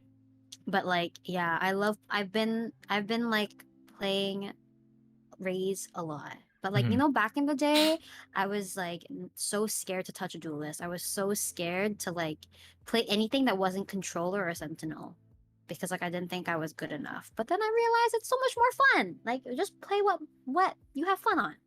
And yeah, I started enjoying the game a lot more that way. There you go. That's the Valorant talk, and now we are narrowing it down to the last few questions. All right, these are gonna be completely random. Here we go. Bet. All right. Favorite animal. Chinchilla. Why is that? They're so freaking soft. Have you held a chinchilla before? No. Okay, so I held a chinchilla by chance, like summer camp when I was like a child one time, and it was the most amazing, precious, cutest thing. So soft. People are not wrong when they say that's the softest animal on earth. I've never felt anything like that before. I want one. Chinchillas. Chinchillas are so freaking cute. Mhm. How about favorite food? Ooh, I can't. Okay, I don't have like a favorite one meal, but like my favorite cuisine is Japanese cuisine. If that makes Japanese sense. cuisine. Mm-hmm. Yeah. Yeah. Is there a quote that you really like or that you live by? Make it make sense by official Cinda. Nice. He says this all the time. The thing is, like, since he told it to me, I always think of it for everything. I always say, make it make sense. Like, that doesn't make sense. Make it make sense. And I don't know why, I freaking live by that quote now. Yeah. Shout out to It Cinda. just makes sense, bro. It just makes sense. What would you consider as your greatest fear? The ocean. Hmm. I can't swim and I'm scared of the ocean because we haven't even explored the whole of the ocean and we're already exploring space and figuring out how to get off of Earth. So that scares me. So what's in the ocean that people want to leave Earth from? Yeah. Interesting point, yeah. Okay, what would Oh, you... big raid. Oh. Xena, thank you so much for the Xena, raid. Welcome in, Raiders. I hope you had an amazing stream. Appreciate it. We're doing a podcast featuring AMS. Welcome in, Raiders. Hope you had a good stream. Thank you, guys. Alerts are currently offline. Okay, what would you consider as your biggest or greatest accomplishment and greatest or biggest regret in life? Greatest accomplishment and greatest regret? Is that what you're asking? Like, yeah, so accomplishment and regret. Okay, my greatest accomplishment is paying off my student loans 1 month after graduating college. I want to say Wow. that. Yeah. I worked You're grinding. 3 jobs. Yeah. My biggest what was it? Biggest regret? Mhm. I think my biggest regret would be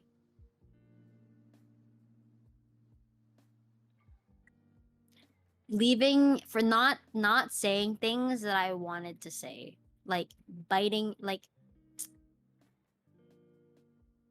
I regret not saying a lot of things.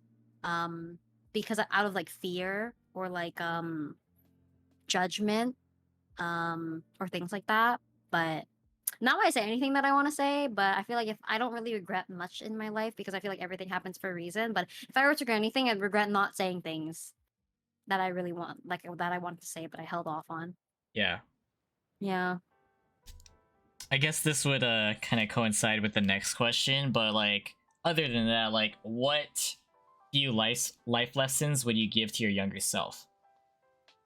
Speak your mind. And don't let boys make you cry. Real talk. And this won't what you're upset about won't matter in 6 months. You'll forget about it in 6 months. I always would think it's the end of the world whenever something happens, you know? Mm. But for real, you know? Just it's okay.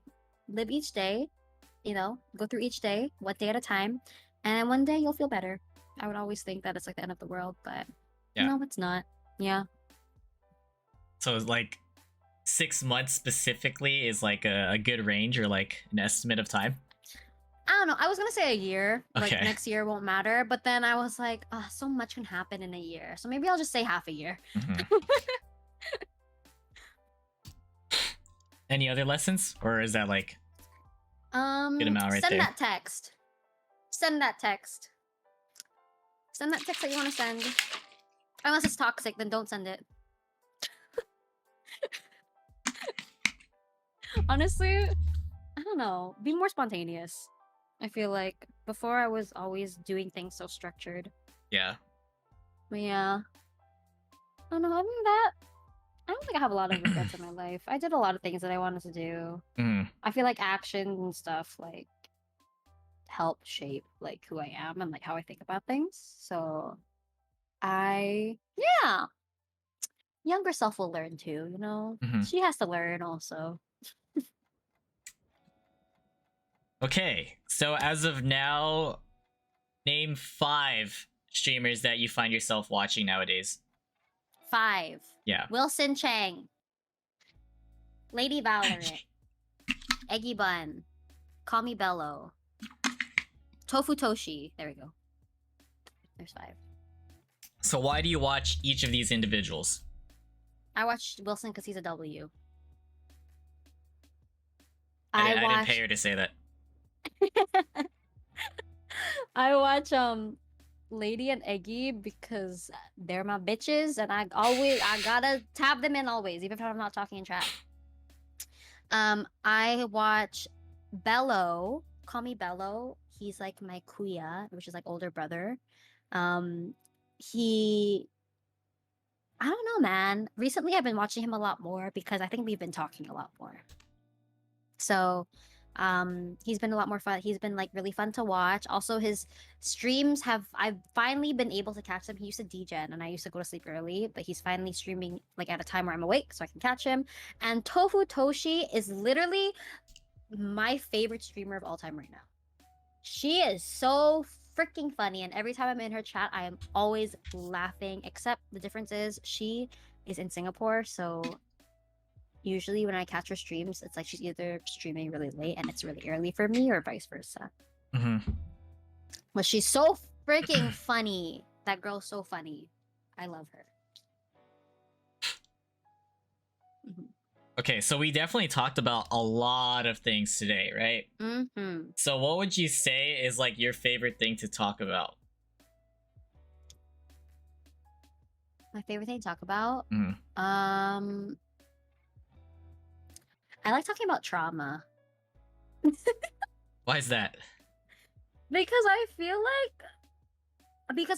like I learned a lot from my trauma. Does that make sense? So I feel like because I learned a lot, I can share a lot. Yeah. I feel like I used to not like talking about it, but I feel like that's also one of the reasons why a lot of me and my girlfriends, like Eggy and Alex, bond over our trauma because like it's happened already. Like it's happened, it's in the past, and we learned a lot from it, and we can talk about it now, and like we can share our experiences with other people who are maybe going through the same thing.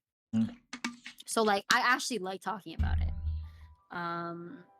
But other than that, I really like talking about like Twitch a lot. Yeah. Like the business side of it. Like I really like talking about it strategically. I don't know. I love having talks with people about this. Yeah. About it. Because I feel like I've met a lot of people, like I said before, who are very sad about their numbers and they don't know what to do about it. But I feel like it's also because they don't know how to look at it, right? Mm-hmm. Mhm. I see. Yeah. No, you brought up a good point. Like when you started talking about the business side and aspects of it, yeah, I feel like there's a lot that could be said. Mhm. Do you feel like there's something that we didn't really touch up on, like that you would want to talk about? I don't even know. I'm not gonna lie. Okay, all good. No, just curious. Usually ask people these questions. That's fair. Yeah, yeah. Okay, this one is a very important question too. Okay. How does it feel to be famous? Excuse me? You know what's funny? I had this talk with Roger literally like 30 minutes before you called me. Mm-hmm. He was like yeah, because like you're so famous. And I'm like, no, I'm not. What does that mean? You're famous, Wilson. Like genuinely, like you're famous. Like everyone I know knows who you are. I don't know how I'm famous. So I don't know how it feels. You tell me how it feels. I see. So you went the Uno reverse route. I mean, if Roger brought it up and I'm bringing it up to you, I feel like there's a correlation. I don't know what that means. Okay, You know, fair play. I don't know. Mhm. Yeah, I see my friends thriving, and I'm just here, like. I'm just here. Okay, so what was your first impression of me versus now? Oh, okay. I remember this. Yeah, you can be You guys don't honest. know. Yeah. Yeah. My first impression of Wilson with that literally was like, oh, everyone loves Wilson. Dead ass. When I first, I told you when I first like heard of you, it was like during that whole SWAT thing. Like you posted on Twitter, and then Alex, like Lady Valorant, like I asked her, I was like, oh my god, who is this? And she's like, oh, it's Wilson. Like he's just like a really nice guy, like, and everyone knows him. And I think like that's when I was like kind of following you, and in my head I was like, oh my god, literally everyone knows Wilson. Everyone loves Wilson because when I've been in your chat, everyone is in your chat. Everyone I know is in your chat. And so I was like, oh, what the heck? And then you became friends with Eggy, and Eggy was saying good things about you. And then she was like, yeah, Wilson's so sweet. Blah, blah, blah. And I was like, oh, see, everyone likes Wilson. Even Eggy likes Wilson. And then I met you, and I was like, yes, I see why everyone likes Wilson because Wilson's so sweet. There's like no like negative, like when you say positive vibes, it's literally positive vibes. It's so interesting because like people say it, but like you don't actually like you don't see it like a lot, but genuinely people's opinions was really right. Wow. Your opinion's the same still. Yeah. That's a thank you. I literally appreciate that. only heard good things about Wilson. Like only. I've never heard anything bad about Wilson.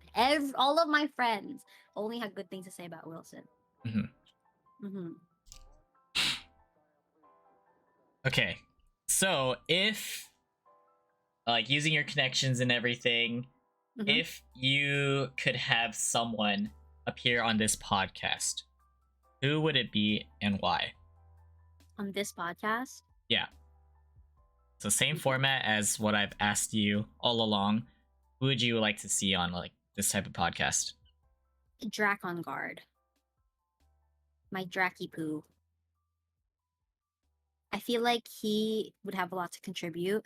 And I feel like he's gone through a lot as like a small streamer too, as a streamer part of like who's gone on hiatuses on and off, who's currently on a hiatus like me, who's like gone through a lot, who's seen a lot on Twitch, you know. I feel like who's friends with people on streaming on both sides of the world, like in the Asia time zone and in the freaking NA time zone.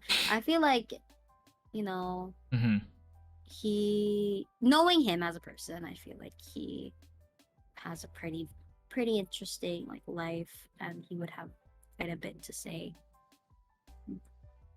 Awesome. Nice. Okay. All right. And lastly, do you have any questions for me or like anything you would like to talk about with me specifically? Yeah.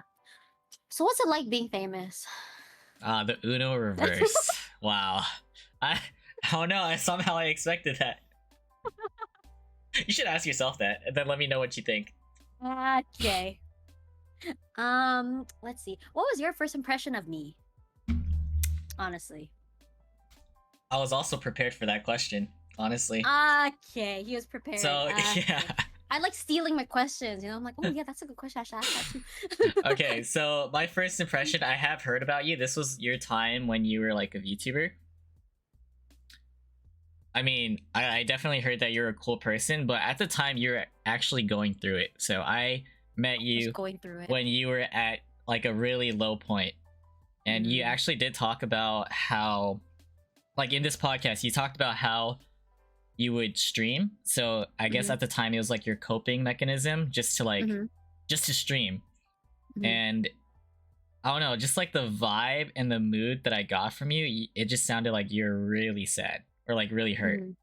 So that was like my first impression, like being in that stream. You were playing like Valorant, but you just seemed very down, I think the title was even like relevant to that. Like you're just feeling sad.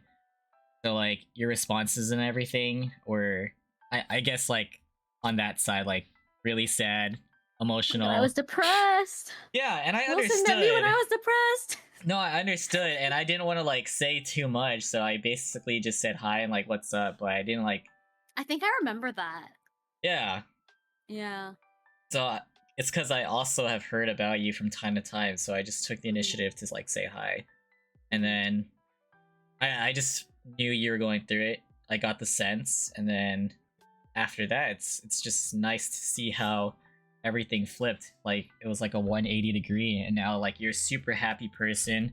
And then meeting you in person was like completely different to who I met back then, right? Mhm. Like super cheery and like the vibes were there. Okay, like it's kind of funny. It's not in a bad way, but like Mhm. you give off that little kid energy too. I get that. Yeah, But it's also because I'm short too, I feel like. I match that. just the energy you gave off in person. Okay. It was funny. It was funny. Chat, do yeah. you guys have any questions for Wilson? Or AMs. This What do is you like want to know about perfect time. Wilson? This is the Wilson Q&A time. All right, thanks everyone for being here. This is a perfect segue to just end this. No, but actually, if you guys have any questions for AMs, like I usually leave it till the end for everyone to ask their questions. Just let it be known. In the past, I've definitely gotten a lot of like troll for fun questions and also like Dead. yeah, genuine questions. Is Gio #1 or nah? Okay, you're top 5, but you know Roger's #1. You bozo. You don't have to read the next one. How don't did even. you become an ABB, Wilson?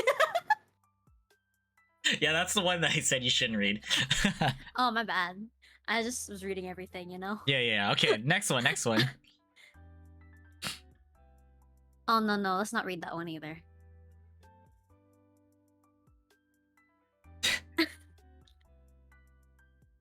What keeps you motivated, and who are your top 5 motivators? Oh. I like that. What keeps me motivated? My friends keep me motivated. Also, my mom motivates me a lot. I feel like because it's just her and me. So like a lot of the things that I do is like for her, like to make sure she's like comfortable. But like the top 5, who are my top 5 motivators is like my mom, Roger, probably like my community, like my best friends, and then my haters are also my motivators. There you go. Yes. Love that.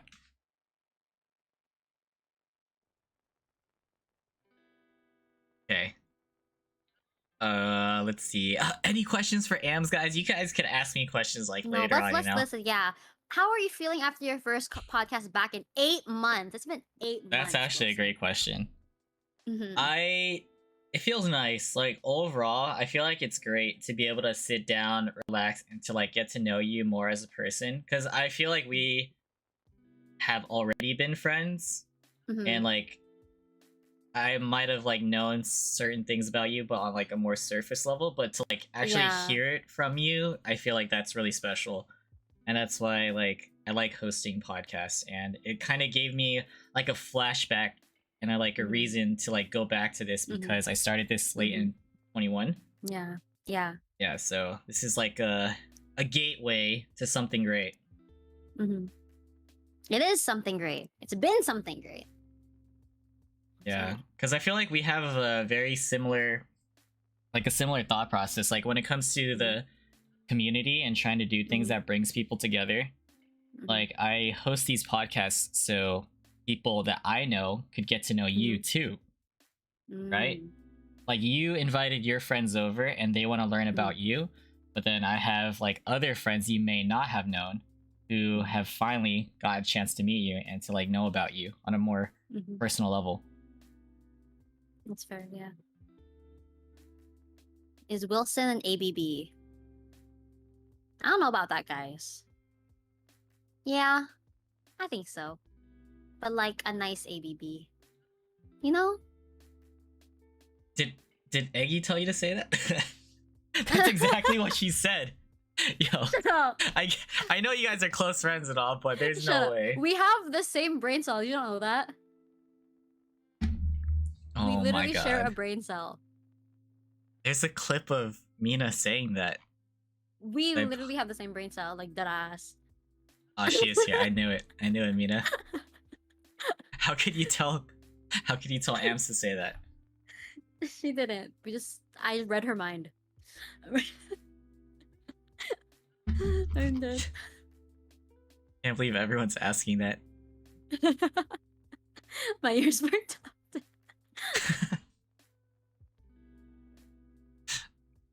Anything else, guys? Anything else for Ams? Damn, this is almost 5 hours. I know. Did you expect it to be this long? Because I know you knew that it would be unlimited. I'm not gonna lie, I didn't keep track of time, so I was gonna talk. I was Okay, just gonna awesome. Wonderful. Yeah, when you said you didn't mind how long it would be and that you like to talk, I was just like, that's perfect. Yeah. Yeah, if no one has any questions. I want to thank Wilson for having me back as the first guest on the Chang podcast. Yes. Thanks Thank for you. asking me, by the way. No, like for sure. I looked back on like into all the applications and stuff, and I'm just like, holy crap! Like, I could talk to Ams about her life. Yeah, and I'm glad that you agreed to it without like know. you agreed pretty quickly too, because Yeah, it was like a 2-day notice. yeah. I was like, when do you want to do it? This week? Yeah, exactly. Rather than next week or something. Yeah, Okay, worked out. I'm glad that it worked out. I'm gonna wrap this up for the YouTube segment, ladies and gentlemen. Mhm. But I want to say thank you guys for tuning in. This has been the Chang Gang podcast, the return after 8 months, featuring Ams episode 76. Ams, 76. I appreciate you. Thank you. We have the exclamation guest command in case you guys don't already follow her on Twitch. Feel free to do so. And Ams, do you have any last few words for everyone that came through to watch? Y'all are W's for listening to me talk about my life. I hope I was a little bit interesting. But also shout out to Wilson for honestly some of the best questions I've heard. Had me thinking, and I really appreciate Yes. that. For real. Yeah. No, that's a huge compliment to No, for real. good at. Yeah. I like the ones that I have to think about it a little bit. Mhm. Mhm. All right, well, thank you guys. Make sure to hit that like button and subscribe if you haven't already, because I welcome you all to the Chang Gang with open arms. Stay positive, and I'll see you in the next one, episode 77. Peace.